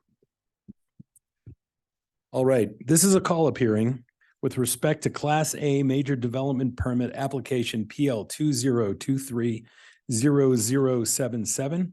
Property that is the subject of the application is Lot 14 Bartlett and Shock Edition, also known as 114 South Main Street, Breckenridge, Colorado, 80424. The applicant is Alan Guerra Architecture, Eves Mariathos. Is that close? Mariathos. The applicant seeks Class A Major Development Permit to demolish the existing commercial building, construct a new two-story commercial building to be located on the above described real property, all of as more specifically described in the application and supporting documentation. Planning Commission conditionally approved the application on September 5th, 2023. At its meeting on September 12th, 2023, the Town Council called up the Planning Commission's decision with respect to this application, which had the effect of vacating the Planning Commission's decision pursuant to Section 9118-5A1C of the Town's Development Code. This is a de novo hearing at which the Town Council will make its own decision with respect to the application. Sarah Crump. Was notice of this hearing given as required by Section 9-1-18-5-1B of the Development Code? Yes. Yes. The Community Development Department's records concerning the giving of the notice of the hearing are made as part of the records of this proceeding. Pages 40 to 74 of the council's agenda packet for this meeting are made as part of the record of these proceedings. For the record, the applicant is hereby represented at this hearing by Suzanne Allen Sabo, principal of Alan Guerra Architecture. Following general procedures will be followed by council in connection with this hearing. First, Sarah Crump of the town's Department of Community Development will introduce the application. The applicant will then be given an opportunity to question Ms. Crump about her testimony or records.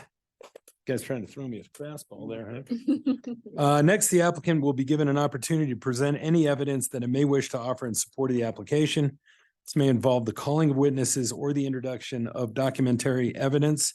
Questioning of the applicant's witness by counsel will be permitted. Then any member of the public who wants to speak either in favor of or in opposition to the application will be permitted to do so.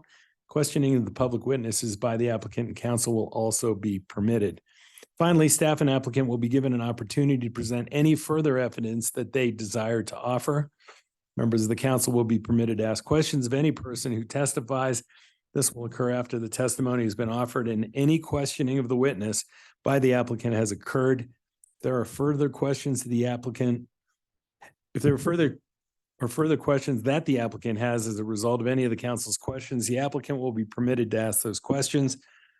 After all of the testimony and questioning of the witness has been concluded, the hearing will be closed. It will then be time for the town council to discuss this matter and to render its decision. For the record, I want to state that the town attorney, Kirsten Crawford, will not be involved in the presentation of any evidence in this matter and will remain available to advise the town council. We are making a record of this hearing. Be necessary for any person who testifies to come to the podium, identify himself or herself for the record, and speak slowly and clearly so that the recorder can pick up the testimony. Are there any questions about the procedure to be followed? Council? No? It's now time for Ms. Crump to introduce the application. Good evening, Mayor and Council. I'm Sarah Crump, Planner 3 for the record. So the application before you tonight is for redevelopment of 114 South Main Street, located on Lot 14 of the Bartlett and Shock subdivision. This application proposes demolition of the existing commercial building and construction of a two-story commercial building of 5,890 square feet of density with commercial, retail, food and beverage, and exterior food and beverage uses. This project lies within the core commercial character area and is found within the historic district, and it's in Land Use District 19. Land Use District 19 allows for a 1-to-1 floor area ratio of density. So this existing building proposed for demolition, I want to cover that it is a legal non-conforming building within the historic district. And although it was originally constructed in the 1940s, it's been extensively remodeled in the 1970s and 80s. And the original structure was actually overtaken with numerous additions and remodels. In 2016, an application for remodel came in, and the staff and planning commission at that time determined that the existing structure was not historic, and it was again further remodeled. So the current application has been weighed against the development code and applicable general design standards from the Handbook of Design Guidelines for the Historic District for new construction and the core commercial character area design standards. So when the design standards from the general design guidelines conflict with the design standards for the core commercial character area, precedent states that the character area design guidelines override. The core commercial character area is very important, and I really want to cover that this is the densest, most intense of areas within the historic district, where buildings are encouraged to have 0 lot line setbacks and build this to the sidewalk edge, loading all of their massing into the front of the lot. And typically these are 2-story buildings, and that you see with a false parapet front. This is completely different from residential character areas, which are found even 1 to 2 blocks to the south on Main Street. Even those residential buildings that were once residences converted to commercial, where a yard is encouraged. Yards are completely discouraged in this character area, and there's minimal landscaping required. The design standards for the core commercial character area focus on maintaining and fostering the pedestrian relationship with the commercial storefronts and building that plain wall against the sidewalk for buildings. So all new buildings are required to follow the 2-story historic building patterns that feature these large display windows, recessed entries, transom window bands on the first floor, a greater solid to void ratio on the second floor. And these design requirements all reinforce the historic architectural characteristics of the core commercial character area that were driven by commercial activity and oriented pedestrians to the main street. So how does this application meet the design standards for the core commercial area? This project reinforces those same standards and characteristics by placing the building at the sidewalk edge.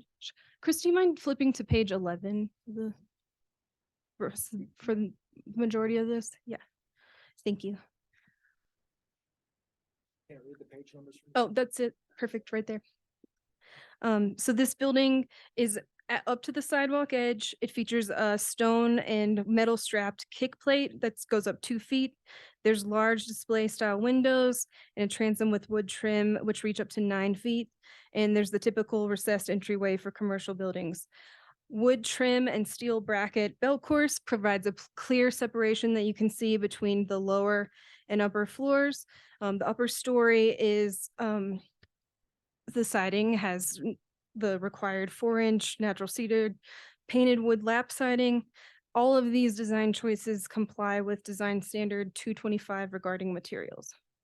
So the upper story has a typical solid to void ratio of the character area. These rectangular upper story windows, they're aligned vertically and horizontally, and they're framed with a window header shape that was seen historically in the district, all complying with design standards 95 and 223 regarding window placement. The upper cornice of the building is created with layers of wood trim and ornamented with these simple steel brackets. The front cornice extends into a gabled roof form that's typical of this district. Behind the gable is a flat roof with a sunken deck, and again, another gabled roof in the rear. So these design elements comply with priority design standards 211 and 212, which regard building and roof form. The architectural details, including all the wood trim and cornice molding, steel bracketry, serve to ornament the building. This provides a visual interest for pedestrians, but it's not overly ornamental, which is discouraged in Breckenridge's historic district. We don't want too much ornamentation on buildings. All of these combine to comply with design standard 228. So if you don't mind moving to page 13, this proposal, it does feature that sunken rooftop deck that was mentioned previously. This is for exterior food and beverage uses. The deck has been designed to be set back from Main Street and reduce the visibility of patrons. This rooftop deck does not violate any historic design standards, and there are several examples of past precedents where rooftop decks have been permitted in the district. So now that we've shown that this application is compliant with those key architectural design standards regarding commercial storefronts for the character area, I'd like to jump to page back to 11 and discuss the building width. Building width is covered in the design standards by Priority Standard 88, which states, quote, maintain the perceived width of nearby historic buildings in new construction, and also new buildings should appear to be similar in width with the historic context, end quote. So this standard is found within the general standards for new construction. Historic lots within the commercial core, these were typically platted to be 25 feet. Some were larger, some were smaller. This lot was platted at approximately 44 feet historically. The existing building on the lot is approximately 39.2 feet wide, and the proposed building is to be 39.9 feet wide. There are examples of historic buildings shown in past Sanborn maps, which have a diversity of frontage widths to the main street. So when we move on to the design guidelines that are specific to the core commercial character area, these policies, and I'll quote again, storefronts were typically 25 feet wide, although fronts of greater and lesser dimensions did occur. Historic buildings survive in widths ranging from 16 to 40 feet, end quote. So again, proposed at 39.9 feet, this building does fall within that range. There's no explicit limitation in the development code or design standards, which would limit building widths to less than 40 feet. Design standard 221 even states using the typical 25 width is encouraged, although some variation in dimension may occur. What is more clear in the standards is that there is likely an upward limitation on building width. It's 50 feet. So design standard 221 also references 50 feet, and that aggregating lots into parcels greater than 50 feet wide is discouraged. It's been raised in public comments and suggested that this proposal should decrease the building width or the perception of its width by staggering the design or redesigning the front so that all of it does not touch the sidewalk. This would fail several priority design standards, notably priority design standard number 4, which calls for respecting the historic settlement patterns and arranging buildings on a site similar to historic buildings. This would include the setbacks. It would also fail priority design standard number 5, which denotes that oddly shaped structures, and it gives an example of this, as opposed to rectilinear forms, diminish the perception of the town's grid. And it would also fail priority design standard 217, which requires the building to be in alignment with the sidewalk edge. So that's if the building were redesigned to not fully meet the sidewalk edge. So we're saying that currently it does comply with all the design standards. Other ideas that were mentioned in public comments to limit the perceived width of the building were to create a building which appears as 2 separate structures. This would fail priority design standard 99, which discourages creating buildings that would give a false or fake interpretation of the Breckenridge Historic District. No such buildings ever existed historically. So furthermore, we can see that the design for this building is already perceived in sections that reduce the visual impact of the width. It looks to be in quadrants. So the lower level windows are broken into 3 distinct groupings, and they're further divided by the recessed entry. The upper level has a centered section over the cornice, and it's framed by 2 side sections through the use of wood trim and moldings. And these design choices all work to break up the front facade from the pedestrian level, so it's not perceived as that 40 feet of width. With this analysis, staff does not have concerns about the building width and believes that it complies with the design standards. So if you don't mind going to page 16, which has a diagram of the floor areas regarding employee housing mitigation and use. Thank you. Employee housing mitigation is covered under policy 24 of the development code. It's the town's policy that any new development must mitigate at least 35% of the employee housing that it generates. So under this proposal, the project would generate 3.6 employees for retail, 2.6 employees for food and beverage, and 1.8 employees for exterior food and beverage, for a total of 8 employees. We do give credit for existing uses, and the existing building currently generates 8.1 employees. If you look at the diagram on the next page, staff does recognize that the way the layout is currently shown is probably not a realistic way that a bar would operate in Breckenridge. You would have much more commingling between that bar area and the retail space likely. In reality, it's probably not going to have this finite area. But we are recommending a condition which states that the proposed floor areas for each use and that the fees and the requirements for employee mitigation and water plant investment fees would be reassessed should those areas change in size at the building permit application. There are several ways after construction which trigger community development to reassess fees for parking, PIFs, and employee mitigation. This occurs routinely when applicants apply for a business license. We review their floor plan. If they're applying for a liquor license or tenant finish on a building permit, and also on a complaint basis. So you might recall after COVID, when enforcement of some of those exterior food and beverage areas started again, we had several applications that came in to permanently convert areas to exterior food and beverage. And that was a result of staff observance and enforcement of fines for non-compliant uses, requiring owners to update their fee schedule. Another example that we routinely go through is Lacima Mall, which is under one ownership.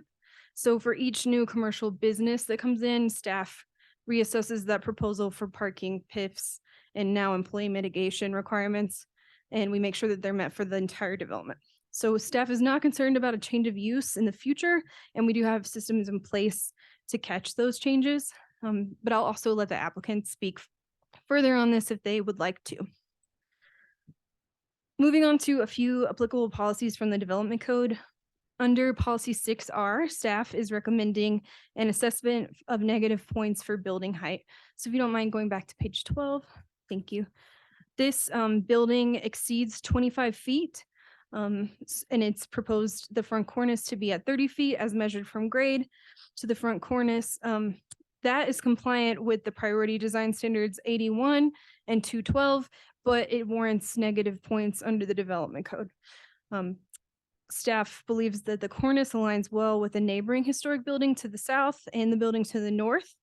And we don't have concerns regarding the height, but it is assessed negative 5 points. I would also like to discuss building placement under policy 9. So this area for commercial use allows 0-foot lot line setbacks. This project proposes 0-foot front setbacks and a nearly 0-foot setback to the north. This allows for a 3.9-foot setback on the south side and an opening on the south end of the lot. But the placement of the building, this allows for a needed French drain from the roof, and it prohibits pedestrians from going through there. It would not be for pedestrian access. The grade change on the lot, there's a large brick foundation for the rear patio, so it's not pedestrian accessible through that opening. It's not meant to be.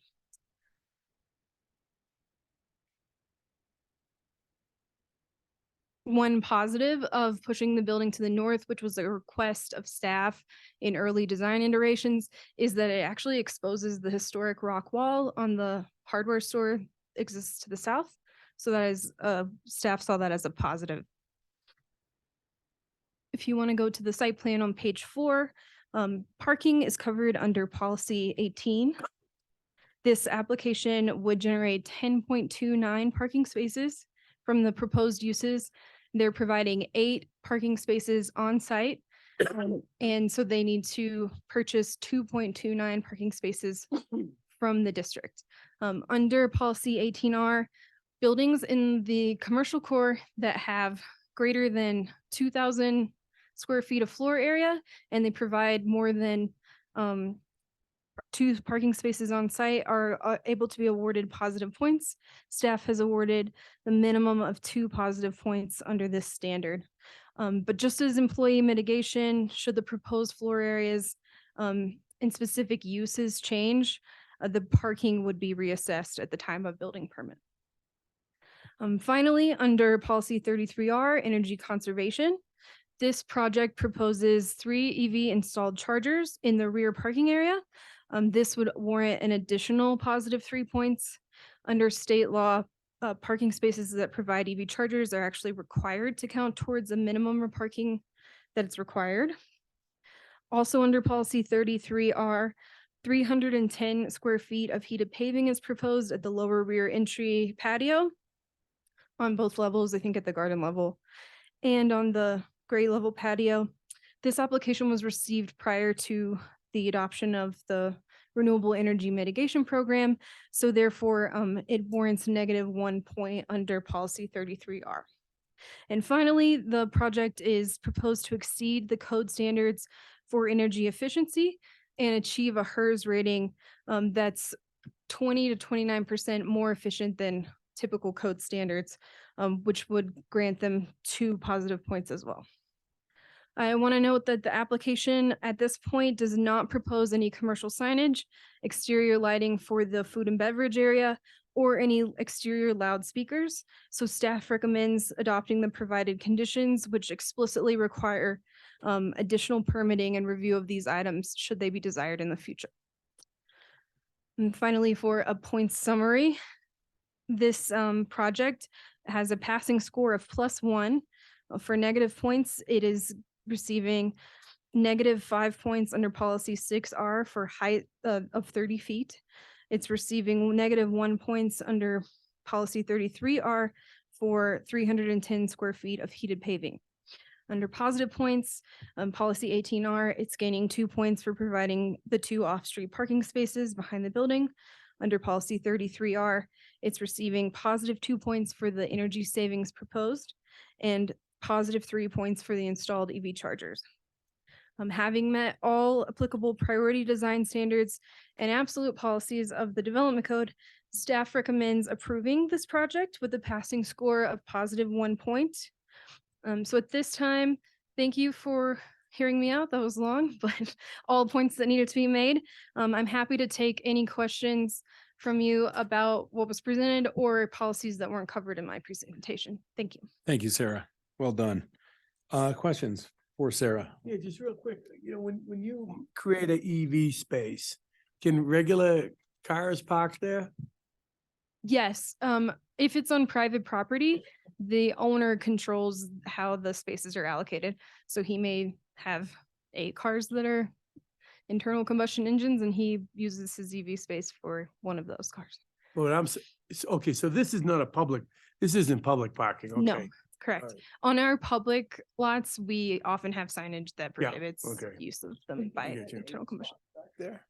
We do have room. There's a 40-foot like rear setback behind the proposed building. Yeah. And Dan, in the back. Yes, you can see on the site plan, there'll be 4 rows tandem parking.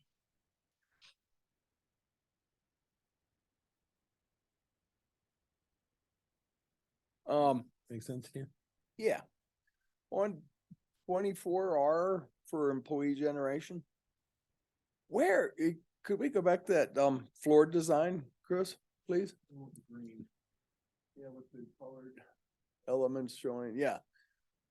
So for liquor license, are they proposing to have their liquor license cover the retail area? Allowing people to carry drinks over there? They haven't applied for a liquor license yet, but if they came in and they wanted to have a liquor license that expanded into their retail area, we would reassess their employee mitigation at that time. Okay. And then secondly, I can't tell, but with a liquor license, you have to have a defined premise. Correct. So what is defining the premise between the retail and the bar area? I might let the applicant speak more on that. I know that They don't have a tenant proposed for the building, so likely whoever decides to take over the space, if it is built, they would have their own specific plans for an internal circulation and division between the retail and bar area. I don't think there's a Yeah. definitive divider on there. You're correct. Without a tenant, we're probably going down a path, but that area is really concerning to me. So hopefully whether they were findings or conditions, I can't remember, are very, very clear that when the applicant comes in for licensing the businesses in here, that they're gonna really need to be very specific in how they're defining those areas. And if there's crossover, then it's bar. So, Do you want but to? as long as staff is comfortable that the way the Staff is comfortable at this point. I know that's that right. liquor licensing is a separate entity from community development, and we are just a sign off. Yeah. So but they would really- ensure that the application was meeting all the requirements at that time. I mean, the definition of premise does two things. It satisfies the liquor license, but even so far as the building department goes or ComDev goes, it also would define those two different uses, which one is much more intense with housing, with, employee housing and parking and water and everything else. So that's a concern to me, but it sounds like it's covered in the findings. So. Could you explain the floors? So is this directly off Main Street, this floor, the main level? No, this is the second floor. So Chris, if you don't mind going up one sheet, So the lower level is Is- is there basement or? this would be the street entry level. Okay. And it's, it would be subterranean in the rear, sort of like because of the grade change. Yeah, that slopes. Okay, but this is right off the street, and then the second floor is actually the one called the main level. Is it? It says main level I on think the it's main plans. and lower. Yes. Yeah, Yeah. I was confused. Sorry. Yes, this is actually the second floor. And how do you access the rooftop deck from the bar? So you would go through the stairwell and you could use the round stairs up and or choose the elevator. From Okay. the exterior, there are two sets of stairs up to the rooftop. Or sorry, it's kind of one set takes you to the main patio and the next set takes you to the rooftop. And where's the main patio? Sorry, patio at grade. It's not being used for any exterior food and beverage proposal. It's just the patio at grade in the rear. Is that small one, I think. Maybe if you go to page 11 and show the rear facade, it's more clear. Yeah, so there's like a couple steps up and there's a patio, and then you would take another staircase up to the rooftop deck. What's the purpose of that patio? I think it's to meet the grade change, but the architect Okay, maybe should answer that question. great. Any other questions for Sarah? Just a couple of clarifications. On the EV, to get the positive points on the EV chargers, you said that it doesn't have to be for an electric vehicle and it doesn't have to be for public use. Does it have to be like connected or in working order? Is there like, It must be installed at the time of CO or they don't get their CO. I So we- understand. Yeah, Is there any heating on the rooftop patio proposed no, currently? And do you know, what is the square footage of the indoor bar on the, I guess, the main level? I think it's 674 square feet, but let me check my tables. And that includes the bathroom Correct. and the, It includes the bathroom on the second level, the storage, and there's kind of like it would function more like a kitchen area with freezers and dishwashers behind the bar. is there a hood system being proposed? No, not at this time. There may be something at the building permit stage. Understood. Thank you. And it's not proposed as a full kitchen. It's like a bar, storage area with freezers and, dish sink. Understood. And then my last question is, could you explain, and you did a great job in the packet, but maybe just explain to me a little bit in more layman terms, the priority standard 88, where it has to do with with maintaining the perceived width of nearby historic buildings. And I think it comes out of the design review code as this is an extremely important standard that should be met. And it talks about the adjacent, whether the adjacent buildings are actually perceived narrower than the new one. And I was wondering if you could talk to that for a second. Yeah, so this is a general standard in the general standards for new construction. It talks about building width in the space of the existing historic buildings that are still existing. The diagram in that I want to point out is for a residential building. So it shows like a stagger and more of the width is recessed from the street level in that diagram. We would not hang our hats on this standard for this core area because the design standards for the core commercial character area are much more specific about the width. So this is what you're talking about, with this gets overridden by the. Exactly. But I don't think it's unsupported.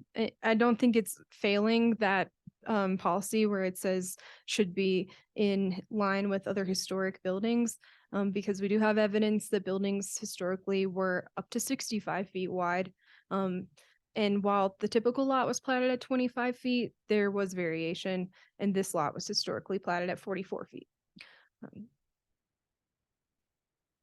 Great. And just for clarification, it's supposed to maintain perceived width with nearby historic buildings, not just any historic building, right? Correct. So we would look at the core commercial and see the variation of buildings in that area, which is more defined in the standards for that character area. But so I quoted, I think it's buildings exist that range from 16 to 40 feet. Thank you, sir. Other questions? Suzanne, do you have any questions for Sarah? Okay.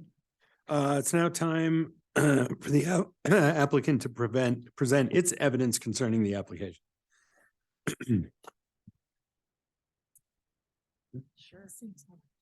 No, I just got to read. Good evening. Hello. Okay, sure. Chris, you can I can tell you or no? You want to drive? Sure, I'll drive. Okay, thank you. I'm Suzanne Allen Sabo with Allen Garrett Architecture. Okay, so how do I go? Do I scroll? That's why it's easier just to tell Chris to do it. Scroll there. Okay. Shoot the laser Really? pointer at Chris. Wait, so this one looks. Oh, I see. Okay. Awesome. Okay, so this is not what we've submitted. I'm just showing you way back in February what we submitted to Sarah and Chris. So don't really focus in on this while I'm starting my little presentation here.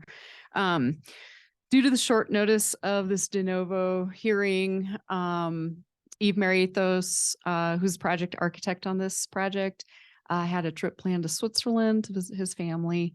And my client, Stuart Ratson, is in Argentina on a planned trip. So I'm here by myself, sorry. And I had to do a lot of research and make sure I knew everything. I hope I do. So we made numerous revisions to this building. I just kind of want to touch on just a couple of them that maybe have bearing. We've been working with planning staff and planning commission to better meet the code. We've been working on this project for multiple years. Before Sarah, we were working with Chris on this project. So, but anyway, this was our preliminary submittal in February of 23. Since then, we've made a bunch of changes, including reducing the storefront. You can see here it's much longer, it's more vertical. We raised the kick plates, raised the sills, on the windows. We reduced steel accents. We had a lot of steel accents on this preliminary proposal. We modified the parapet, and mostly we modified the back of the building. You can see here we had a very large tower that kind of supported the stairs and the elevator, which I think we've come to a really nice compromise in our latest proposal, which you have seen and is in your packet. We also modified the size of the rooftop deck, shifted it inward from the sidewalls. We had railings before on the sidewalls. We turned those and just extended the walls, sidewalls all the way up to the 42-inch height, just to kind of, make it more cohesive and look less like there is a rooftop deck up there. We also added interior layouts of retail and bar spaces. And that was per planning staff's request. Basically, what we submitted originally had blank floor plans because my client is developing this site and he didn't necessarily have a tenant. Yes, he's been talking to RMU, but he's been talking to other people. He's been talking to a restaurant. He's been talking to all kinds of people. So he just wanted to build a core and shell. So basically a core and shell is just drywall and a floor that you could add carpet or wood to in the future if you were the tenant. So that was a bit of a challenge. So we just kind of made up some floor plans kind of based on what RMU had. And and so we went from, we just made up some like program for this building because they needed that because of the employee mitigation problem.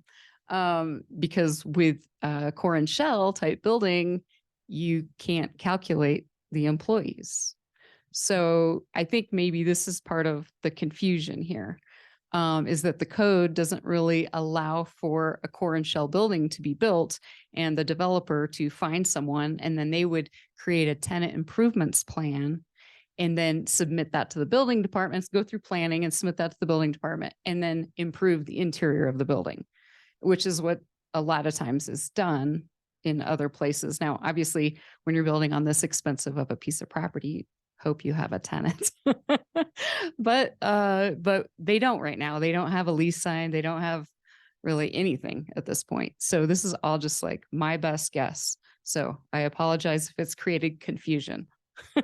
Because probably you might want the bar on the main floor, on the floor that's on the street level, which should be the main floor, and the other floor should be the upper floor. So basically this is just a placeholder. And as far as the floor plans go, and then regarding Larry Crispell's comments,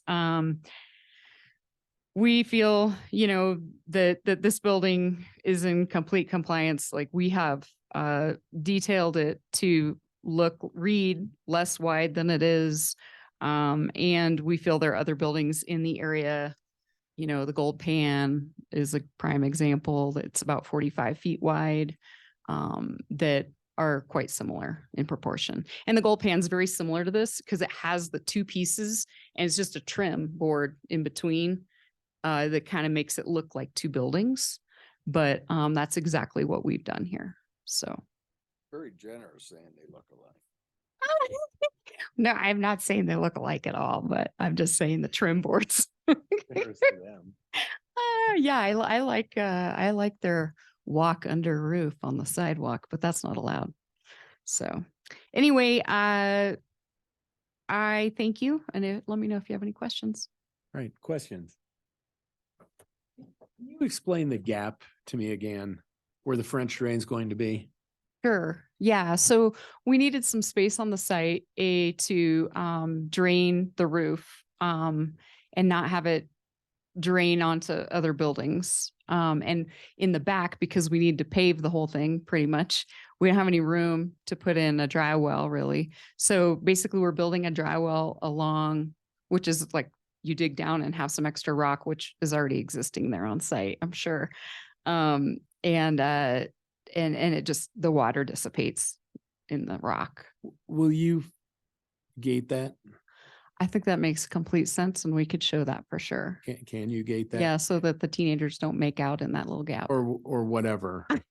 Just dead ends on Main Street. Don't- Sure, you bet. Absolutely. Any other questions? Can I Or, ask one? yeah, please. So it looked like in your original proposal, the building was like 1.5 feet, or I don't know, set back from the other two facades.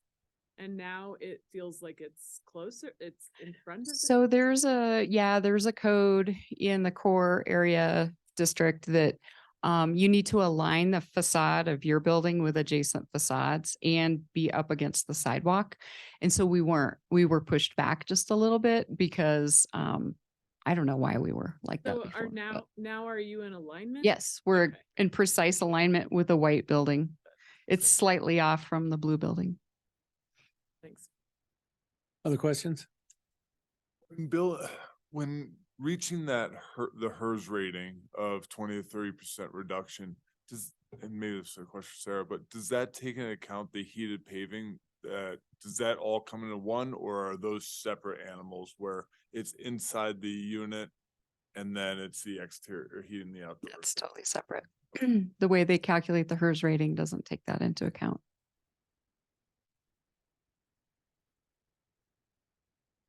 Yeah. And if you wanted to, we could actually look at that. Let me just show you that really quickly. If I can find a section. Well, basically, so you can imagine this, you walk in those front doors, you're walking back and back here is about 8 feet higher than the street was. So you're below grade. So if you come outside and come out that door, you're actually below the parking area.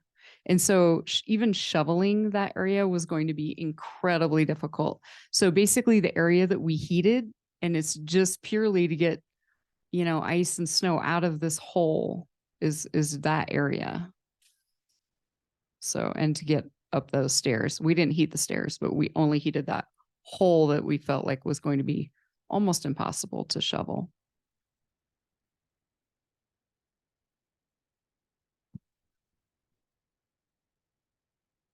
Other questions? All right. Is there any member of the public who wants to speak either in favor of or in opposition to the application? Seeing none, is there any further evidence to be offered in this matter? Does any member of the council have any questions or desire any additional information from anyone who has spoken or has presented information during this hearing? Thanks, Ed. Yeah. I just remembered one, I'm sorry. In the back where those 8 parking places are, is there any delineation? I know the neighbor to the south has some encroachment with the current situation back there. Is there any division between the parking areas back there, or could there be?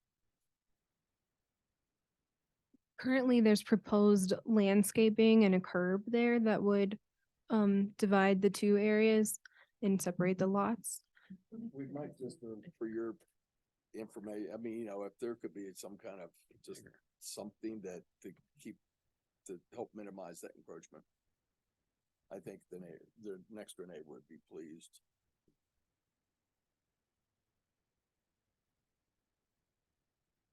What are you saying, Dick? Just in the parking area back there, just to kind of. Oh, to divide it, to kind of designate it. So that they don't end up, the next door neighbor has a patio and late night it gets used a lot. Oh.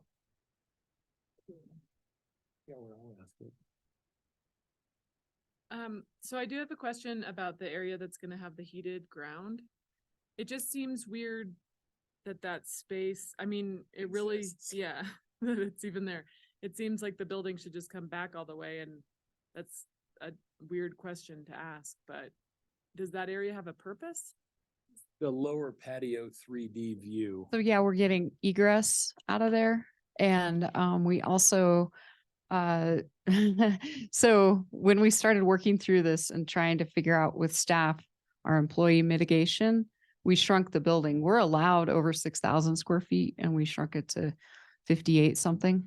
And that was part of it. We pulled away from that parking lot because I mean, my client didn't want to do the employee mitigation, doesn't even know what the building's going to be used for really. So that was part of it. But it is egress as well. And, you know, Seems weird, getting I out think. to your vehicle. Otherwise you'd have to walk all the way down the street and around or something, you know. Okay. But certainly, I think we could eliminate part of that, when you brought that up earlier, a little bit of that deck on the second level to the side of the stair. Mhm. There's a little bit of excess there, but I mean, yeah, I don't know what that would be used for, but it's very small. I mean, it's probably 10 by 8 or something. Suzanne, if he was worried about employee mitigation, just for my own knowledge, for when we're trying to make our new policies better, why not just call the whole thing retail? Why do any F&B? I mean, you know, he had, as I said, he had been talking to RMU and, you know, you guys know their model. They have a bar and they have retail. So I think that was where we initially started was, okay, let's just show a bar and retail, have it be fairly realistic. Maybe it's not fully realistic, but I mean, certainly we didn't have people guiding us in this like interior design process. So.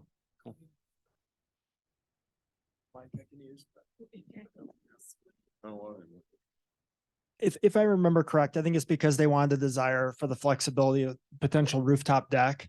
And that would require, you can only use that as an exterior food and beverage space, which does require employee mitigation. And I think that we thought it was unrealistic. They would have only a outdoor food and beverage area with no interior. And that's where some of the conversation, they had it really small. And we thought like, well, that seems completely unrealistic. And not that this one, I think this one also doesn't seem super realistic in terms of probably a programming model, but that's what's proposed. And they're trying to do kind of the shell and core. So that it was driven largely, I think, because of the rooftop deck option that they wanted. So if they redeveloped it and it was, they showed it as all retail, would they lose those 8? Because right now they're maintaining the 8 employees, right? As what they currently can have in there? They're using the full credit, yeah. So would they have lost it and then they have to buy them all back? Or does it stay with the? That's actually a good question because I mean, typically it's say like, I'll use Eric's building as an example, like where he previously had the Underworld nightclub, he paid a certain amount of PIFs and parking to have that space. Now that's not being utilized as that, but we wouldn't Get it back. we wouldn't take that from him. Like that's value added into the property. So if someone wanted to go back and have that as a bar and restaurant space or a nightclub or something, he would have credit. He's already paid in for that. This is a little bit different because we're not paying into it, but I think that's how we've treated housing mitigation to kind of, you know, be fair that what people have. Doesn't it? Well, it does make sense though.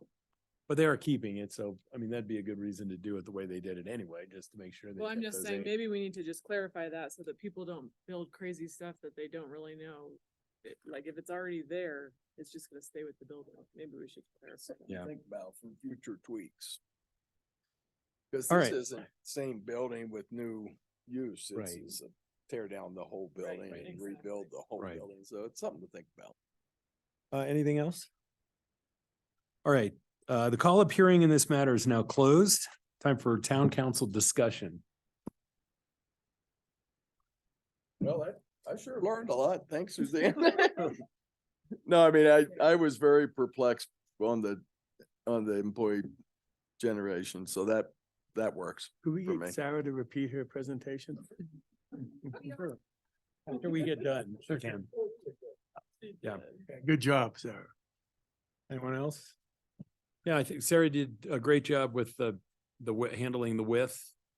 And the 24R makes sense now and the EV chargers make sense. So I'm satisfied. I am as well. Anything else? Is there a motion? I move oh God. I move the town council approve the application PL 2023-077 with conditions recommended by the staff and that the town Attorney, prepare a written decision of the application to be presented to town council at this next meeting, November 14th, 2023, to be adopted, the town council's final decision on the application. All right, there's a motion and a second. Roll call. Councilmember Owens, Yes. Councilmember Rankin, Yes. Councilmember Sade, Yes. Councilmember Bergeron, Yes. Councilmember Beckerman, Yes. Councilmember Carlton, Yes. Mayor Mamula. Yes. The application is approved and the town attorney's written decision of the application will be presented to the town council on November 14, 2023, for the town council to take action on a final written decision on the application. Record of this proceeding shall consist of, number one, pages 40 to 74 of the council's agenda packet for this meeting. 2, all documents submitted into evidence by the council. 3, all documents offered into evidence at the hearing, but not admitted, if any. 4, copies of the applicable provisions of the Development Code and other applicable town ordinance. 5, a transcript of the public hearing. And 6, such other documents as may properly be included in the record. Is there anything further on this matter? That concludes this hearing. Thank you. Thanks, Suzanne. Okay, report of the town manager and staff. Nothing. All right, report of the mayor and council, CAS and MMC. We had Mountain Towns 2030 and a CAS meeting, and it was pretty darn fun. I'll say that much. For those of you that missed it, Governor Inslee spoke at Mountain Towns 2030, and he was exceptional. I thought he was really good. And he hung out at the restaurant we went to afterwards and had everybody in stitches. He's a pretty good dude. Yeah, so it was good. He's the mayor or the governor. And he has been leading climate change stuff for a really long time. So it was really cool to hear him just riff Jeffrey style. Open space.